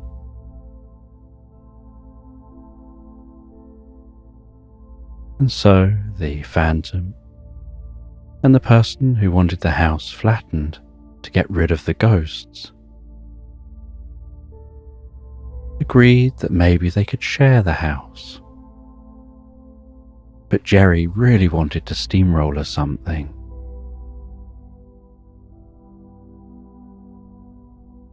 And so they agreed. Jerry could steamroller their garden. There were lumps and bumps in the garden. They wanted to plant some plants. So Jerry went into the garden and steamrollered that garden, making it very flat. They then said, to celebrate their new garden, they wanted to have some toffee, but it was too sticky and too hard for them to flatten out. And so they put it on a large tray, and Jerry put his steamroller and rolled over that toffee, flattening it out really, really thin. And they all enjoyed some of that toffee. And Jerry had some toffee as payment.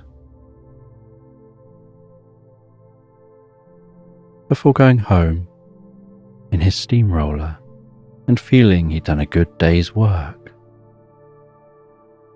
and the grandchild fell comfortably asleep.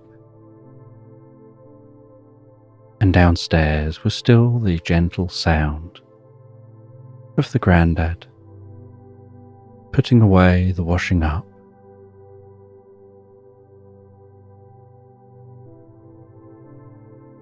And now the grandad was taking the grandson home.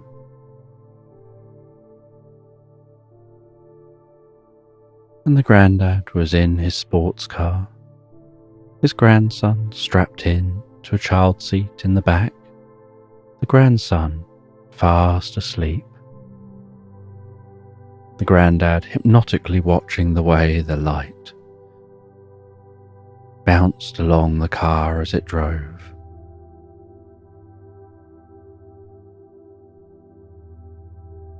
They carried on through this fog, along this clear road, with very, very little traffic on either side.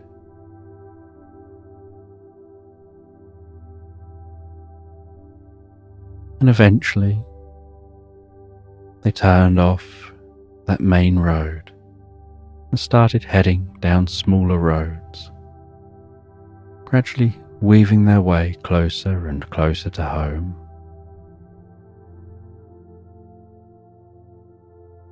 And once arriving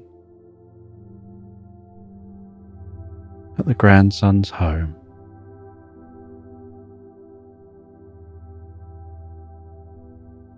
the grandad opened the door to his lotus and stepped out, closed it behind him, went round, and reached into the back of the car and took the grandson out of the car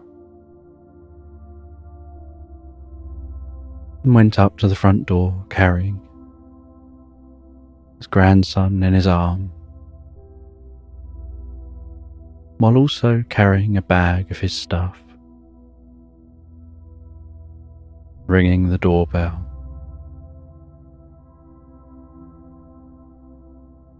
And the parents answer the door, and the child is still gently sleeping.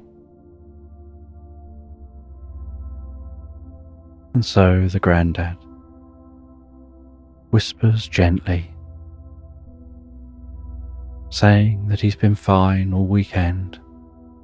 He's had a great time, he's been fishing, he's been told stories, he's been drawing and seems to have really enjoyed himself. And the parents carefully take the grandchild, and as they take their child, they then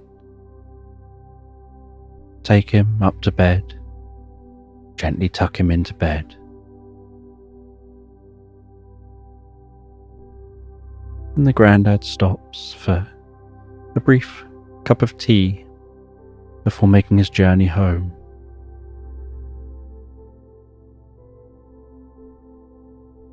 and he begins to share his tales again any opportunity he gets.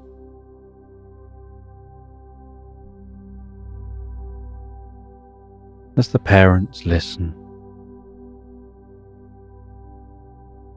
and eventually he finishes his tea and sets back off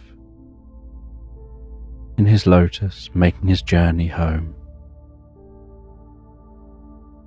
And it's a few hours drive, and while driving he has music playing gently in the car.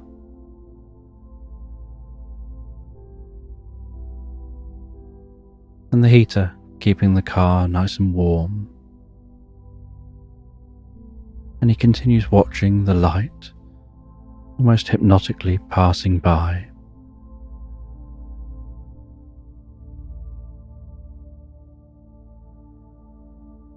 And he thinks about the weekend with his grandson as he makes his journey back to that cabin, arriving back at the cabin.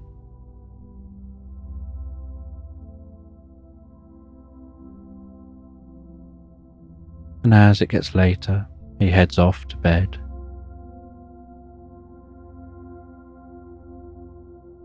And then the next day, he awakens and heads out. He goes down to the lake as usual. And while walking along the edge of the lake, smelling the fresh air, hearing the water of the lake lapping gently on the shore, crunching softly through the grass along the edge of this lake, sounds of the rustling trees, singing birds,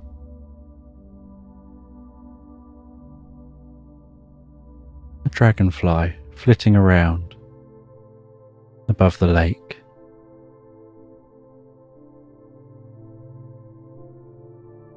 You can hear the distant sound of bells from the church, from the nearby village, just a short walk through the woods.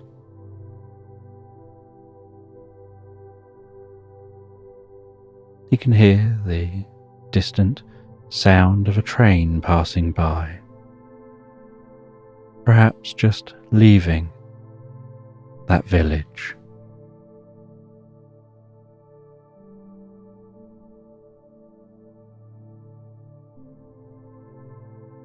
And he goes and sits on a seat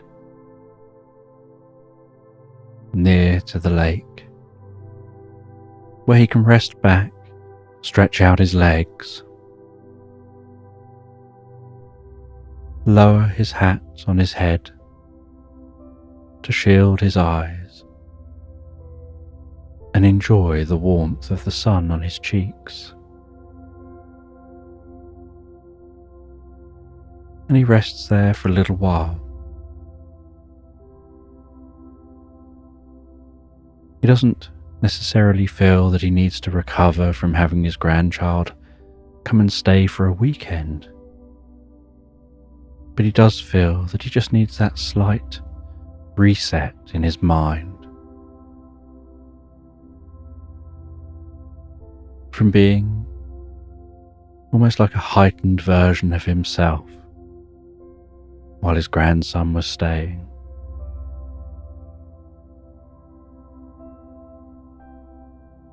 Where now he can transition into a more sedentary mode, focused on a slow pace of life, of peace and calm.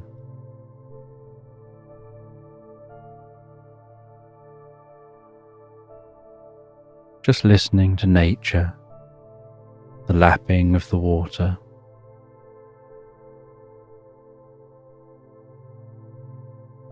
thinking back to his own kids and how fast they grow up.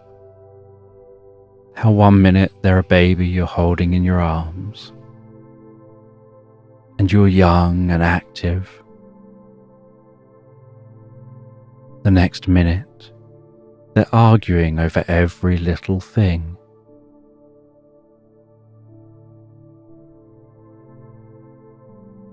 And then they're leaving home, and they're all grown up. And you're not quite as fit and active as you once were, even though in your mind you still are.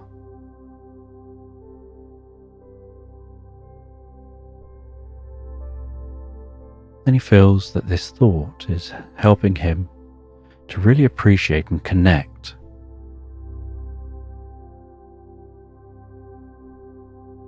with any moments he gets with his grandson.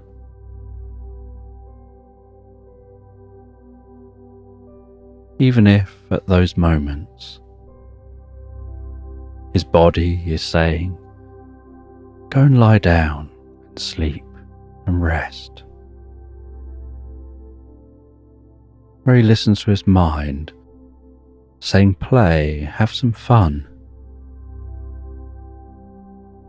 Teach your grandchild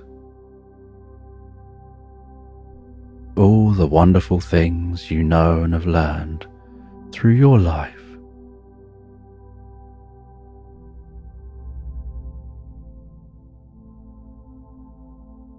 And with a slightly achy body,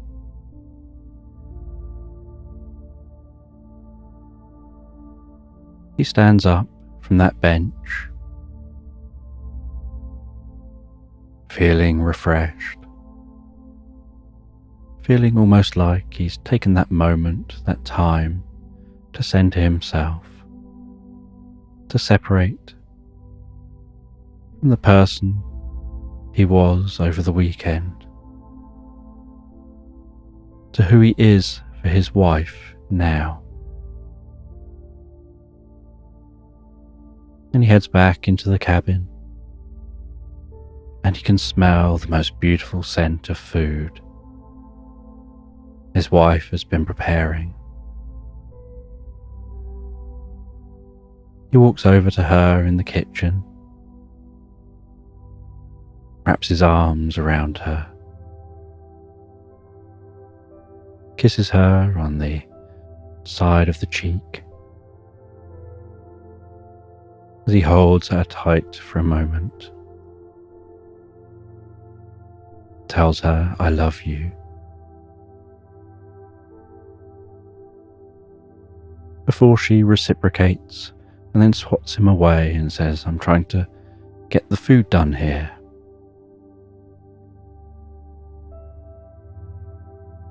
And he goes and sits down and watches her as she finishes preparing the food, as if his whole world is contained in that single moment, in that single vision.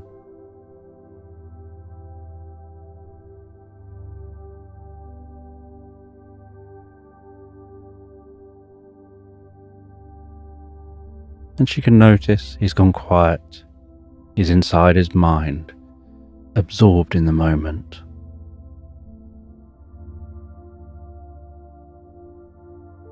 Before she then goes over, carrying 2 plates of food.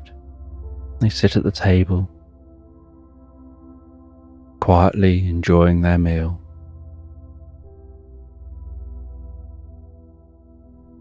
And after a little while of peace and quiet, organically, just starting a conversation about nothing particularly important, just talking back and forth, smiling so calmly, enjoying each other's company,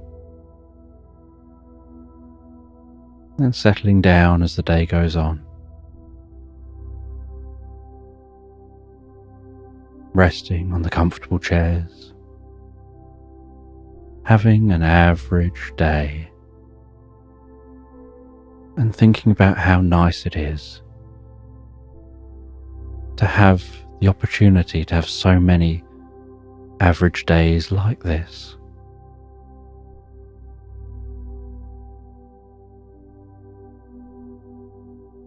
Thinking about how some people think a day's wasted when you don't do anything, but spending time with someone you love every single day, even when you're not doing anything specific, isn't wasted time.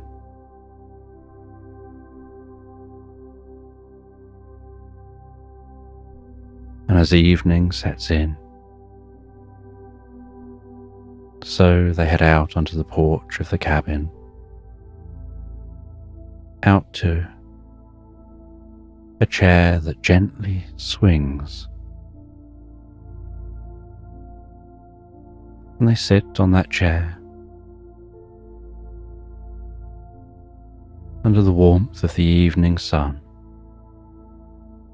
And then that very gentle coolness that begins to set in.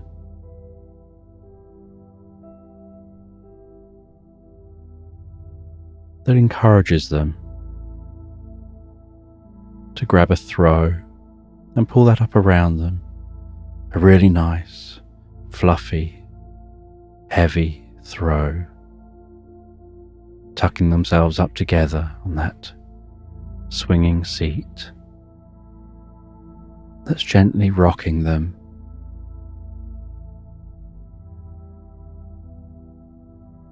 With the encroaching coolness of the night tickling their cheeks and their nostrils as they breathe in and out, while they remain warm, snuggled up together, listening to the sounds as they shift from the daytime birds and animal sounds to the sounds of the nighttime animals, birds settling down,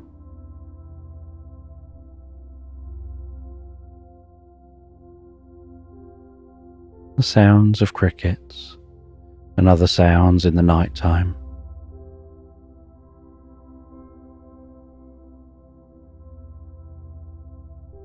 As the moonlight begins to rise over the trees,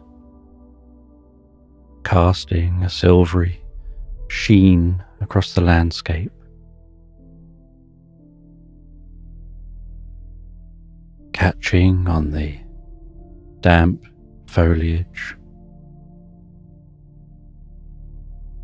reflecting and sparkling in the slight breeze.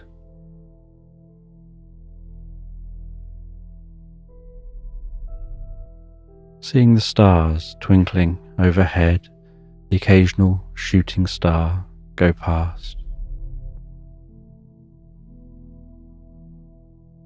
Perhaps making a wish or two before it starts to get later. They know it's time now to settle down and fall asleep, and so they get off the chair, fold up that throw, place it down on the chair, and they head back into the cabin. They have a warm, cozy drink before heading up to bed and settling down together for the night.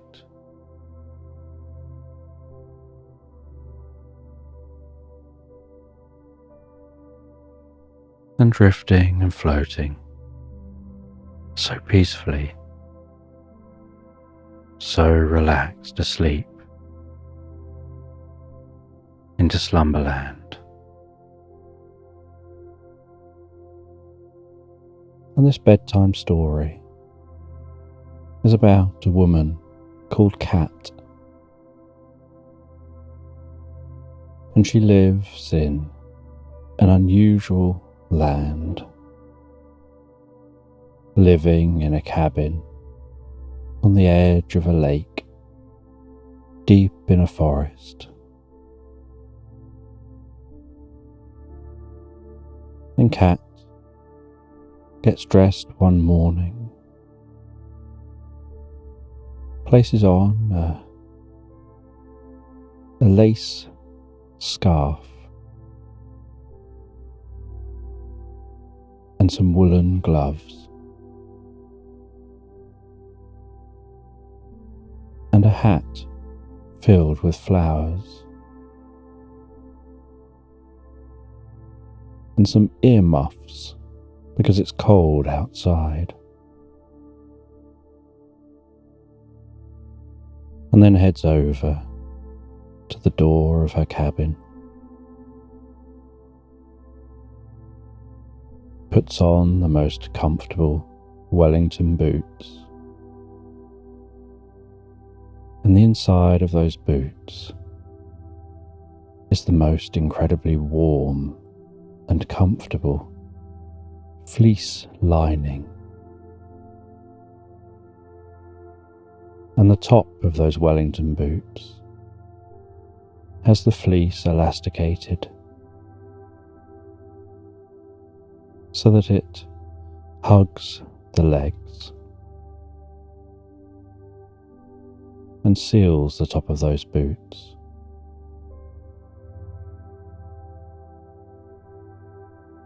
And she prepares herself to leave the cabin, head out into the cold. The windows are frosted, and she can see through the windows. There are long icicles hanging down from the roof. Little occasional drops of water falling from those icicles.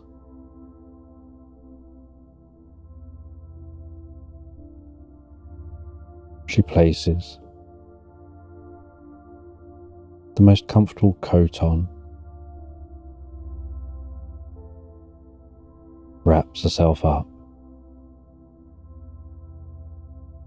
almost trapping the warmth from inside the cabin next to her body,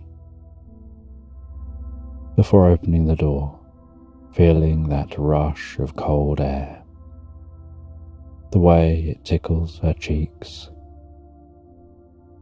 seeing her breath escape her mouth as she walks out of the cabin and instantly starts crunching on the snow, closes that door behind her.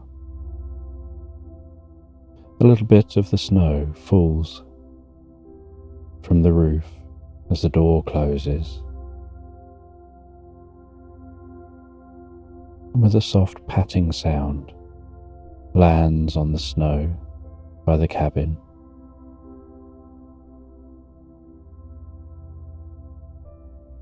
And she puts her hands into her pockets and begins walking away from the cabin and into the forest.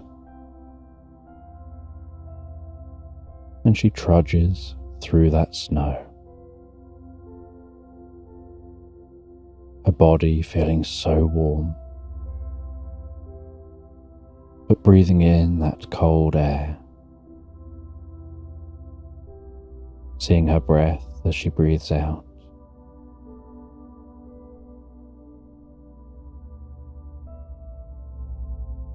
And as she walks through this snow-covered forest, so she can see the way the sunlight dances through the trees, almost seeming to shimmer and sparkle. like thousands of stars filling the canopy as she continues walking.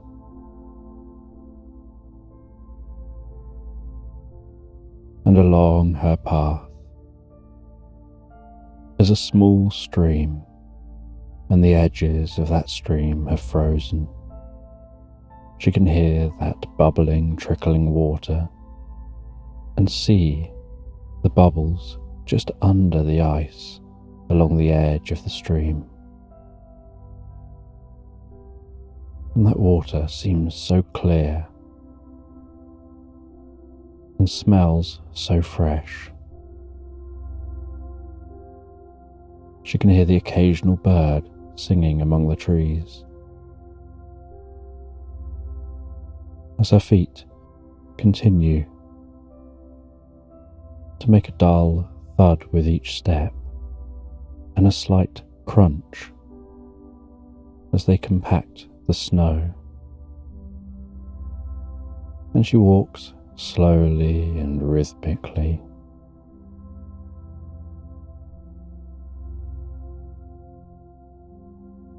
And really takes her time to enjoy a journey through the forest.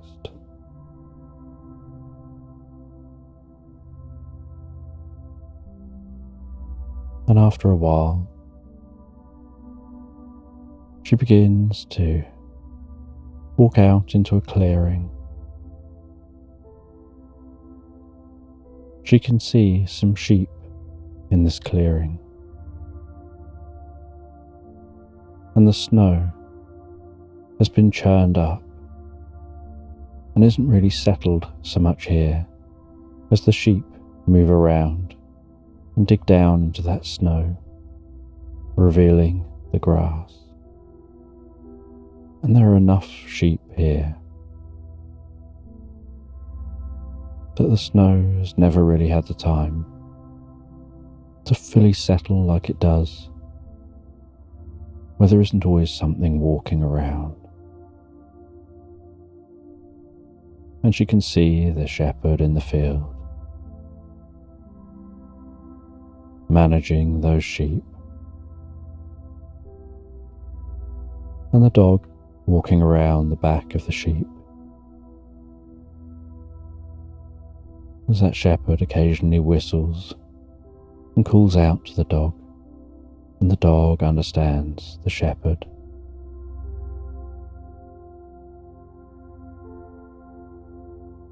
And she walks past that clearing, heading back into the forest the other side of the clearing.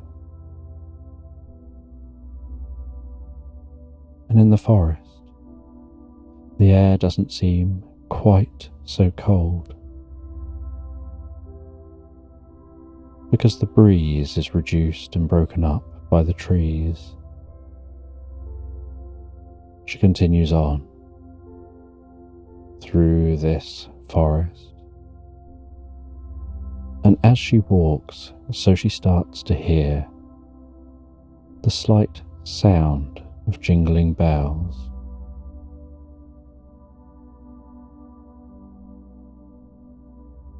And intrigued, she heads off her usual path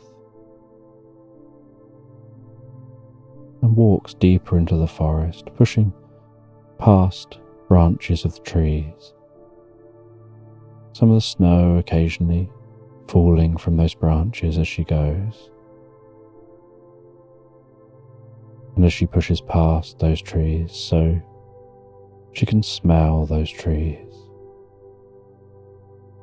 She can feel the slight sponginess of the ground, of the moss under the snow.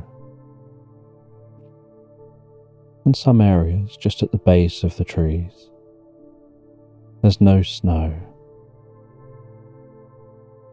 because it can never quite reach that location.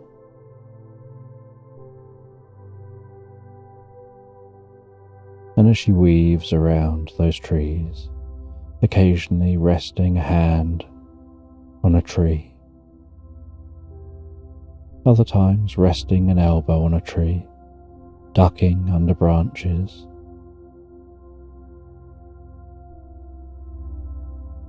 That sound of bells is gradually getting louder and louder.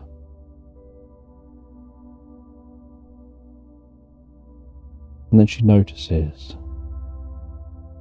that a slight ethereal fog seems to be developing around her feet.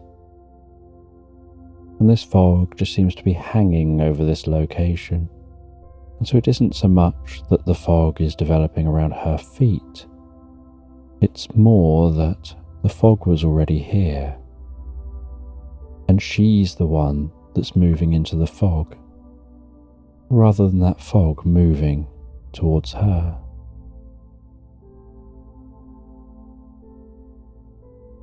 And for a little while, the fog is just circling around her feet, like shallow water on the edge of a coastline, when the sea is incredibly calm, where the water just flows in gently and very leisurely rolls in very shallow and very slowly and rolls out. And as she continues walking, so eventually that fog is up to her knees and then gradually up to her waist. And the fog seems more dense nearer to the ground and more diffuse higher up. But it's still dense enough that once she's fully inside that fog, the trees are like shadows around her. She can tell that they're there, but they almost take on a ghostly quality, as if they're hiding within the fog. Everything turns shades of grey,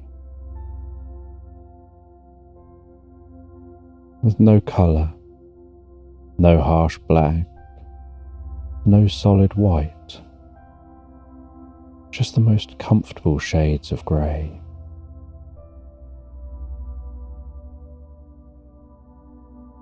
And the trees just disappear off in the distance.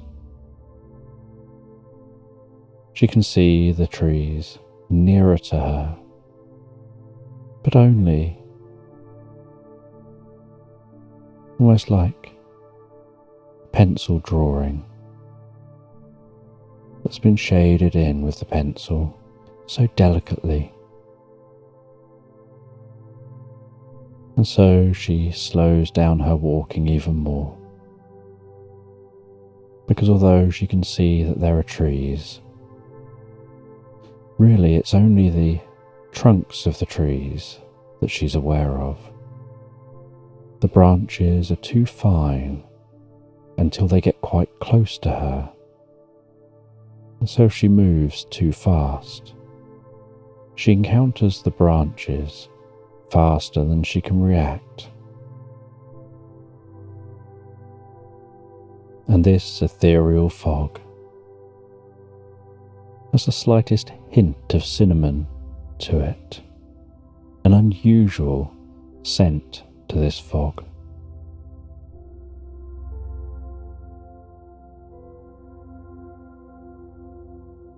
And while walking through this fog, she notices a slight glowing off in the distance. And that slight bright glowing seems to be a blue colour, quite a bright blue, managing to pierce the fog. And it seems that bell sound is coming from that location. And as she walks towards that location, so the fog seems to get more dense. And she wonders if perhaps the fog is also coming from that location.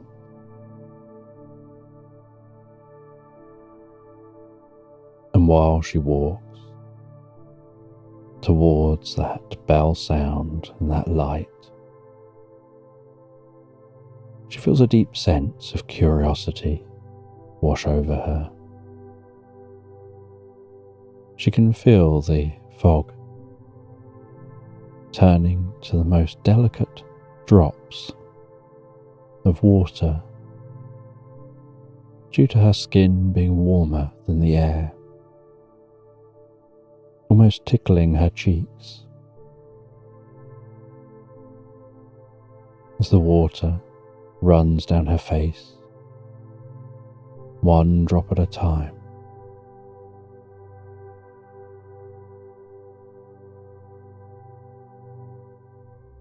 And when she reaches that light,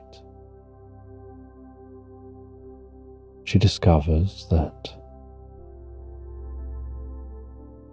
there seems to be what look like the bones of a large creature.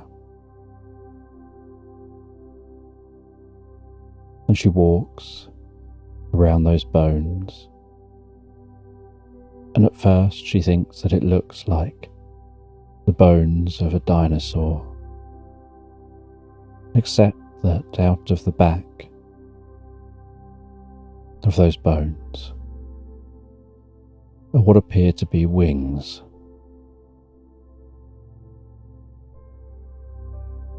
And the bones appear to be made of glass. She can see right through them as she walks around. She looks at them from different angles and the way they distort the view beyond the bones. She walks the length of its tail, those bones curling around to the point of the tail. She walks back to the head, crouches down and looks at that head, tilts her head a little sideways to peer into the mouth of the bones of that dragon. She looks at the earth beneath the dragon,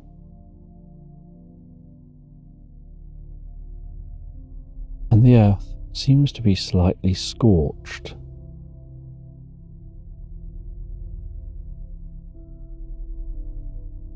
And she's curious about these bones. She's curious about the idea that this was once perhaps a dragon. Maybe it was a hoax, because dragons obviously don't have glass bones.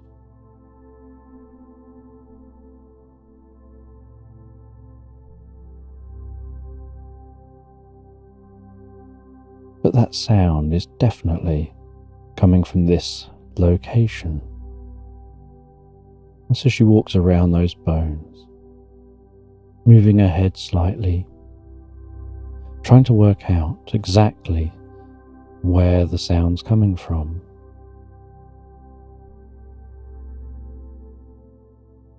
And she finds that that sound of the bells is coming from the heart of the dragon. And she crouches down again, this time looking at the underside of the dragon, looking up at the backbone from underneath, looking up through the ribs.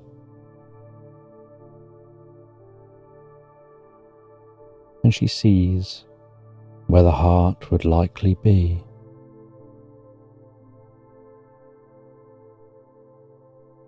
What looks like a small diamond.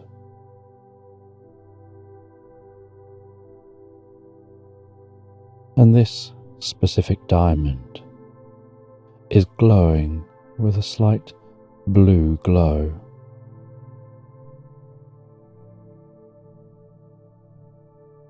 And it's that light from that diamond which is permeating the glass bones, making those glass bones glow, which is what she could see as she walked towards it.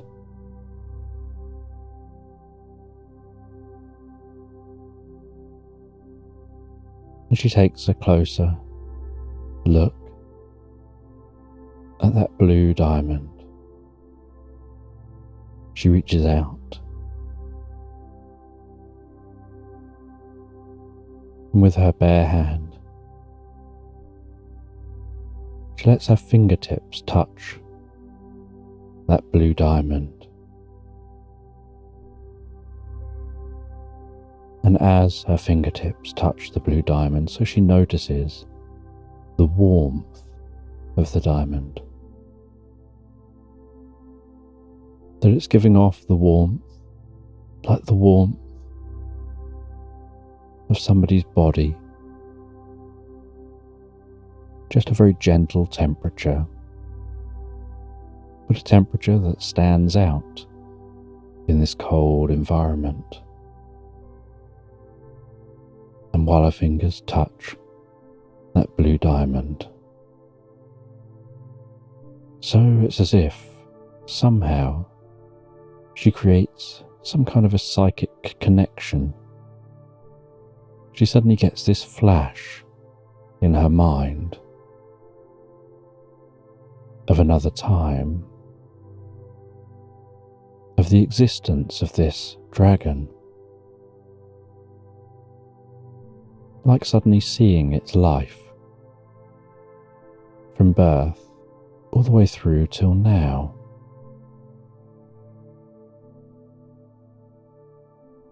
And this dragon had lived for thousands of years, until it was time for it to move on to a different plane. And she becomes aware of this dragon's existence, how dragons are born, live and die.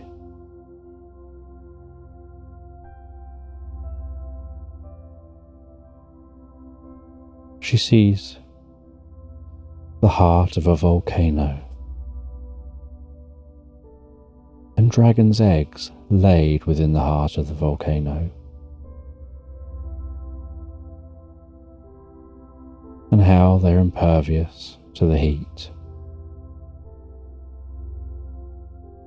and they remain as eggs for longer than most beings' lifetimes,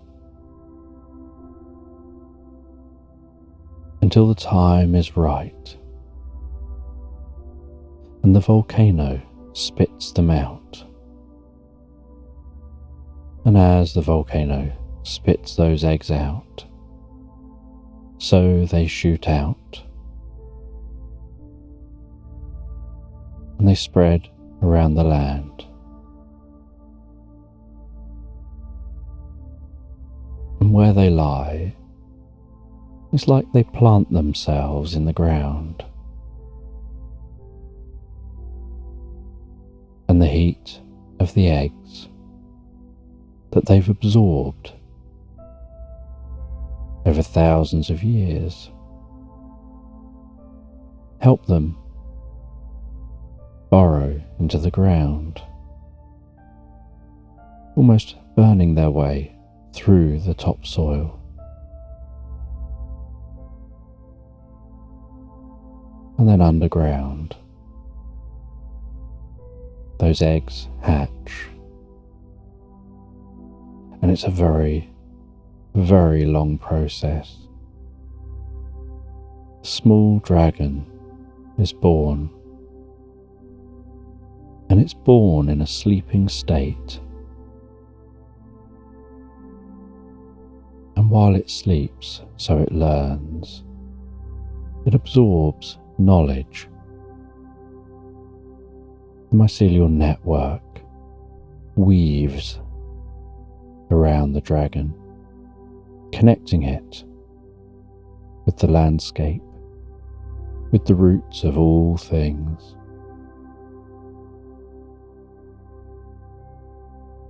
Almost like creating a fleecy cocoon around the dragon that grows with that dragon.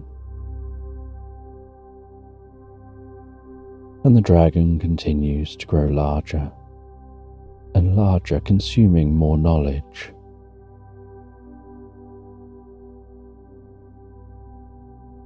And each of those dragons will grow in its own location. And while they grow larger, so they sink deeper into the ground.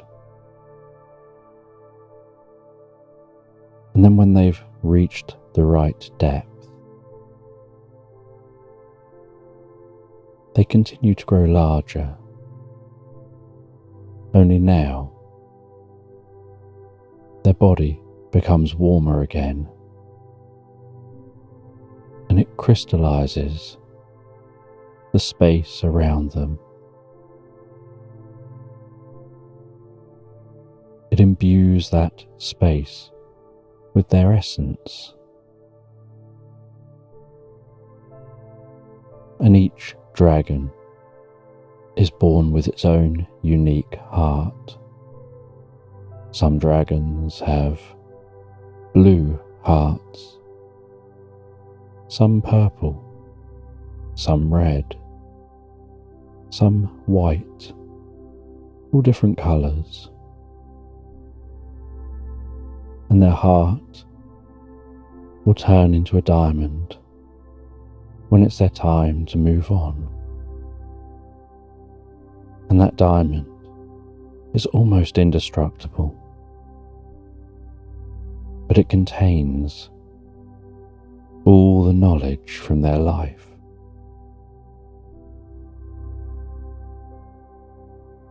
And they grow, and they create their own unique cave. And they do all this whilst sleeping, where the dragon is almost like in a lucid dream. They're not aware that it's a dream at this point, but they do have control over their actions within it, and they learn and develop.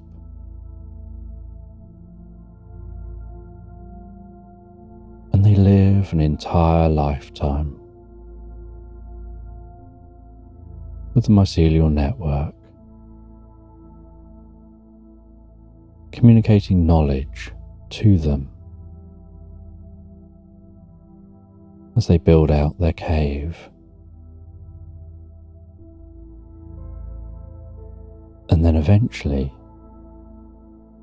they reach the time that it's nearly time to actually leave their cave. And as they reach that time, so they start to gain their dragon's breath.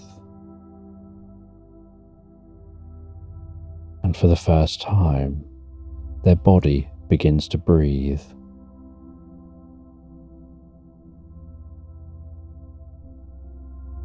And each time they breathe out, so hot air bursts from their mouth and begins to create a path to the surface.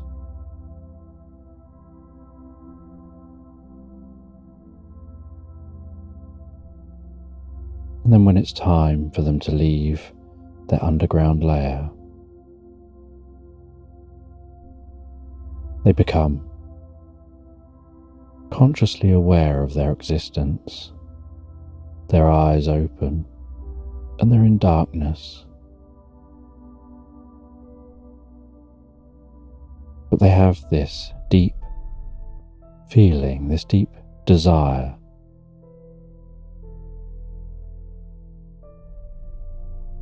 to work through to the surface. And so they push from their cave, pushing through that tunnel they've been building, widening the tunnel with their body as they go. Their baby scales and the mycelial network that's wrapped its blanket around them gets rubbed off by the outside of the tunnel. And a bit like a snake shedding its skin, that becomes infused with the inside of the tunnel, holding the tunnel open and reinforcing that tunnel as they push forward and slightly upward, until eventually they break free through the surface and rest on the surface for a little while as their wings prepare for their first flight.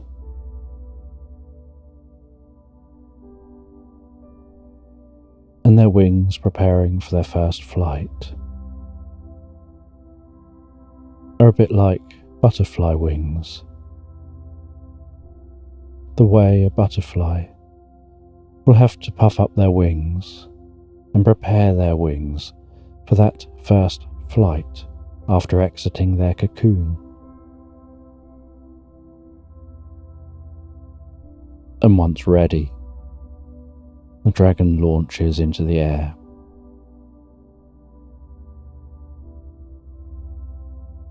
And it can take a few beats of those wings to really be used to flying. But they've experienced flight in their mind's eye, in their dreams, while deeply asleep underground. And each dragon, imbued with its own colour, with its own special powers, and its own purpose, will do what it can to remain undetected, remain in the shadows, flying high above clouds, flying so silently.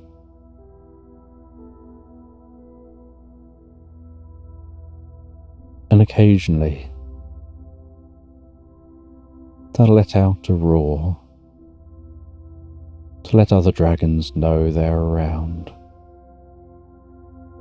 And it sounds like a deep crack of thunder rumbling by. That kind of thunder you get where you look around, there doesn't seem to be any lightning or any rain. There may not even seem to be any clouds, and yet you hear that deep rumble or crack of thunder.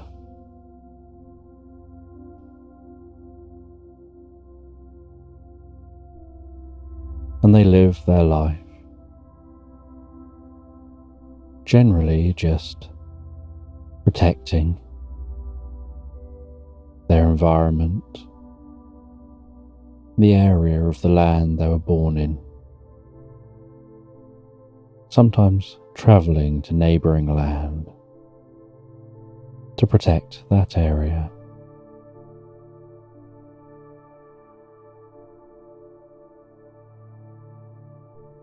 And they'll live this life for thousands and thousands of years.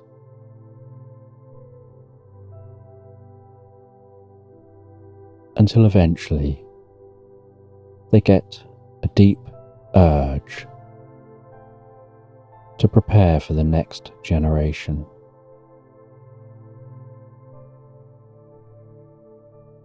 And then they'll call out and almost seem to shine and sparkle until they encounter another dragon who's in the same situation, and they find each other and they mate, and they mate while flying acrobatically in the sky.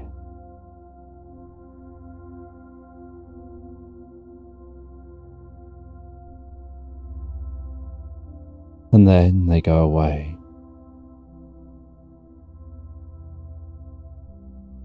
to seek out the end of their time. And new eggs are laid in a volcano for a whole new generation to emerge. And the dragons head back to their home location. They rest down and they fall deeply and comfortably asleep.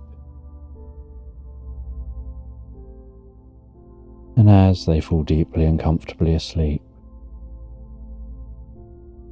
so the mycelial network reclaims that dragon,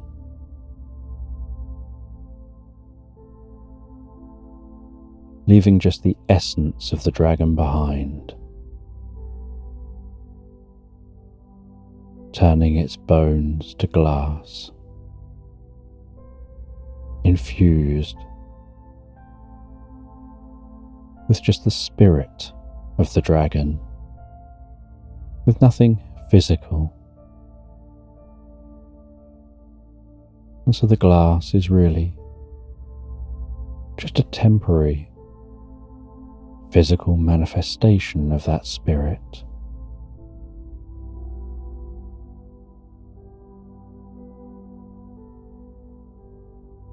That's only there temporarily.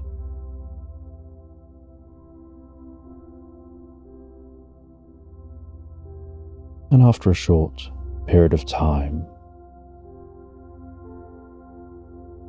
the glass itself shatters, sprinkles, like thousands and thousands of tiny diamonds of spirit across the landscape. The heart of the dragon lands on the ground and usually just gets buried in place as the dragon's dust gets caught in the wind, gets churned up in the environment.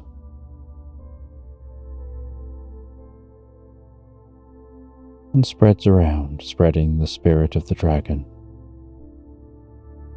back into the environment, filling that environment with the experiences of the dragon, the consciousness of that dragon,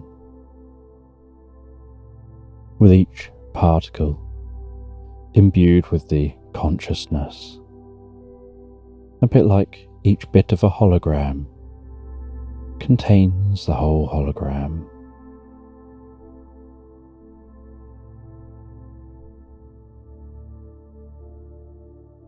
And these dragons come from an otherworldly place.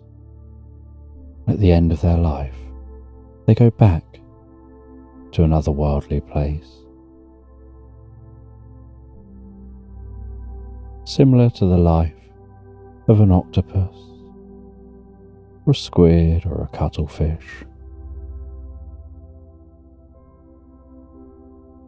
of living, of giving birth, and then moving on.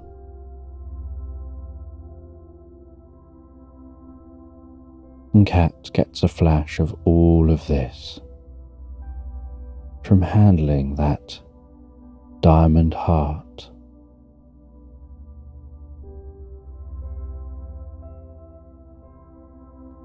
And the diamond heart is still attached in place, and she moves her hand from it.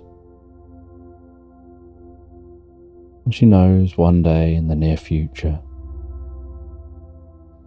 it'll just fall to the ground.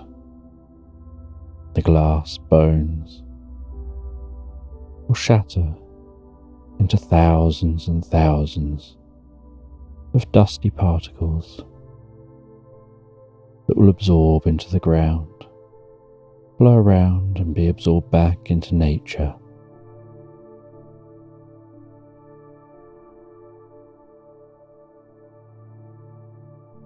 And she stands back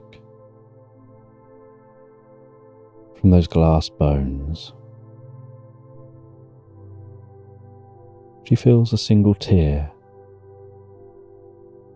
run down by her nose, tickling the side of her nose as it goes.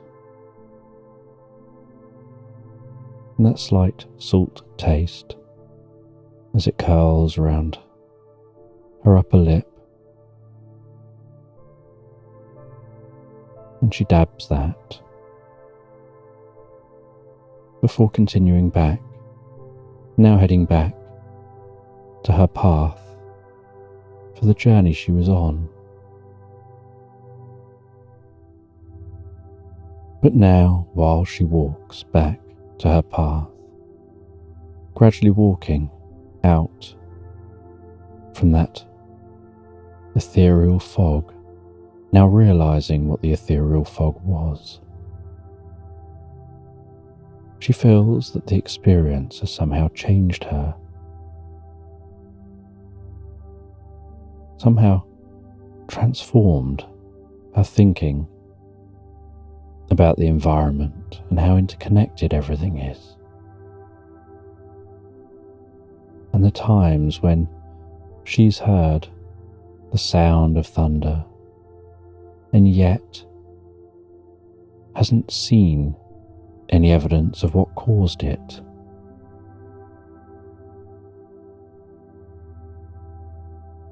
And she finds her way back to the path, continues along that path through the forest until she finds her way to a country road that veers off from the forest and heads down into an orchard.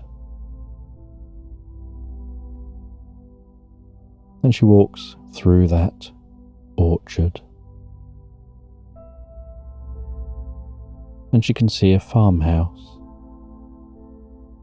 that she's heading towards in the centre of this orchard.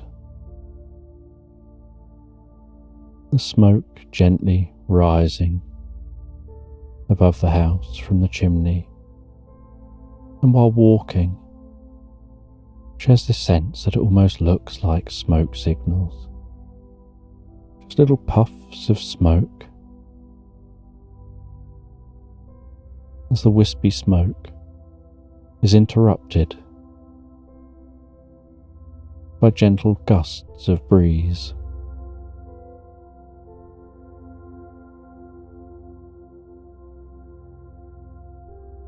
And she walks up to that farmhouse.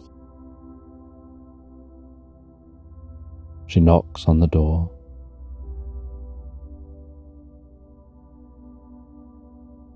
And a farmer answers the door with a smile. And they know what she's here for. And they let her in. She heads into the warmth of the farmhouse. And this farmhouse smells of wood.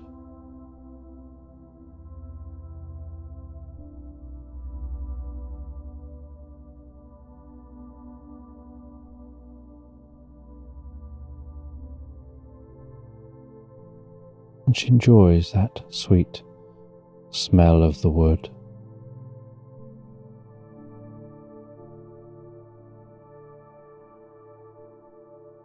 And she gets taken to the kitchen,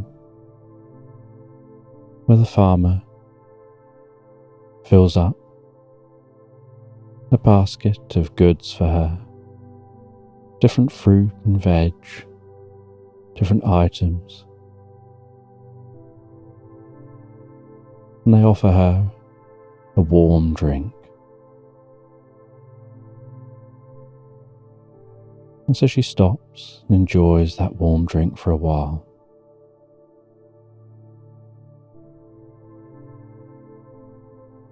And after enjoying the warm drink, she heads back from the farm, heading home.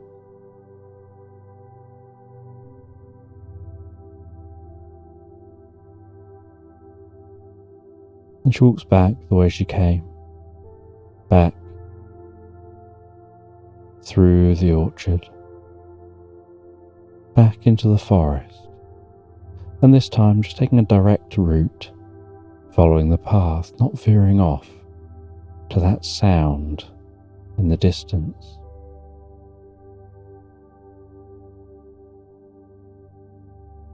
And she finds her way all the way back to her cabin. And she puts away much of the food.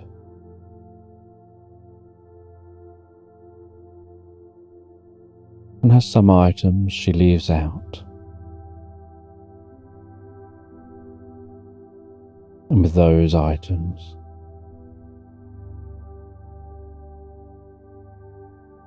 she chops them up and prepares them and puts them into a cooking pot. And as she's cooking, so that smell of the food makes her mouth gently water. And she puts some of the food aside, saving it for another day. And some of the food she eats now.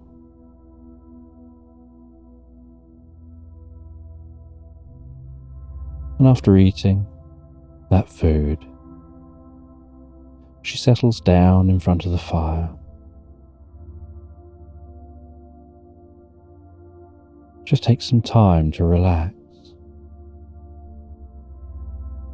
And as she relaxes in front of the fire, she thinks about the experience she has. Her mind is filled with a lifetime of experience of that dragon.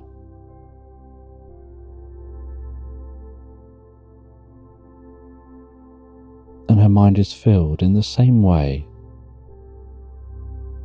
that your mind is filled with any other memories of a life. That she just knows it, and she can think about it in the same way that she thinks about any other memories at all. And she finds her mind full of those different thoughts, exploring the different experiences that that dragon had had.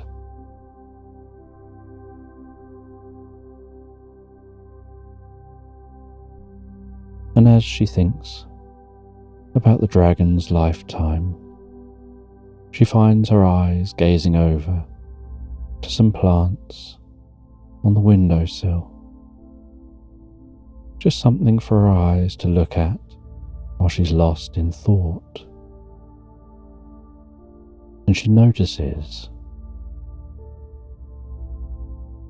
that on the plant is a small ladybird, just walking on a leaf.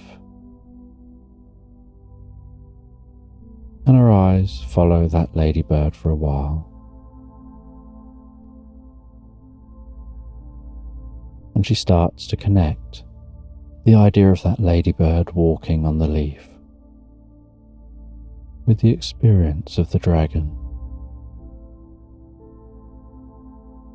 The idea of all things being connected, from something as small as that ladybird to something as big as that dragon.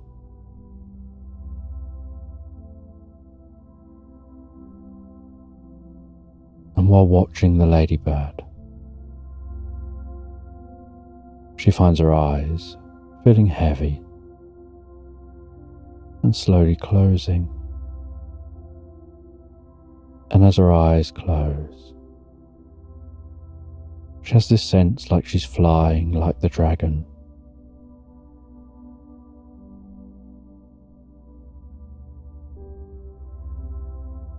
And she imagines flying like that dragon, deeper and deeper into the experience.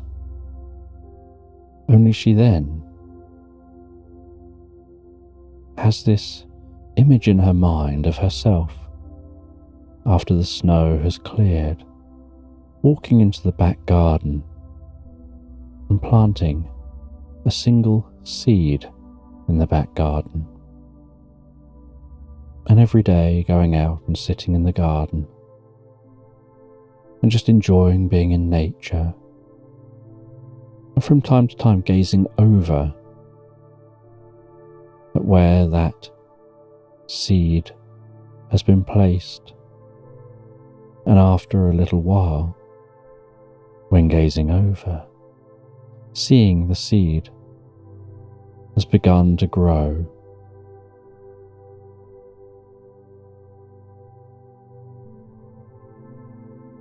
And that seed continues to grow until there's a plant that's breached the surface of the ground. And then one day she goes outside, and there wasn't just one seed and one plant. That plant seemed to have somehow filled the entire garden in a pattern, and this pattern seems to have paths, almost like an unusual interference pattern.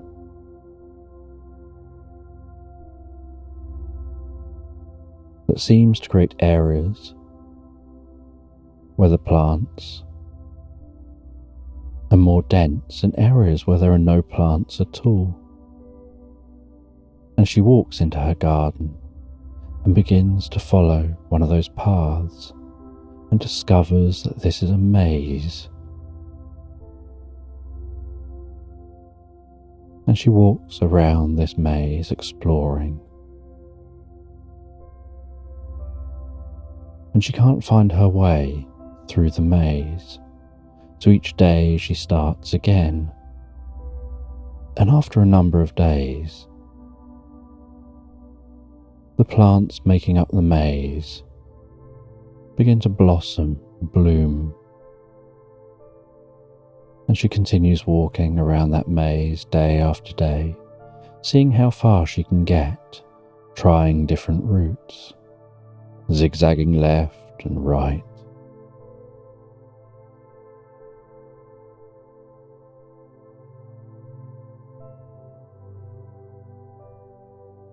And then one day, having failed to find her way through the maze, day after day after day, she walks through the maze and stops for a little while. And as she stops, so she sees a small snail gradually working its way up one of the plants, and she watches that snail as it slowly works its way up the plant. She sees the trail of the snail,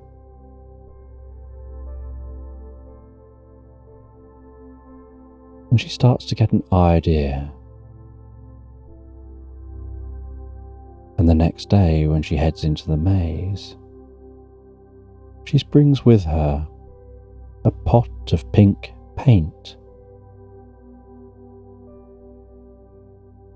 And while walking through the maze, every route she takes, she marks it with that pink paint. And it takes her quite a while. But after a few weeks, she finds the route she's not yet taken.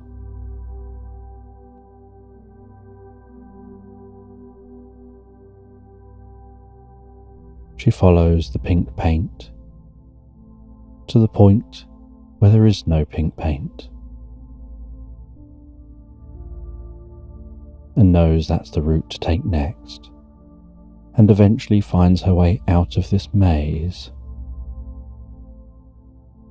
And as she heads out of the maze,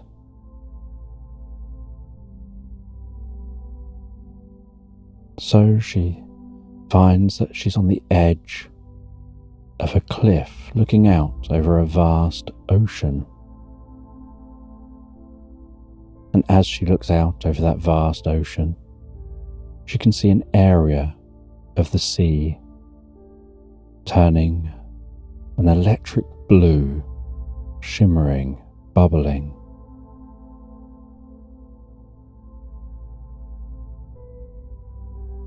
And then sees that dragon with the blue heart burst free from the water, flying up high, and realizes that some of the earliest memories of that dragon, where it burst free from its cave, it was born as a water dragon.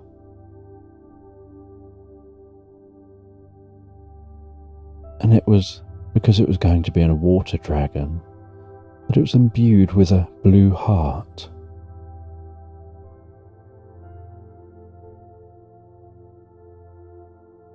But as they live for thousands of years, by the time it came back to rest in the land it started from, the land was no longer underwater, but it still came down to rest on the land where it began. And she has this sense of having binoculars around her neck,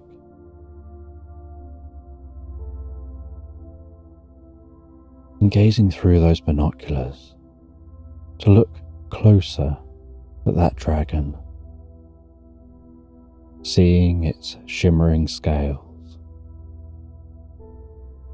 the powerful beat of its wings, and having this sense of looking it straight in the eyes, feeling a deep connection.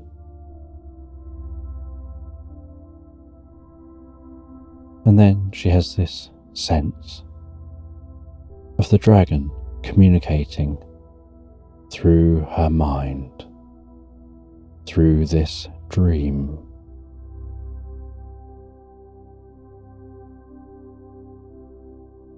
Explaining how, as she has touched its heart,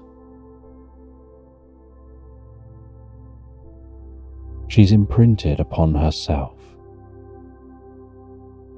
its entire lifetime. She's created a connection with it.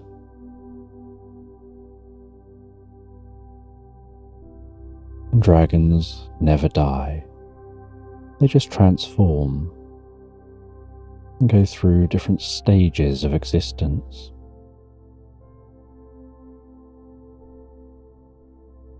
And its consciousness lives on in all things.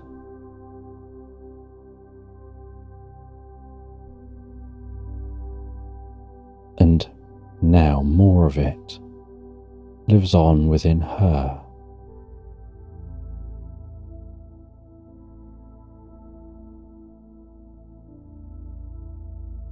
And then she watches the dragon as it flies away.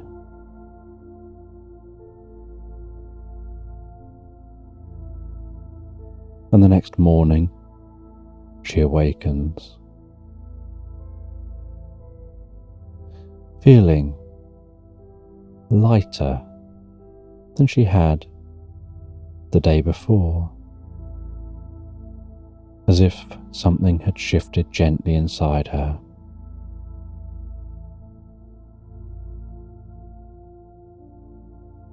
She seemed to move with a bit more of a bounce to her step.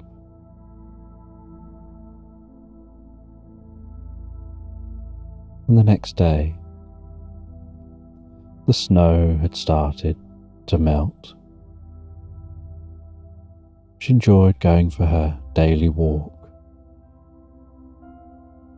She could see the now broader footprints in the snow from the day before,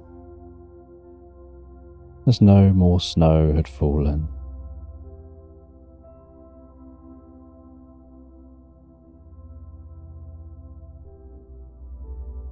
She could see the environment as if through new eyes. She had this deep sense like she could almost feel the environment breathing around her, almost tingling with life.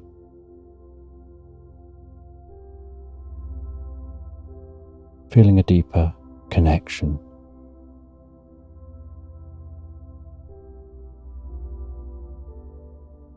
And as she followed that path again this day,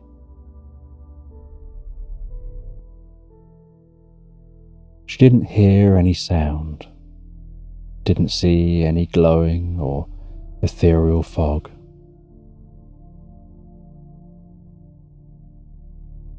Just felt like it was a whole new day and the start of a new beginning for her and the world around her.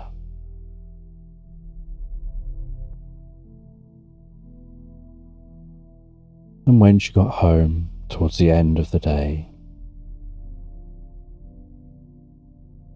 she went out into her garden. She looked at where she had planted that plant in her dream. And there was no plant there, but she wanted to mark the spot. And so she created a small sundial, something that would track the passage of time. When she sat in the garden, she can watch the passage of time.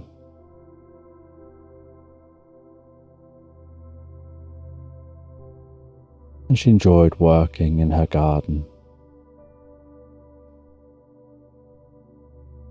And over the coming weeks, she saw the way the garden integrated the sundial with itself.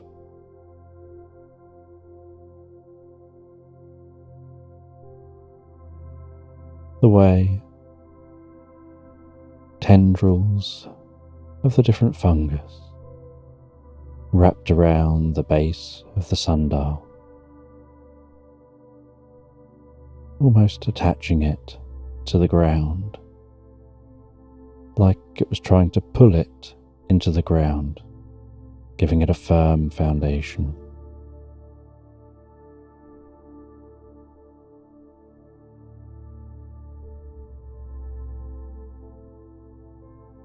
And then one night, she headed to bed,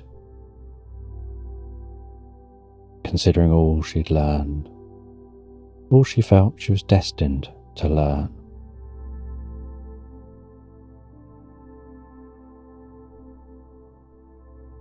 And while dreaming about when she's an old woman, trundling along with her walking stick, watching how life around her has changed and what she's gained from that connection with the world. And curious whatever happened to the dragon's heart. She drifted and floated, so peacefully, so comfortably, asleep into Slumberland.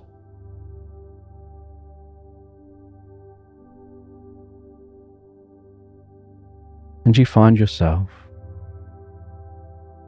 relaxing at home one day. And you're sitting in the most comfortable chair, reading a book and enjoying the silence. And as you rest there, so you become aware that you should check the mail.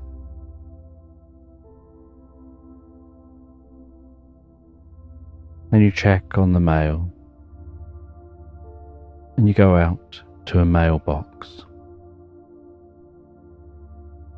And this mailbox is only for special mail.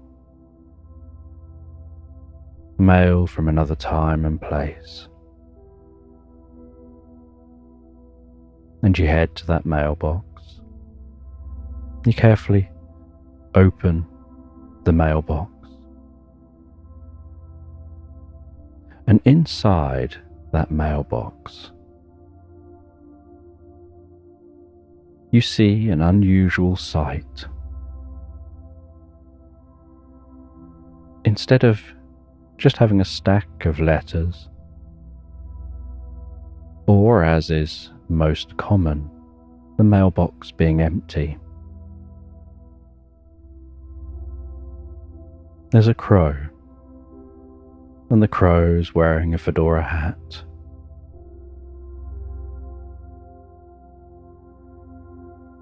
Dark sunglasses, and a daisy chain hanging around its neck. And that crow squawks at you, and you can hear its feet on the inside of the mailbox, the sound of its claws tapping as it moves, its head moving in small jerky movements as it eyes you up, almost as if it's sizing you up before it begins to talk.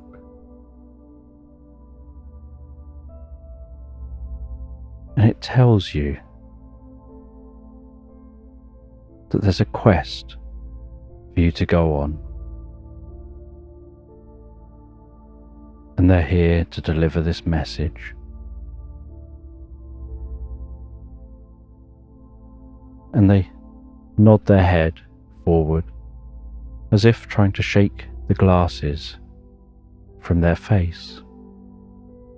And the glasses fall to the floor of the mailbox. And they tell you to pick those glasses up and to put them on. And you look at those glasses and you see how small they are. You know there's just no way they'd fit on you. But it tells you again to pick those glasses up and put them on. And so you reach into the mailbox, and with a thumb and a finger, you carefully lift those glasses, and you begin to pull them towards your face. And as you pull them towards your face, so it seems like those glasses are getting bigger and to a more natural size for you to wear. Only you notice that actually you're getting smaller at the rate and speed that you pick those glasses up and move them to your face, so that as the glasses reach your face, you're about the size of that crow. And yet you're stood on the ground, surrounded by grass, which you would now describe as tall grass. But moments ago, you would have said it was a perfectly mowed lawn. And as you put the glasses on and look around you, you see that the landscape has changed. The mailbox is still there. You're stood among what is now tall grass. You can see towering trees. And yet, the street has vanished. And you didn't even notice that happen. It seemed to happen somehow all by itself. Just the process of handling those glasses, placing them on. And the crow jumps down from the mailbox, gently flaps its wings a couple of times to slow its descent, lands gracefully before you, and carries on talking, and tells you that these are magical glasses, something you were able to figure out for yourself. But that what these glasses do, one of the bits of magic, is they're able to direct you and guide you. They use your thoughts to create paths through space. They tell you that you have to go and find the mouse, and that mouse will guide you further on your journey,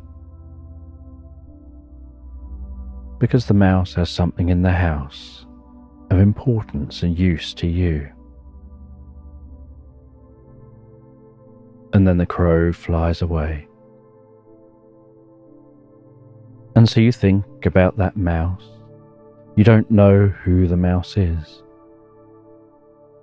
You don't know where the mouse is.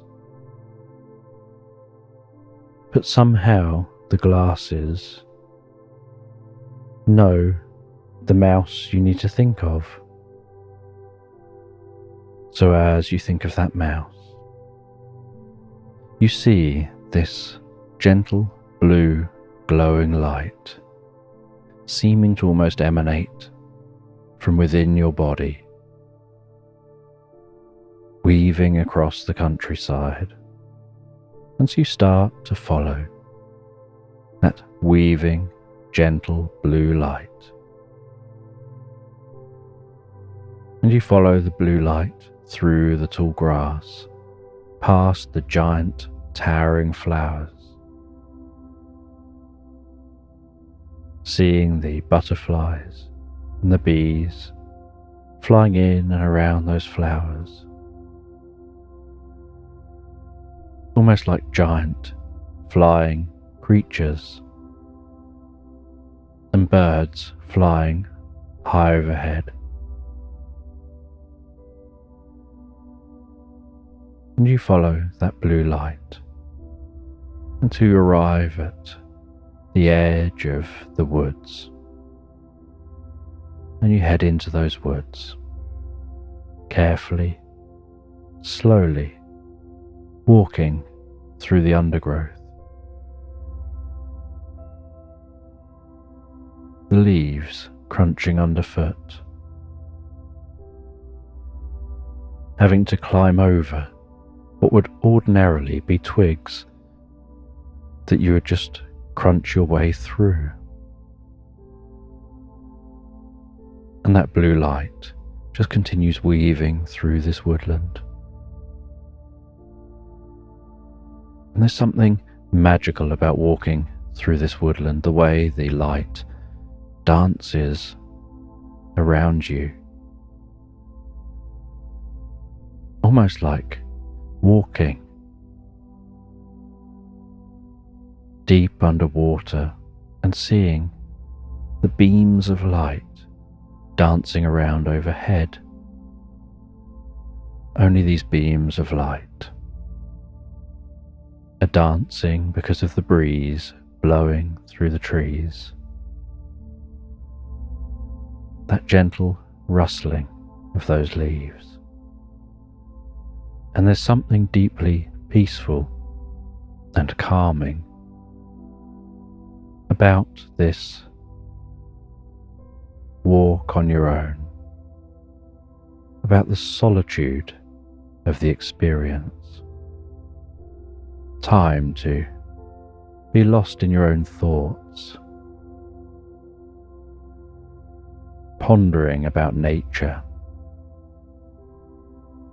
about reality, about these glasses on your face.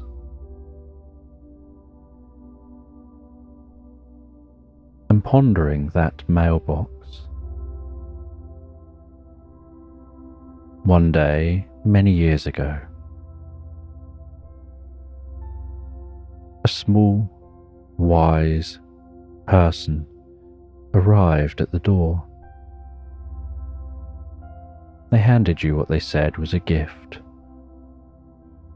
You unwrapped it,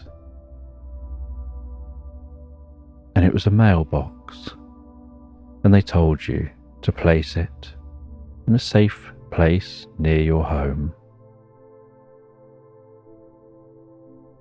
That from time to time, gifts will appear in that mailbox. And those gifts will often come with a catch that you would like to have. You may have to go on a quest or seek something, and normally it's going and finding books, lost scrolls or manuscripts, exploring weird and wonderful places, and placing those items in the mailbox. And you never see anyone turn up at the mailbox. You never see anyone deliver anything or pick anything up, but things appear and things disappear. And you recall a time you were told that you needed to go to a specific library, and you went to that library, and it was a really old library full of ancient manuscripts. And the smell of those old books was just the most pleasant, aromatic smell. And the feeling of turning old pages and feeling your fingertips touching those pages, feeling the words written on those pages. And you had to find a very small leather-bound book. It was a collection of poems.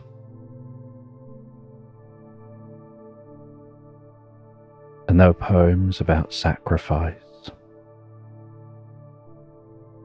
about one person's journey through life. And they'd written poems frequently throughout their life.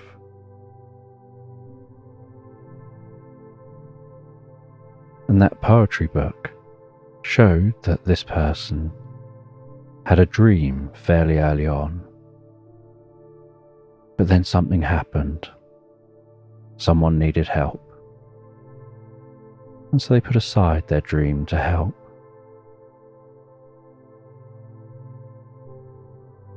And then there'd be another poem. About a few years later, they were looking forward to finally going and following the dream that they had. But on their way to leave the town, they found that someone needed some assistance and they stopped and helped. And they never made it to leave that town. And this pattern continued right through their life. And for most of their life, they smiled. For most of their life, they gave off an image of enjoying their life, being happy. But deep down, there was a different life they wanted to lead. Until one day, they encountered somebody who helped them to see that life is rarely about the destination, but the journey that you take. And they started thinking about the life they'd had in a different way, and discovered that their life wasn't actually so bad. There was lots that had happened that they'd liked. It's just that they'd filled their mind with focusing on the one thing they didn't have, and not focusing on all the things they did. And you retrieved that old book.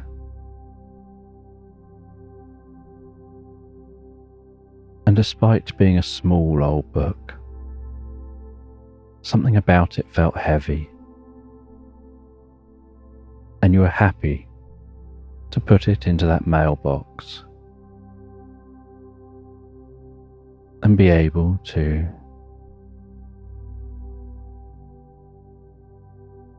let go of that weight. And there've been other random quests you've been on, but you've never, until now, found a crow in the mailbox. And while you continue walking,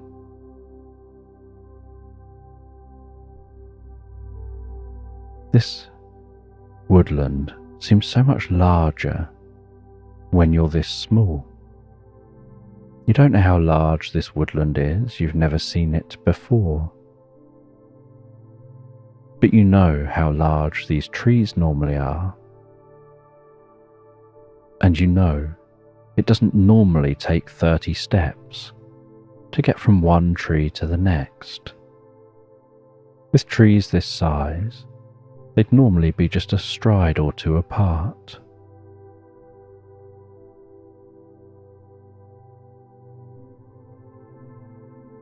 But it does help to give a sense of awe and wonder when you're so small compared to everything else.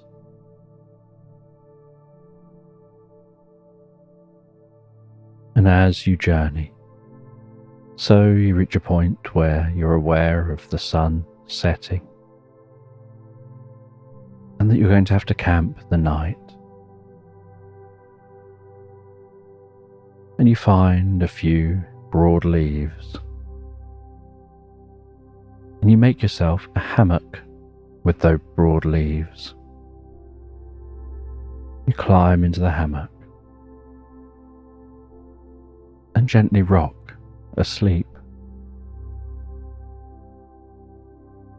And the next morning, you carry on journeying, following that path with those glasses. While you follow that path with those glasses, so you notice that the light is gradually becoming more solid, or at least that's how it seems. It's becoming more vivid before you, as if the light is getting stronger, and you wonder if this means you're on the right track and getting close to your destination. And then you see an unusual house at the base of a tree.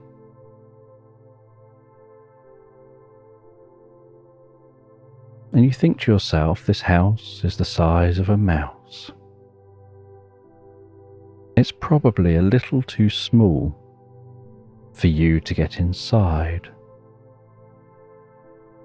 And as you walk towards that house, so you see in the back garden behind it is a mouse. And the mouse truly is the size of the house. And you walk around the house, and you ask the mouse if they're the mouse you seek. The colour you are following ends with them, and they tell you that they are, and they invite you into the house. And you look at the mouse and you look at the house, and you wonder how this could be possible. And they introduce themselves as Klaus. You think this is Klaus the mouse who lives in this house. And the house that Klaus lives in is as big as the mouse.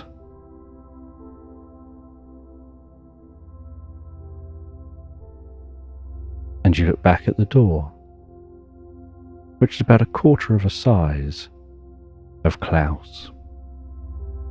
But as Klaus walks towards the house, that mouse begins to shrink.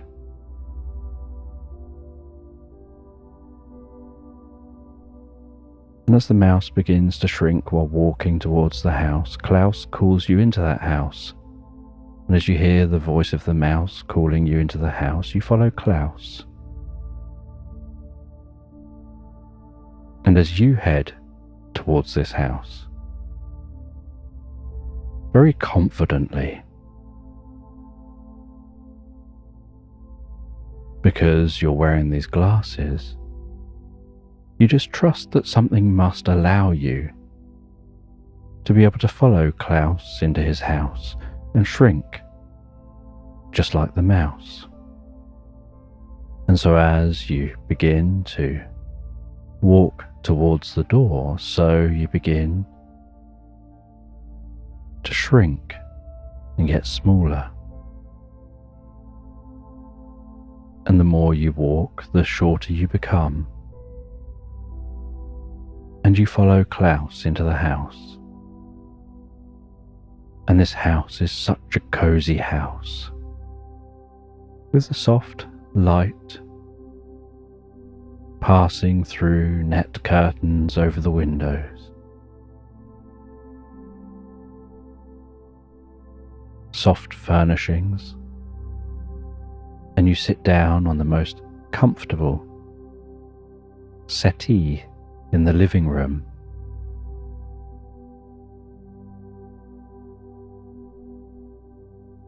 And you realize now how small you are, even compared to what you were. And you were already small compared to what you were when you woke up yesterday morning.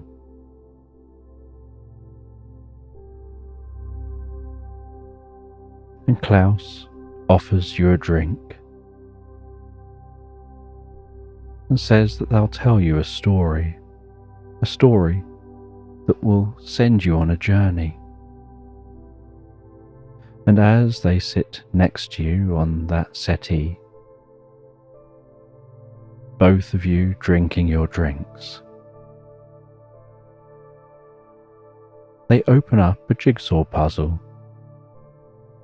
They pour those puzzle pieces over the table in front of them.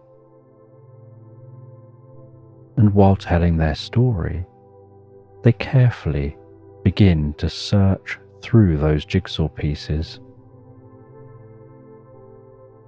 They start by finding the corners and the edges, and as they find them, so they begin to place them down roughly where they think they'll go.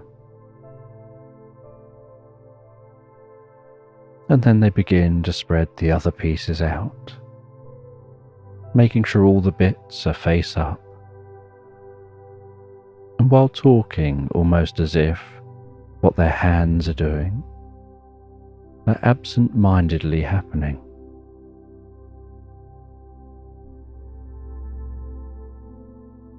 They continue to sort those jigsaw pieces.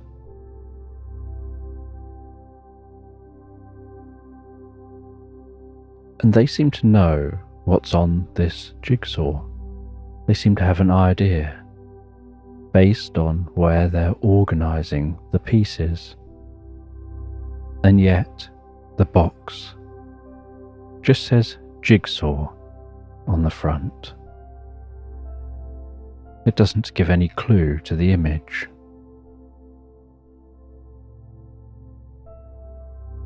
And they continue to tell the story.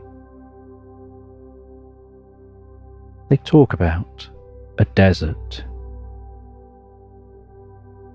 and how you're going to have to find this desert. And they share about how, searching in this desert, you'll end up coming to a crossroads and you'll have to make a decision of which way to go. And one way is left and one way is right. And you want to make sure you choose the right path, because the one that's left will be wrong.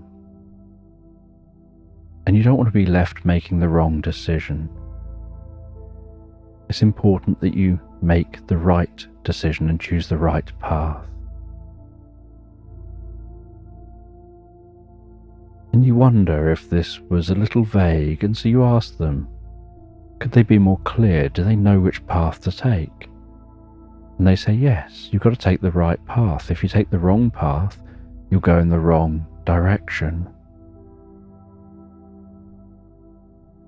So make sure to take the right path, because the one that's left is going to be the wrong one. You don't want to have taken that. And you think you understand them, but you don't think they've been as clear as they perhaps could have been. And they continue telling this story about stargazing in the desert, about things you'll discover, and things you'll have to do. And from time to time they stop handling that jigsaw to have a swig of their drink. As you continue to drink the drink you've been served. But to you, this drink just tastes like gloop. It's quite tasty gloop, but it's thick and sloppy. And it's barely even a drink. It's almost got the consistency of a very thick soup. Perhaps even as thick as a mousse that's been stirred up.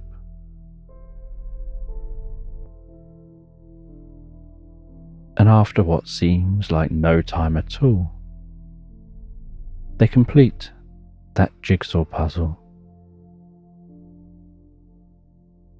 They tell you that they're going to have to give you a tattoo, and the tattoo won't last forever, but it will identify you.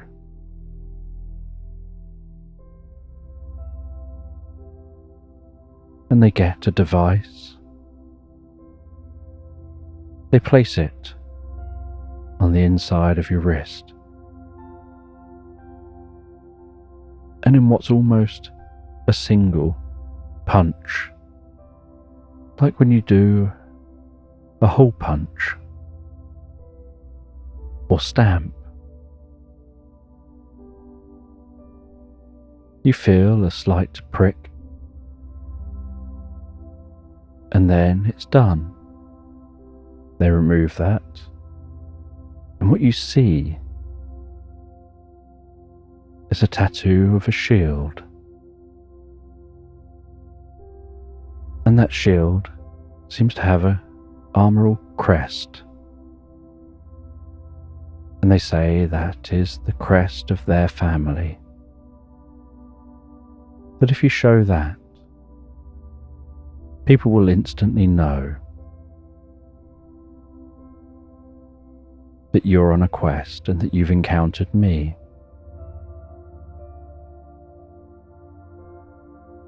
And you say goodbye to that mouse as you leave that house.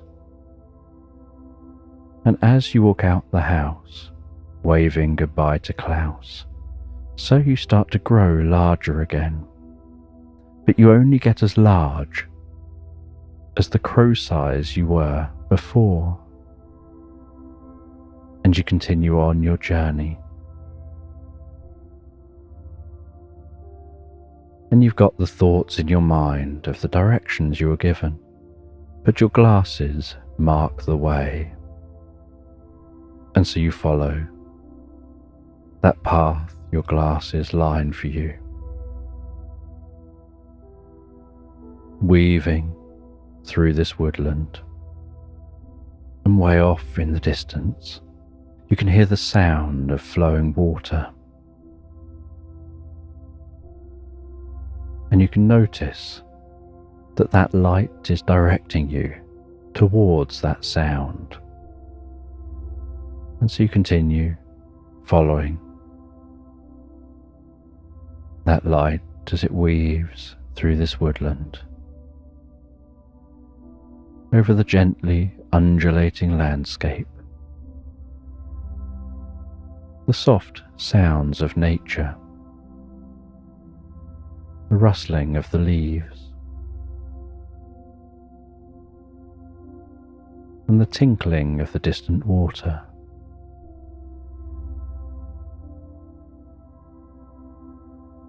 And as that gets louder and louder, you notice what ordinarily would barely be classed as a stream.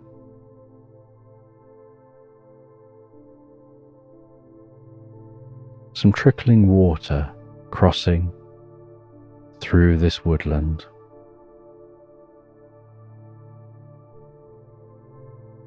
That at your normal height, a sneeze would probably be enough to make you stumble to the other side of that trickle of water. But here, just for you, you see a bridge, and it's a bridge made of twigs, and you notice as you look at the sides of the bridge and you look at it from different angles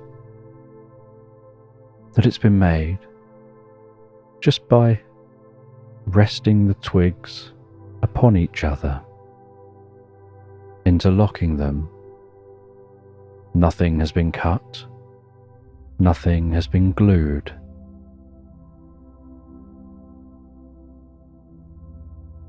They're just resting there. And you walk over that bridge, and it gives the most gentle creak as you do. You walk down the other side, and you follow this water on the other side. And the sound of water gets louder and louder before you. as you head to the main stream. And as you arrive at the main stream, you can hear the sound of a frog croaking.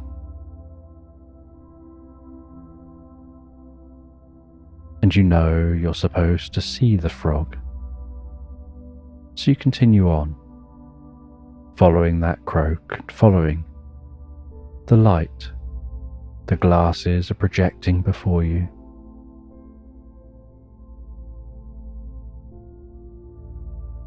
And as you arrive near the frog, so you discover that the frog seems to be in some kind of a wheelchair.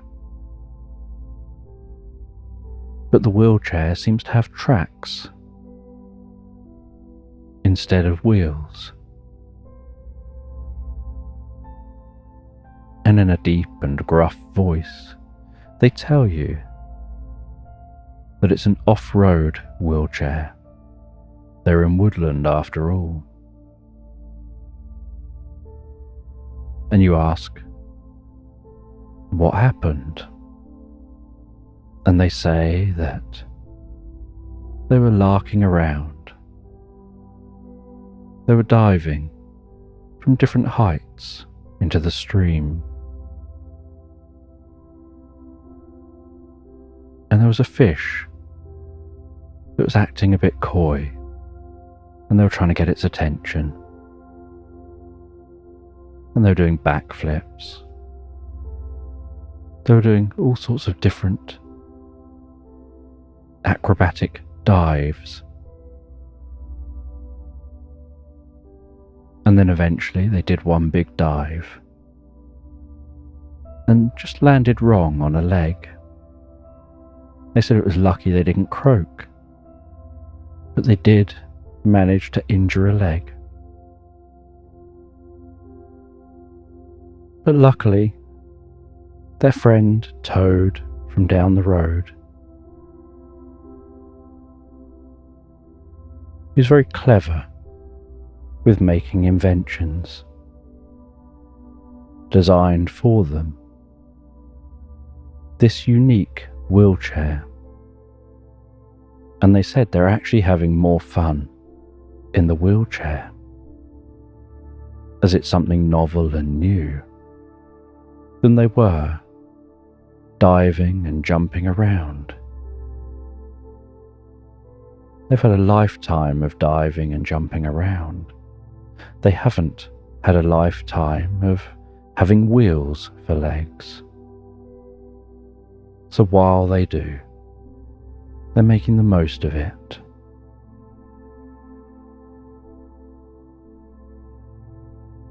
And you say that you've been told you've got to see this frog.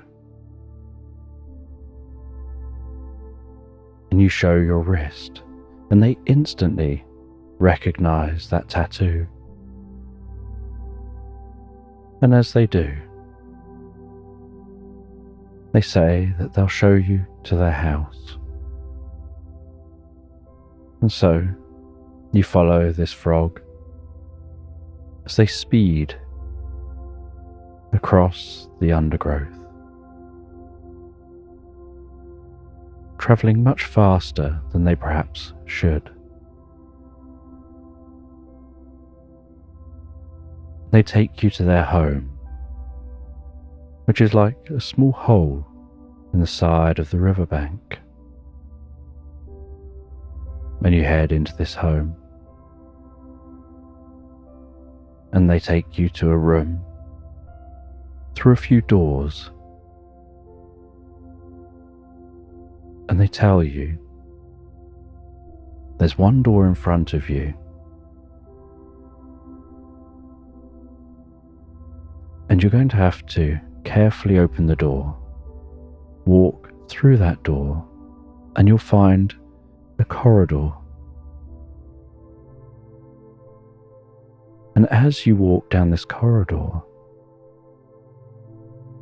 you'll notice there's multiple doors, and those doors open to different places. and one of them is right.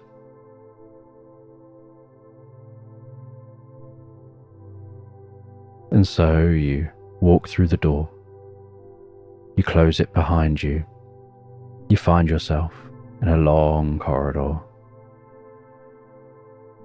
You start to walk down this corridor, footsteps barely making a sound, as if the ground absorbs them, making them like the dullest of thuds.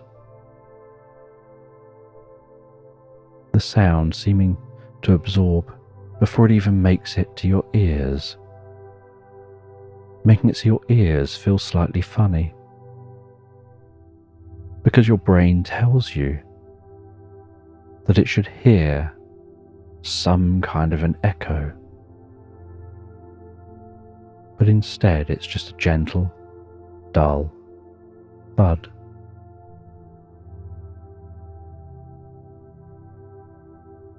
And with a slight creak, you open the first door, and you see through that first door a child having a party.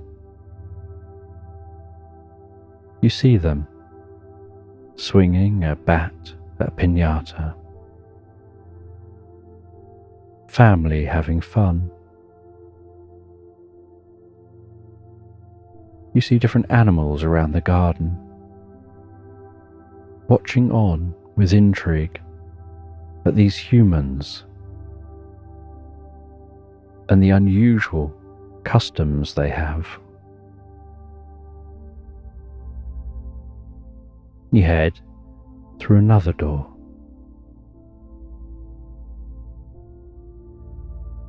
and through that door you see somebody exercising, and they too are in a garden, and you wonder if these are just doors to gardens and not actual rooms. But when you open the third door, you realize it must be the right door, because before you is a vast desert. But you notice there's something unusual about this desert. It looks like a desert, except it's whiter than a desert, and the magical glasses become more tinted, reducing the light, and they do so instinctively.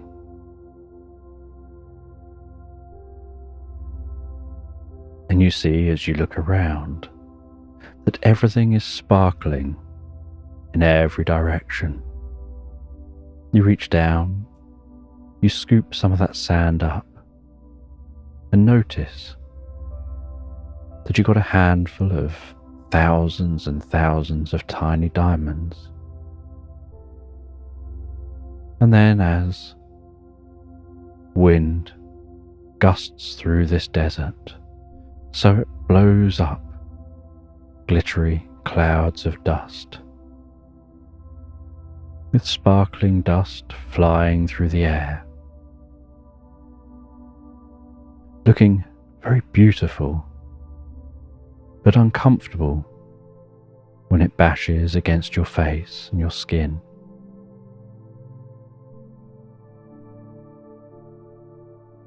And you back out of the door. You know this is the right door, but you want to check the other doors because there needs to be something that can help you to be able to travel through that desert much safer. Then you head to another door, and as you open this door, so it's a very marshy, woodlandy kind of area. There's a very deep, mossy scent here. The sound of crickets. It's nighttime here.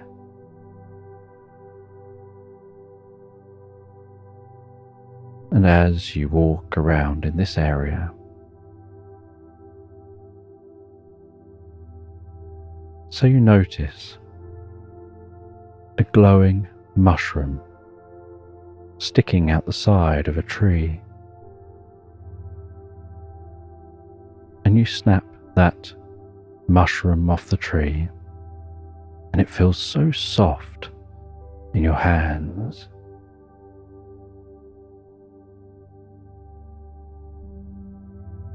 And as you hold it up above you, you can notice gentle pulsing light coming from within the fronds under the mushroom. And you carry that back into the corridor. You head back to the other door. You walk through that door, heading out into that diamond desert. And you hold that umbrella at an angle between the sun and partially in front of you, with that glittering cloud of dust worming its way around the outside of the umbrella, protecting you. And then you notice the light within the fronds of this mushroom umbrella begin to get stronger and brighter. And they seem to be emitting something, and it starts to form into a shield around you, like a force field emanating from the underside of the mushroom, with the faintest hum.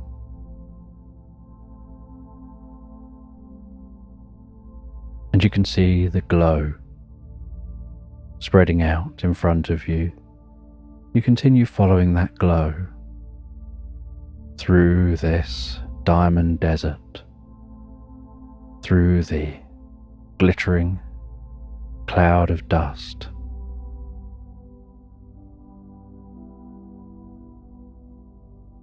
And you can feel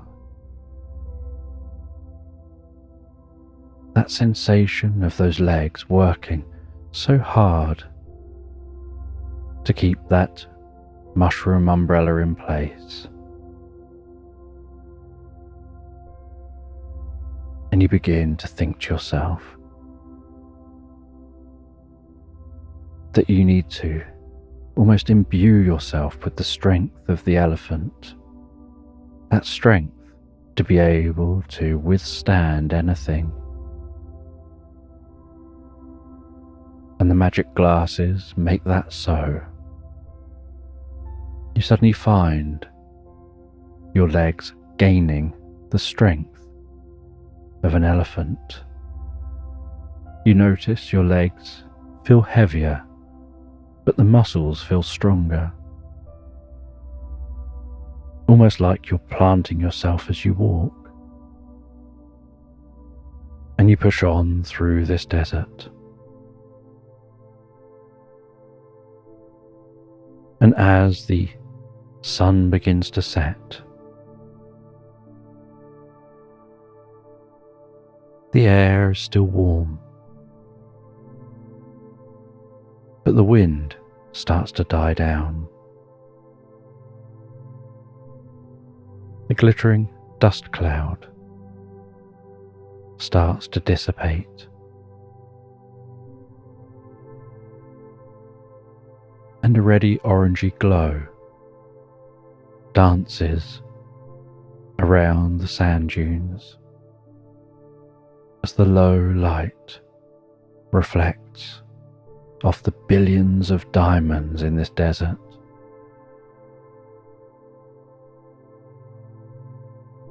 And as that sun continues to set, so you can move that mushroom umbrella and you hold it over your shoulder,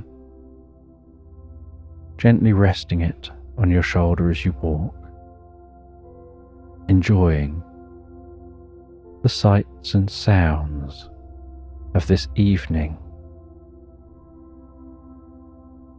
as that sun sets over the horizon and the inky blue of the night sky starts to pull itself up around that sky.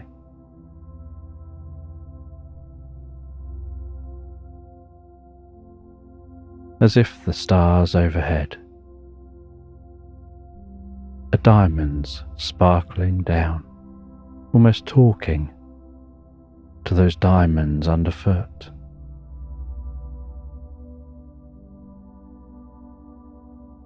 And once the sun has fully set, so the last rays of light settle down for the night, and in the darkness, with that inky blackness,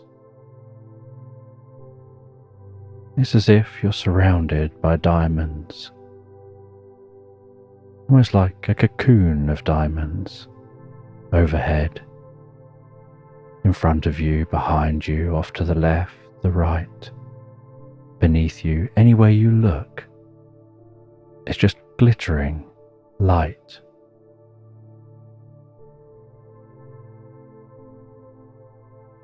And you rest down for the night, lying on your back, gazing up at the stars, watching the shooting stars pass across the sky.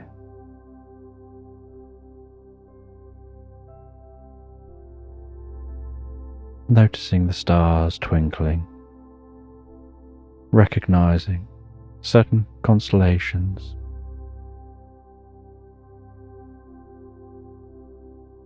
wondering where this is when some of these constellations seem familiar.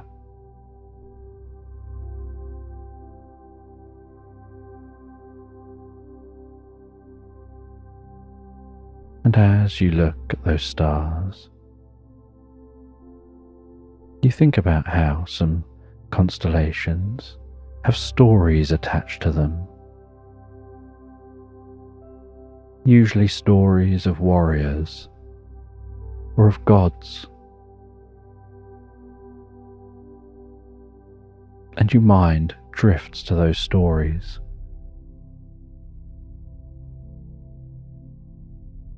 And with the mushroom planted upright beside you,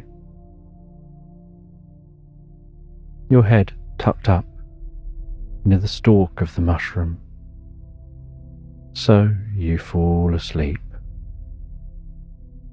drifting into the most pleasant dreams. And those dreams don't seem anywhere near as strange as your actual lived experience that you've been having. But you find that they're connected to your experience, almost like they're processing the insights you've been learning. And the next morning you awaken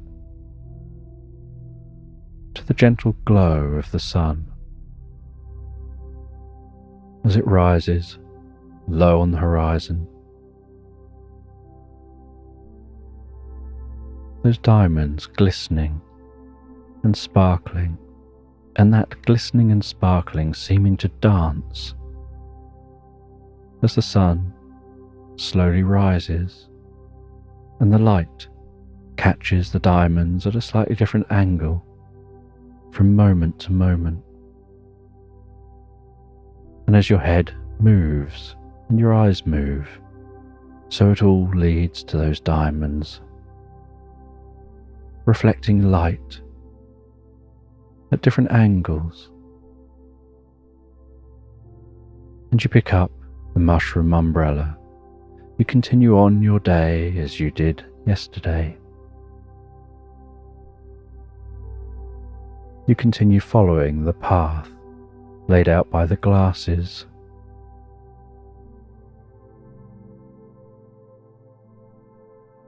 And it isn't until the afternoon, when the sun is right overhead,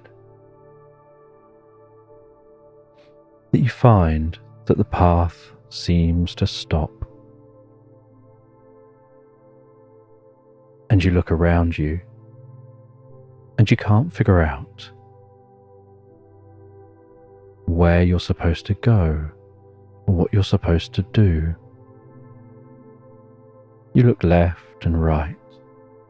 You look straight ahead, and there's no other path. And you plant the mushroom down into the ground again, sitting down under the mushroom umbrella,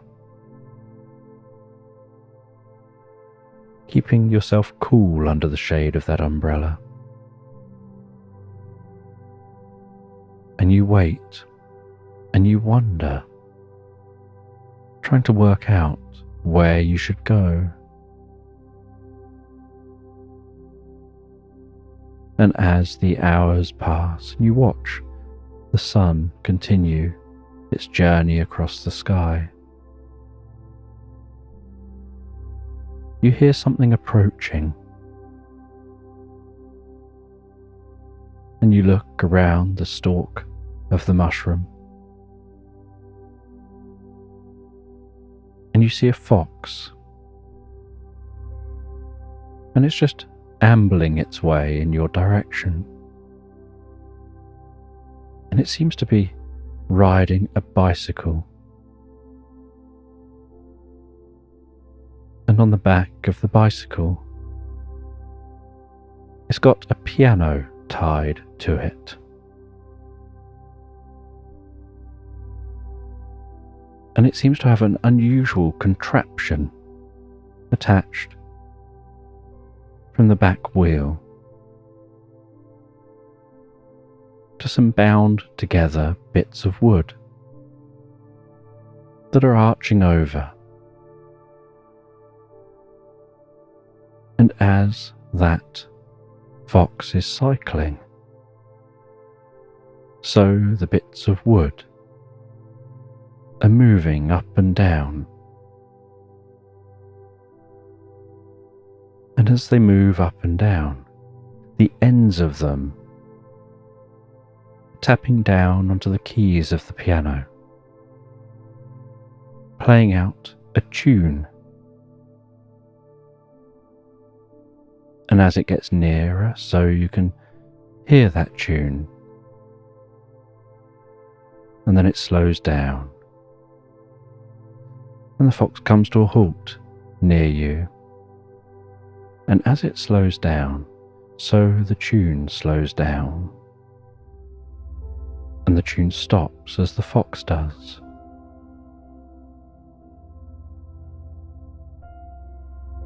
And they pop out a stand and dismount from the bike.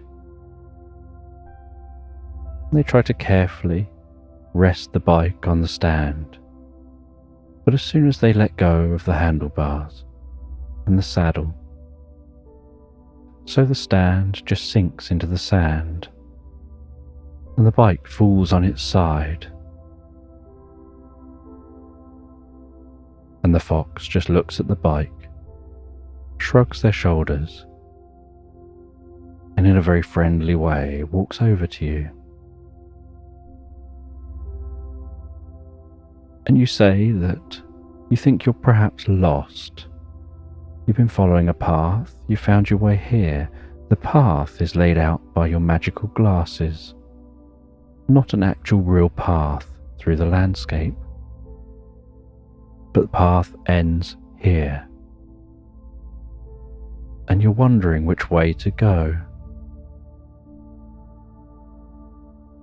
And the fox says they're some kind of a mentalist, really. They can help you figure out where to go.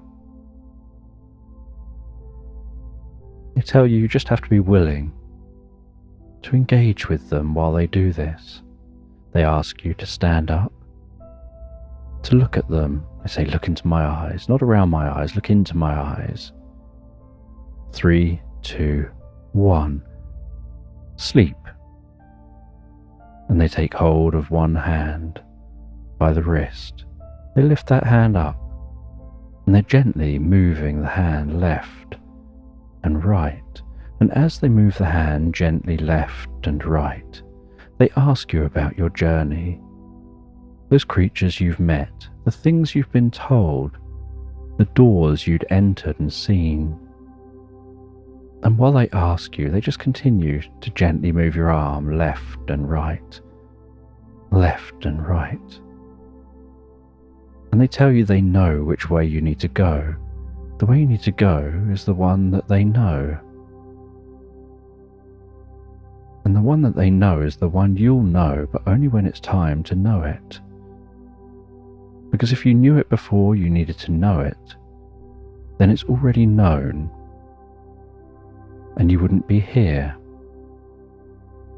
They tell you that the glasses didn't lead you to nowhere.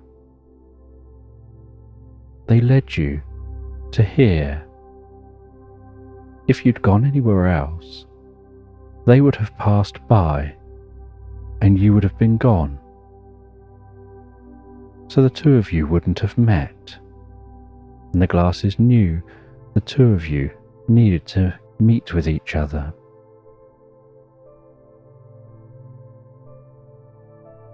And as they talk, so you find your mind wandering deeper and deeper into the experience.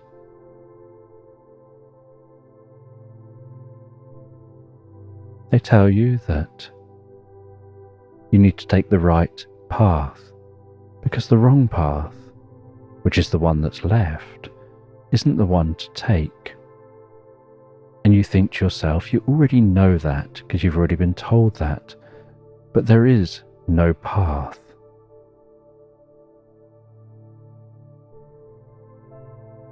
And then they take your hand and they start walking you gently around. And as they walk you gently around, you notice you're moving slightly more in one direction than another. And you can't work out whether you're guiding them or they're guiding you. And they tell you to open your eyes. And you're stood in a different location. You can still see that mushroom umbrella back there, but you're some distance from it. And they tell you this is the path you need to take. And you look around you and you look at the ground and you can't see any path here. They say you need to dig a little, but they don't have anything to dig with. And they run back to their bicycle. They grab a couple of spoons and they hand you a spoon. And they say they'll help, and together you're on your hands and knees, digging with some spoons, and you dig your way down a little way, until you hear a clink as the spoon seems to hit stone, and you use your hands to brush the sand away, and you uncover a stone that seems to have been placed here when this path was visible before that diamond desert had encroached fully across this land. And it's like a waystone that says how far to different places, and there are arrows. And you see one pointing left and one pointing right. And you know which path to take. And as you know which path to take, so the glasses make the next bit of route appear here, and you thank the fox for their help. You hand back the spoon. They go back to their bicycle. You go and get that umbrella. They pull their bike up out of the sand. They say to you, their contraption that plays the piano on the back of their bike gives them some music to listen to while they cycle, but it also helps them to cycle at a right pace. They have to cycle at the correct pace for the tune to be played correctly. And they say goodbye and set off, getting up to speed as that music plays behind them.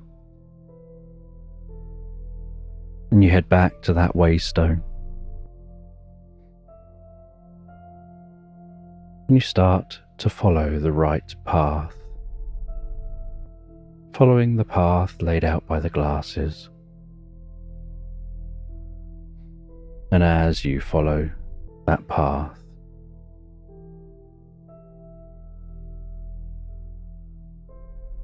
so the day continues passing on overhead, and the sun is travelling in the same direction as you. And as it begins to set, something glistens in the distance. And it isn't just this diamond desert, because this glistening is a very different type of glistening.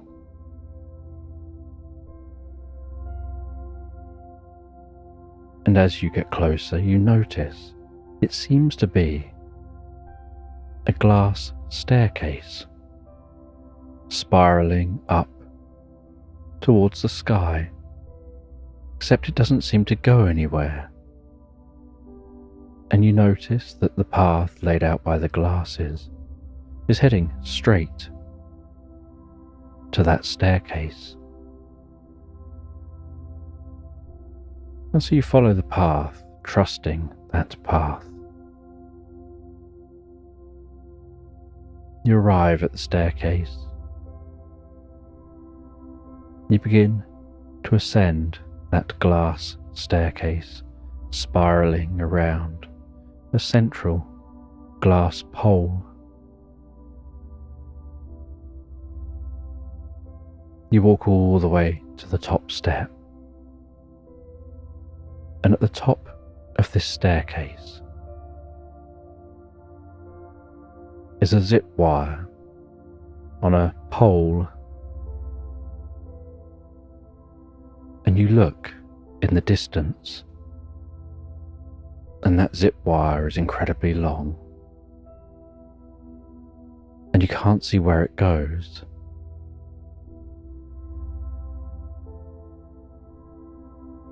And so you grab hold of that handle hanging beneath the zip wire.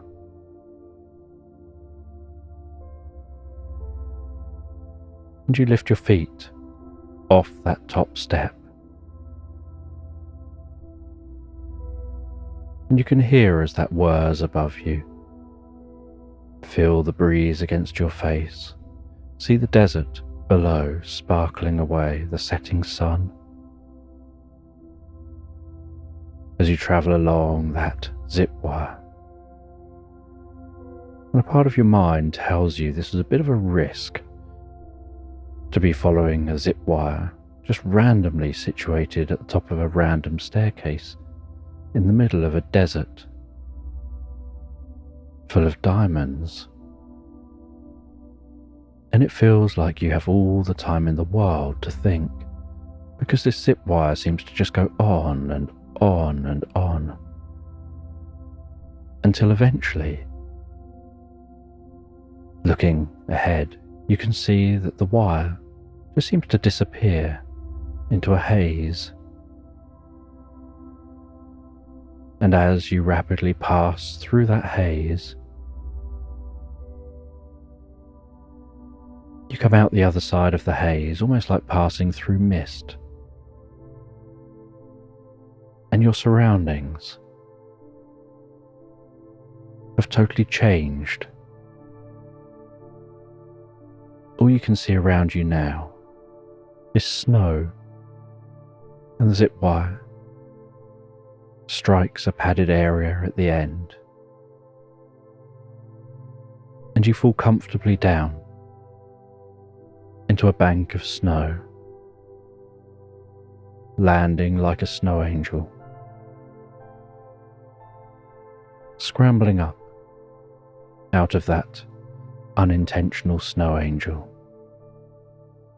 crunching through this snow, noticing how tall everything still is around you, and being aware that when you're in the desert, you had nothing really to compare yourself to know that you were this small, apart from your encounter with the fox.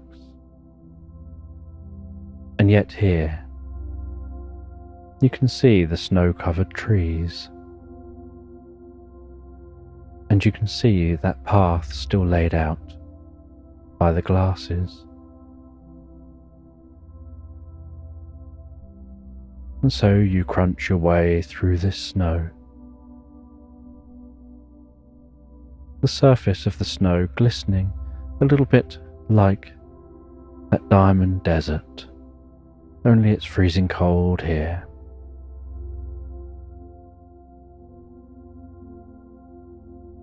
And then you see something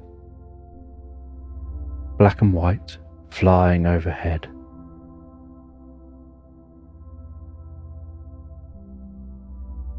And it crashes down and lands in front of you, skidding to a halt. And it seems to be a penguin. And it takes off some wings from its arms. It says that it's designed these special wings because its own wings aren't suitable for flying. They're barely good as arms, but they're very good for swimming. But as a bird, they've always wanted to fly. And so here, they've made an invention that allows them to experience that. And they tell you the invention was only made possible because of an item that they own. And they pop a backpack off their back. They tell you that this backpack is a magical backpack. And as they tell you this, they open the backpack, they place those wings in the backpack. They then pull out a chair from the backpack that seems larger than the pack it's just come out of. They place that down. They sit on the chair to carry on talking to you. They tell you that they know you're here on a mission, that you're nearing the end of your mission, and that this is probably one of the stranger missions you've had to go on. That you aren't just seeking a random book, but the crow himself came to visit you. This mission was so important, they knew that they had to give you some additional tools for this, like those magical glasses.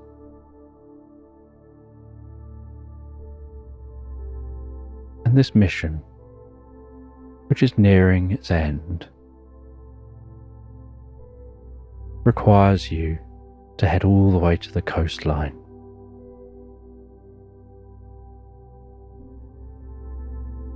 And so they offer you the backpack.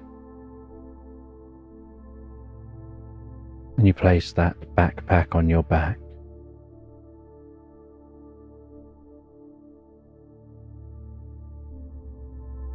They tell you to head to the coast,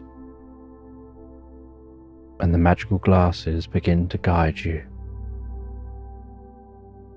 And you crunch your way through the snow, passing through snowy woodland. You feel like your journey has been very long. You head out the other side of the woodland, and you can see undulating landscape of snow. But that undulating landscape seems to have an end on the horizon, and it seems quite abrupt. And so, through the day, you walk through this undulating landscape, and the sky is grey, the landscape is white.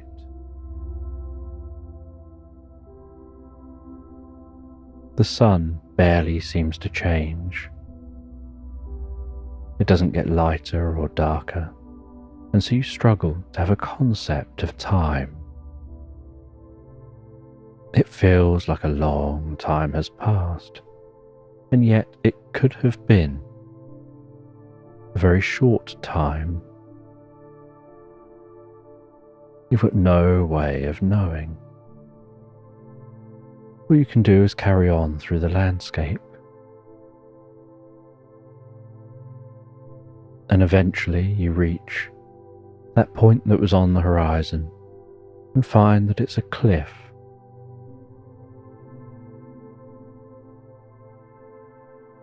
And you think, I think I can see something shimmering out to sea. And you can hear those waves crashing against the cliff below. And you stand a good distance back from the edge. You can see the deep blue colour of the water contrasting with the white of the snow, the grey of the sky. You can see giant floating icebergs standing out against the deep blue of the sea. And you think, if only I could get a closer look. And you reach into the magical backpack and you pull out some binoculars and you look through those binoculars, and there's definitely something out there.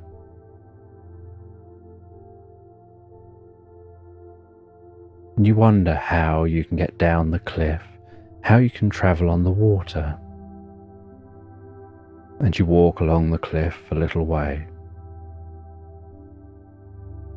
and you notice that there seems to be a way down.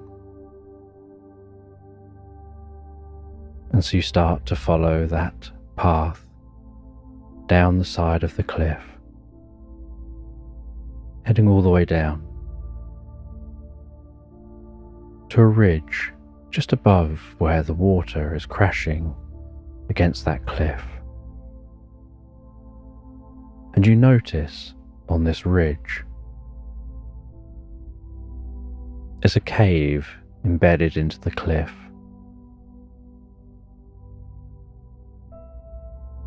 And in that cave, you see a chipmunk just enjoying eating some food by a warm and comfortable fire. And they invite you to sit and enjoy too. And so you sit and have some food with the chipmunk. And you say that you're trying to find a way out to whatever that is out there off the coast. And the chipmunk tells a story. of hydroplaning and how maybe you could do something similar to them. And they tell you a way to invent something that could allow you to almost skim across the water. So it's like flying, but just along the surface.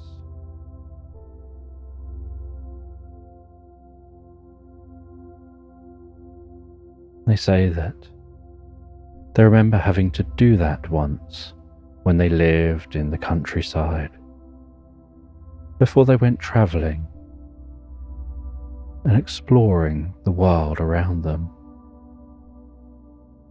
They said they used to live in this place where there was a hedge, but all their friends hogged it, and so their only option was to go elsewhere. But there was water between them and hedges the other side because flooding had happened. And that's how they developed the idea of hydroplaning. But then they decided, when they got to the other side, to carry on going. They'd reached a crossroads in their life, and they took the right option. And now they're here, camping and travelling, and here to meet you. And you reach into that backpack, and you pull out what seems like some wings, but something that you climb onto the back of.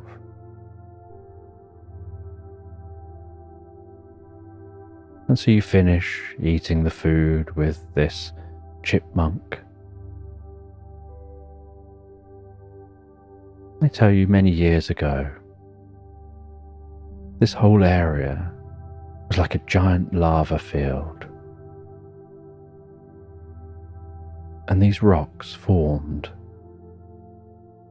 There are weird magnetic fields here. There are weird cave systems. Maybe something about that is connected to what you're about to discover. And they wish you good luck. As you then head to the edge of the cave, walking through the cave, back out, over to the edge, and then you jump, and on the device you've pulled from the magical backpack, it heads down to the water and then skims, almost like skipping a stone across the water. It skims across the surface of the water, and just a very slight lean to the left or right keeps you on track as you keep your eyes fixed on your destination. And as you reach your destination, you see that it's the top of a pirate ship that's obviously sunk here at some point a long time ago. And you reach into the backpack again, and you pull a small device out of that backpack, and it's a breathing apparatus. And when you put it in your mouth, so it suddenly expands like a suit around your whole body, and you roll off the side into the water, splashing down in the water, hearing the bubbles of each breath, feeling the weightlessness of being in the water, as you start to descend, noticing on your diving gear some lights light up around you, illuminating the area around you as you dive down towards the ship itself. And you can see that there's damage to the side of this ship, and you notice that the rocks around here are black, like within the cave. And you swim into the base of the ship. You start to explore the inside of this pirate ship. And as you explore, you find your way to a small room, and you can see a compass in that room, and the needle is still spinning erratically. And you notice this ship probably sunk because of being unable to successfully navigate.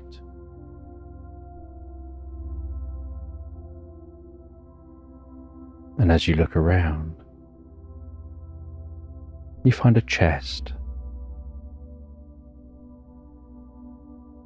and you take hold of that chest, and you pull it through that room. You pull it through the boat. You pull it out of the boat.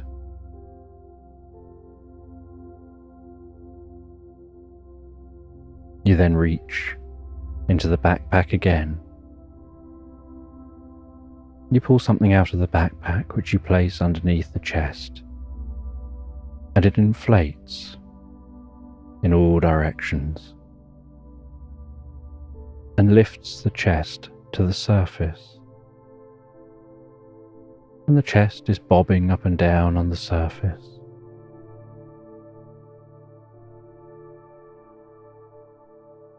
And you climb back on to that hydroplane.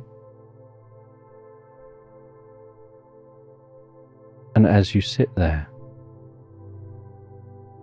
you take the breathing apparatus from your mouth, and as you do, so the suit from around you disappears.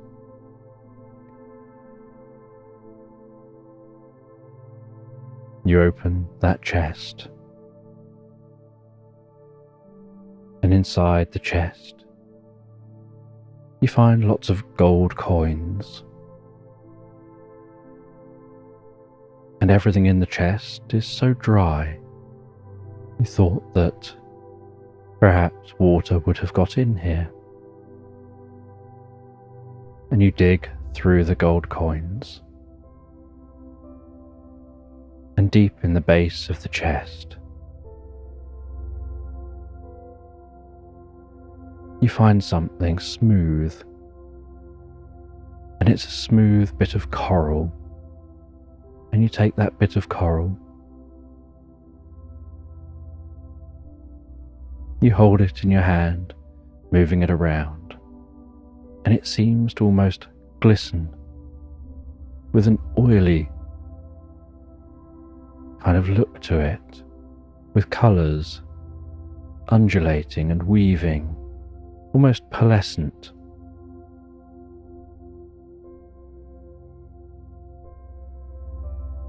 And you find attached to that bit of coral is a small note, and you can't read the writing. And as you think about how you can't read the writing, so the glasses reinterpret it. And it says where this coral came from. And then you learn that this is what you've been seeking. You just know that, as if the glasses are communicating that with you, as if they're symbolizing, just as they have for your whole journey, that you've reached your destination, you've found what you're looking for,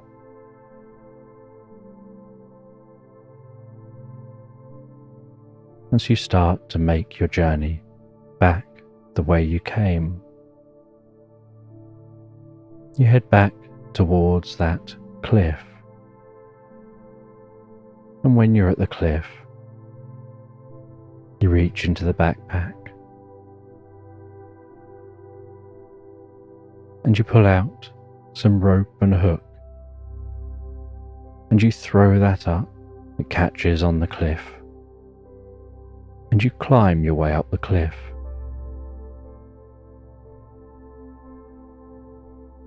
And you see the chipmunk still sat there.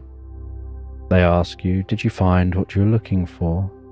And you say that there was treasure out there, lots of gold in a chest. And their eyes light up. They ask you to show them, but you say you left that there. That's not what you came for. And then you take out that bit of coral, and they don't show much interest in the coral. And you continue your journey. You head through the snow until you encounter that penguin, and you wonder how you're going to get back. You can't go up a zip wire. And the penguin reminds you you've got wings in the backpack. And so you fly up through the portal, through the mist, flying back to the desert. You don't fly all the way to where the zip wire started. Instead, the glasses guide you at a different angle towards where you came into the desert, and you fly all the way to that door. You head through the door, and you slowly work your way back, and eventually, after what seems like such a long time away, and plenty of time to wonder about that piece of coral, you arrive back home. You stand at the foot of the mailbox.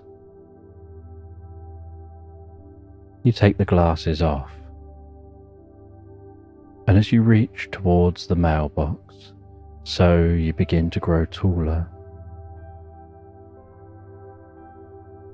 until you're back to your normal size, and the coral has increased in size and is the relative size to you still. And you open up the mailbox. You place the coral inside that mailbox. You say, before you close the mailbox, that you're curious about why that coral was sought, why you were sent on this mission. I would love to know. As you close the mailbox, and you head back inside your home,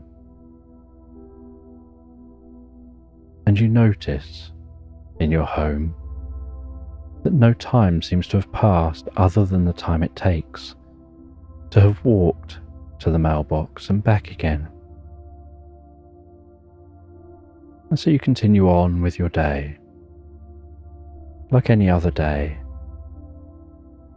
And then at the end of the day, as you arrive home, you decide before you head inside to check the mailbox, and you see a note, and it's from the crow, and it talks about the importance of that bit of coral, that bit of coral was taken from a specific coral reef by those pirates hundreds of years earlier. And it was from a magical coral reef that brings life to the oceans. And the rest of that coral has now gone, and so the only bit left was the bit on that ship. And so it was important to go and find that bit of coral so that the magical beings could take that coral and replant it and help it to regrow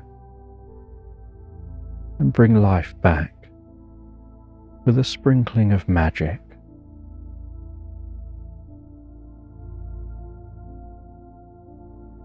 And you read that letter as you relax indoors before then heading to bed. And when you head to bed, you think about the adventure you went on. You wonder whether you'll ever find out why you were chosen to be the one that goes on these adventures, the one who has that mailbox. You wonder whether there's a portal or something within the mailbox, and how that mailbox works. And all these thoughts fill your mind as you sleep.